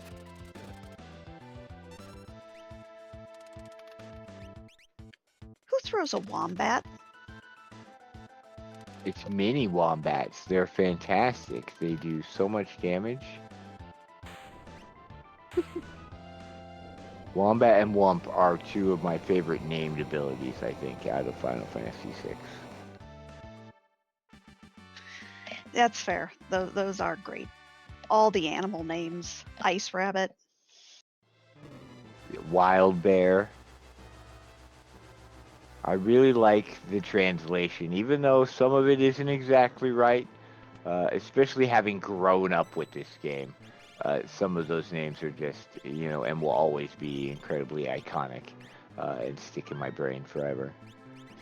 Lagomorph. Lagomorph's great. Mugu Mugu. Mugu Mugu.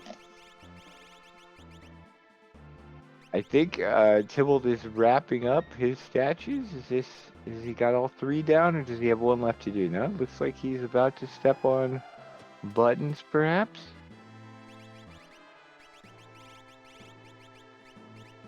There's always so much re-equipping to do. You'd like to unequip your Moogle charms, but you want to make sure you're not going to risk an encounter, and you've got to make sure that your secondary people don't still have stuff on that your primary people need, etc. Oh, we do still have 1 more statue, it looks like, to take down on the left side.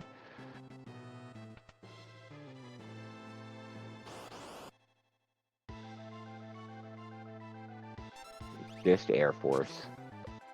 Nothing much, not the Doom that was on the other side.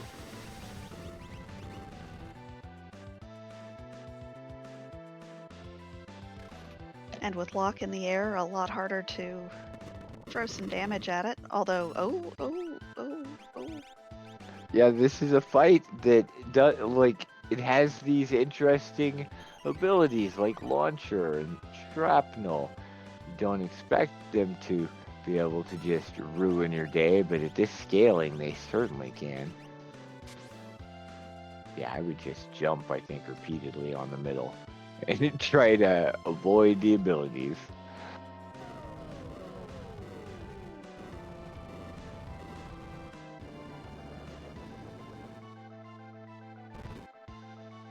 Yeah, because I think on this, Possum just offering Valiant Knifed it. Yeah, if you have offering Valiant Knife available to you, it does so much damage usually. Anytime you're offering a high-end weapon, just getting the multiple swings with hopefully like something that pierces defense, it just ends up adding up to so much.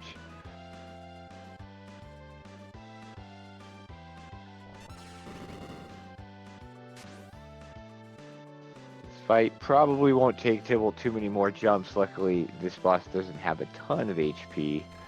Wherever he goes, he just likes to throw out some abilities that can be a little mean.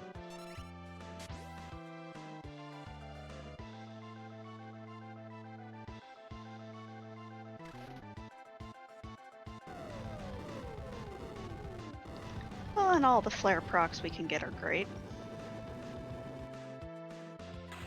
Definitely, and there we go. Final statue down. Tybalt will be setting up momentarily to go into final Kefka. Doesn't have quite the same setup Morpheus did with the VK offering, but does have some good damage output. Hopefully it's enough so that this doesn't cause him a ton of problems. I haven't seen if he has all the status abilities you're going to want to deal with this, but I imagine he at least has most of them.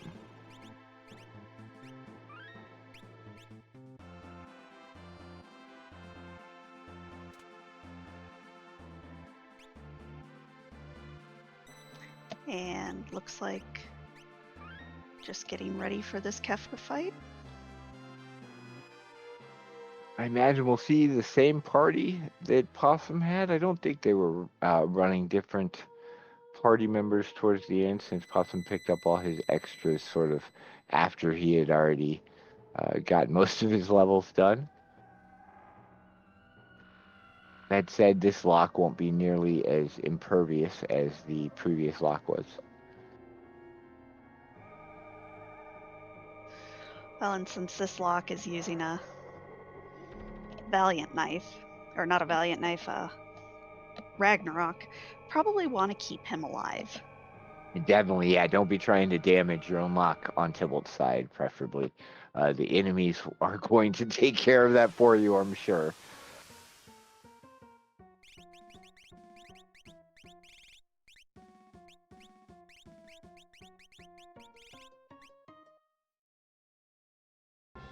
There we go. Wonderful thing. You don't have to queue up people that you want to come in after your first forge. They'll just come in whatever order they show up in the list, I believe. So if somebody happens to die on a tier, we'll get Cyan and then Go-Go.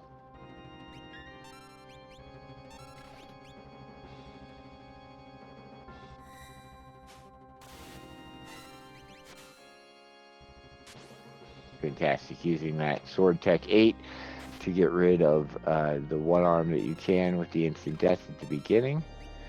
Now I'm going to be focusing the head to avoid the quake, because I don't think we saw a float on Tybalt's side, or at least he hasn't gone in and put it up on his party, so.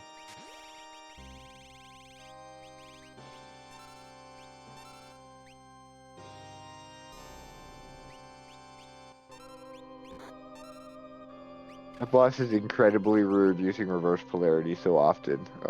Having to switch rows is waste an entire turn. And never something you really want to have to do. But the damage changes so much that if you're pushed into the back row with a weapon that won't do it on this fight, you're going to have to take that time.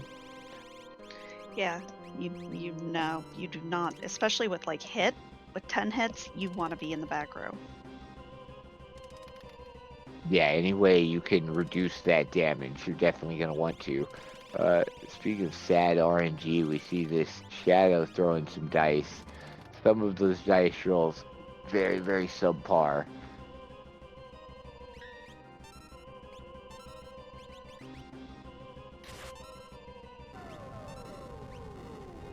Very nice, another proc. Help get through this a little faster.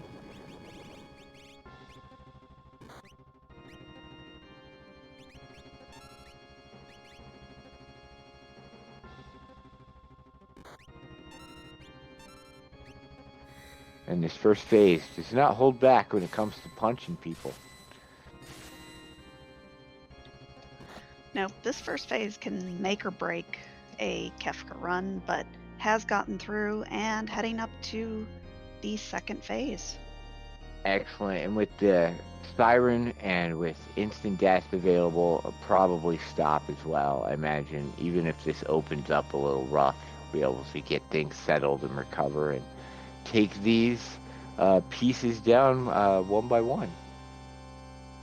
Perhaps multiples with that Ultima, although, again, we can only cast it so many times. Imp.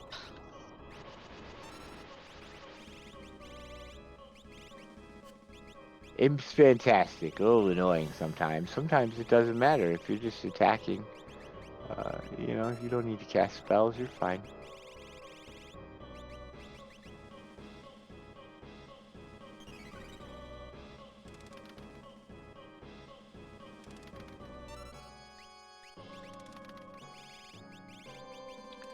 Getting a little better on some of these rolls up here. Definitely. You want to see, you know, 4, 5, 6 on the dice as much as possible to get those big numbers out. Definitely doing a little better so far than he was on the earlier tier.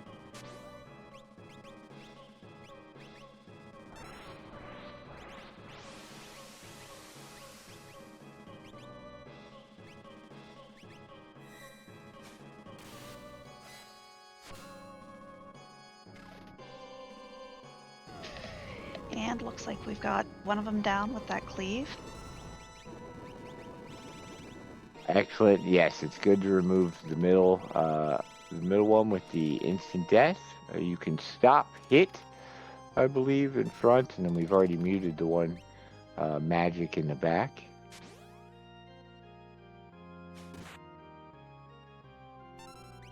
Looks like Possumorpheus is going to give us a music reprise, but I'm not sure if that's changed on the beta or not. Yeah, that didn't look like that worked. Oh, Possum didn't let the seed run out long enough before resetting. Yeah. I forgot about that.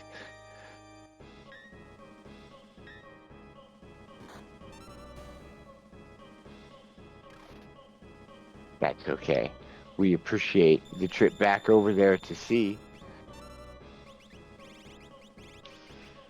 And we got that small child up, so hopefully we can make sure that we have everybody we need for the next section. Right, want to make sure you're going in, yeah, especially into phase 3 with people at decent HP levels as well, because it can open up with uh, Merton, which I'm not sure if Tybalt's team is set up to handle, and if it's not, things can get a little scary pretty quickly.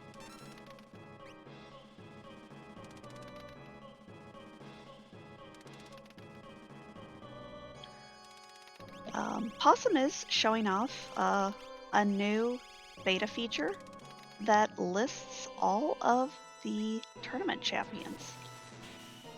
This is fantastic. I didn't know this was added in here, so this will be a nice thing to have up and get to see. Tybalt moves on to Tier 3, full healthy party. Excellent to see.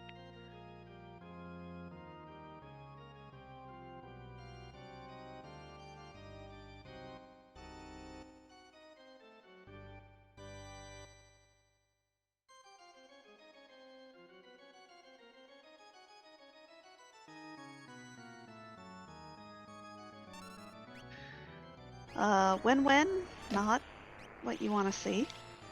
Not so much. Yeah, 1/16 HP damage, not great. I don't want to be dropped down too low. Possum would have appreciated if that is what Tier 3 had opened with on his side, because his lock would have just gone to town. But Tybalt does not have the same setup, so we'll need to heal a little bit.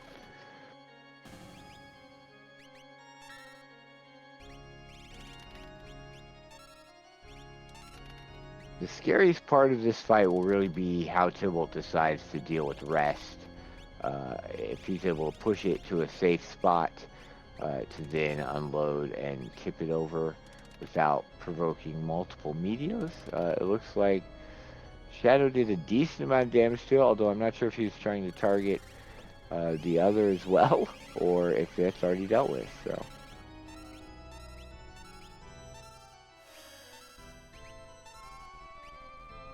Using Phantom as calmness protection, definitely potentially gonna work, except in this case the spell came out right afterwards, so the vanish status is going to be removed from all of his party members. It makes it so that spells are guaranteed to hit, but physical attacks, which calmness counts as, would have missed.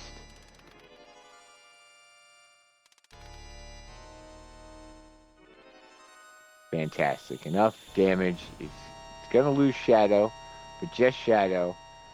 This should be fine. It might not be as quick as Possum's fight, but Tybalt should be able to take care of this with his Ragnarok and other party members. Yeah, it shouldn't be too bad. But losing those fixed dice, very painful. Yeah, that was definitely a big source of damage. I believe it was Genji fixed dice offering. Definitely better than this Cyan that's coming into the party. But we have some elemental shields I believe we could throw. We have a Ragnarok surely still equipped on that lock. So it may take a little time. We may see a goner, but we should be able to get through this without too much of a problem.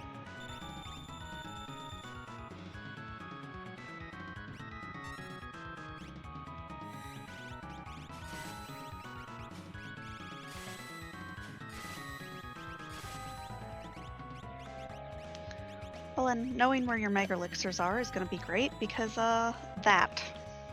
Fantastic, yes. Having a Mega Elixir after the Fallen one is what you always love. It's one of the benefits of having fought Magimaster earlier in the seed, because he drops one guaranteed, but in this case I believe they just looted or bought one along the way.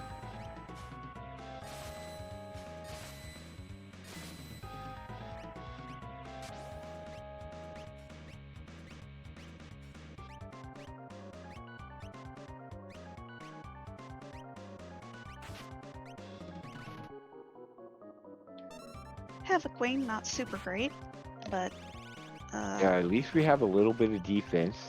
Some snow mufflers and other things like that will help prevent that from being just an instant one-shot kill, but it does hit very, very hard. Yeah, hyperdrive, very painful.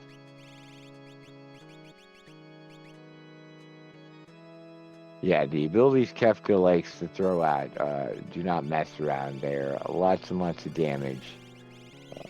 Now, Tybalt is trying to find ways of dishing out as much damage as he can during this Goner charge up, because this is the one point when you are safe from counterattacks. But I didn't get to say the line. The end comes beyond chaos. That's a different randomizer. That's what I say every time. Luckily, the Goner didn't wipe everybody, so it's just a matter of recovery and kind of do it again. Eventually, Kefka will cycle back around and charge up Goner again, and you can attack him freely. Attacking him right now is a little risky. Sometimes you're going to want to still try to push out some damage, but he has some abilities he's going to try to use before this Goner that you don't want to be caught unawares by.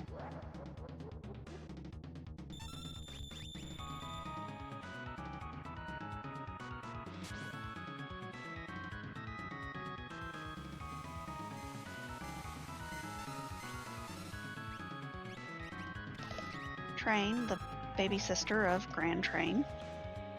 That train is actually more annoying since it causes all sorts of status effects like mute and darkness, which can prevent your ability to do the damage you're trying to dish out here. Another Goner phase. Let's see how Tybalt handles it.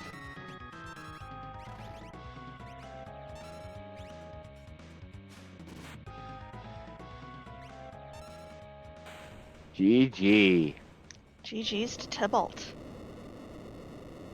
Fantastic. Having a lot of patience there, not pushing a lot of things that are going to get you countered in between the Goner phases is very important. So, fantastic job there. Tybalt through all three randomizers at 425.01. 424.59. Fantastic. GG's. GG's Tybalt. GG, Tybalt. Oh, shoot. GG, dude. Half an hour. Oof. Mr. Quest burned me so bad.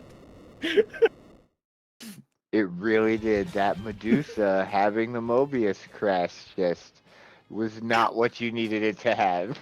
No, I was sitting there going, where do I have... Like, I completely forgot about Medusa. Just completely. I'm sitting there going, where's my last check here? I don't have Mobius crest. And then it dawned on me, oh no, Medusa. Well, we got to see the tree. Yeah, you showed us all the checks that I had talked about not seeing, so it really was. It worked out. I was like, oh, there's the tree and Mount Gale, both of which I didn't think we'd see, but here we are. And you ended up with Flare out of it, so not the worst thing. Yeah, no, Flare is nice.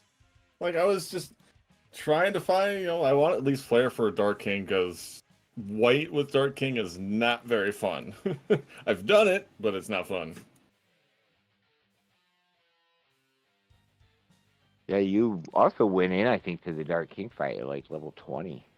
So. Yep, 20. Didn't even go to 21. There wasn't enough fights on the ship early access to do. So I felt pretty confident with all the armor I had to be able to do it at 20. Free Enterprise, I'm really rusty at that. When it came to Worlds Collide, talk about power. You definitely sped through a lot of the Worlds Collide. You and Possum did the Opera House Dragon at the same time, except it was at the end of his seed and very near the beginning of yours. So that Ragnarok you got, you were able to use that. As I had brought up, I was like, if this turns out to be a good weapon early, it's going to allow you to start making up a lot of time quickly, and it definitely did. Yeah, I mean, I was just cruising through. You start with Fixed Dice Offering with Shadow and a Throw Gal. Okay. Yeah, that seed was very nice out of the gate, and really not a lot of mean bosses in rude places or encounters that I saw. Nothing that really comes to mind, at least, which is nice. Sometimes you have that nice power start and still get a bad boss in a bad spot and can get stuck there for a while. But I'm a little salty of the Merton after I use Phantom. yeah, that was really unfortunate timing. I was like, oh, well, there's Phantom, which would work, and now Merton just immediately removes it all. And I had already queued up Shadow, who had Golem. So my fixed dice user with the Golem was just like, yep, nope, not going to happen. I'm like, oh. You And then handled having to not recover in having him Kefka well. was... Ugh. You handled that well. It's very easy to push too much when you don't have it at that final Kefka and get the counters that are going to wipe your party. And you were mindful of that and kept it going and using that jump and patience to get it taken care of, even though you lost your 8 fixed dice, Yeah. Like, Shadow was throwing out the dice hard. Like, he was doing damage early. It was great. Near the end, he started rolling lower, but at the beginning, it was nice. But I miscounted the skips. I thought I saw skip active when I hit the dragon at Phoenix Cave, but I must have been wrong. Oh, that makes sense. It's good. You still didn't have to go too far out of your way, really, to get it, it feels like. So that was good. No, it was one of those things that's like, oh, I didn't hit skip. How many am I? Oh, I'm at 21. All right, I'll do the dragon and at Kefka's Tower. Because I'm not going to do Toilet Atma, because there's a chance of it being like, at that point for me, it was like I hadn't seen Doomgaze. I hadn't seen Piranhas. I hadn't seen Rexel. All terrible bosses for me with my loadout. That's a heads up play then to recognize that the dragon is going to be a better fight than the Atma toilet spot because of the bosses on the table for sure. Yeah, like there were just too many bosses out there that were just not right for the party, so I knew dragon was a guaranteed check and I can get through it because I had all the power in the world at the time. Well, Possum gets me again. Refold. I'll get him eventually. You'll get there. I believe in you. It was a fantastic showing on both parts for 3 different randomizers regardless, so thank you both for being here for that. Let's just note, I did Pink Puffs. It faked me out with the continued music and not getting the drop. This is still not free enterprise. We still wouldn't have shut down the channel.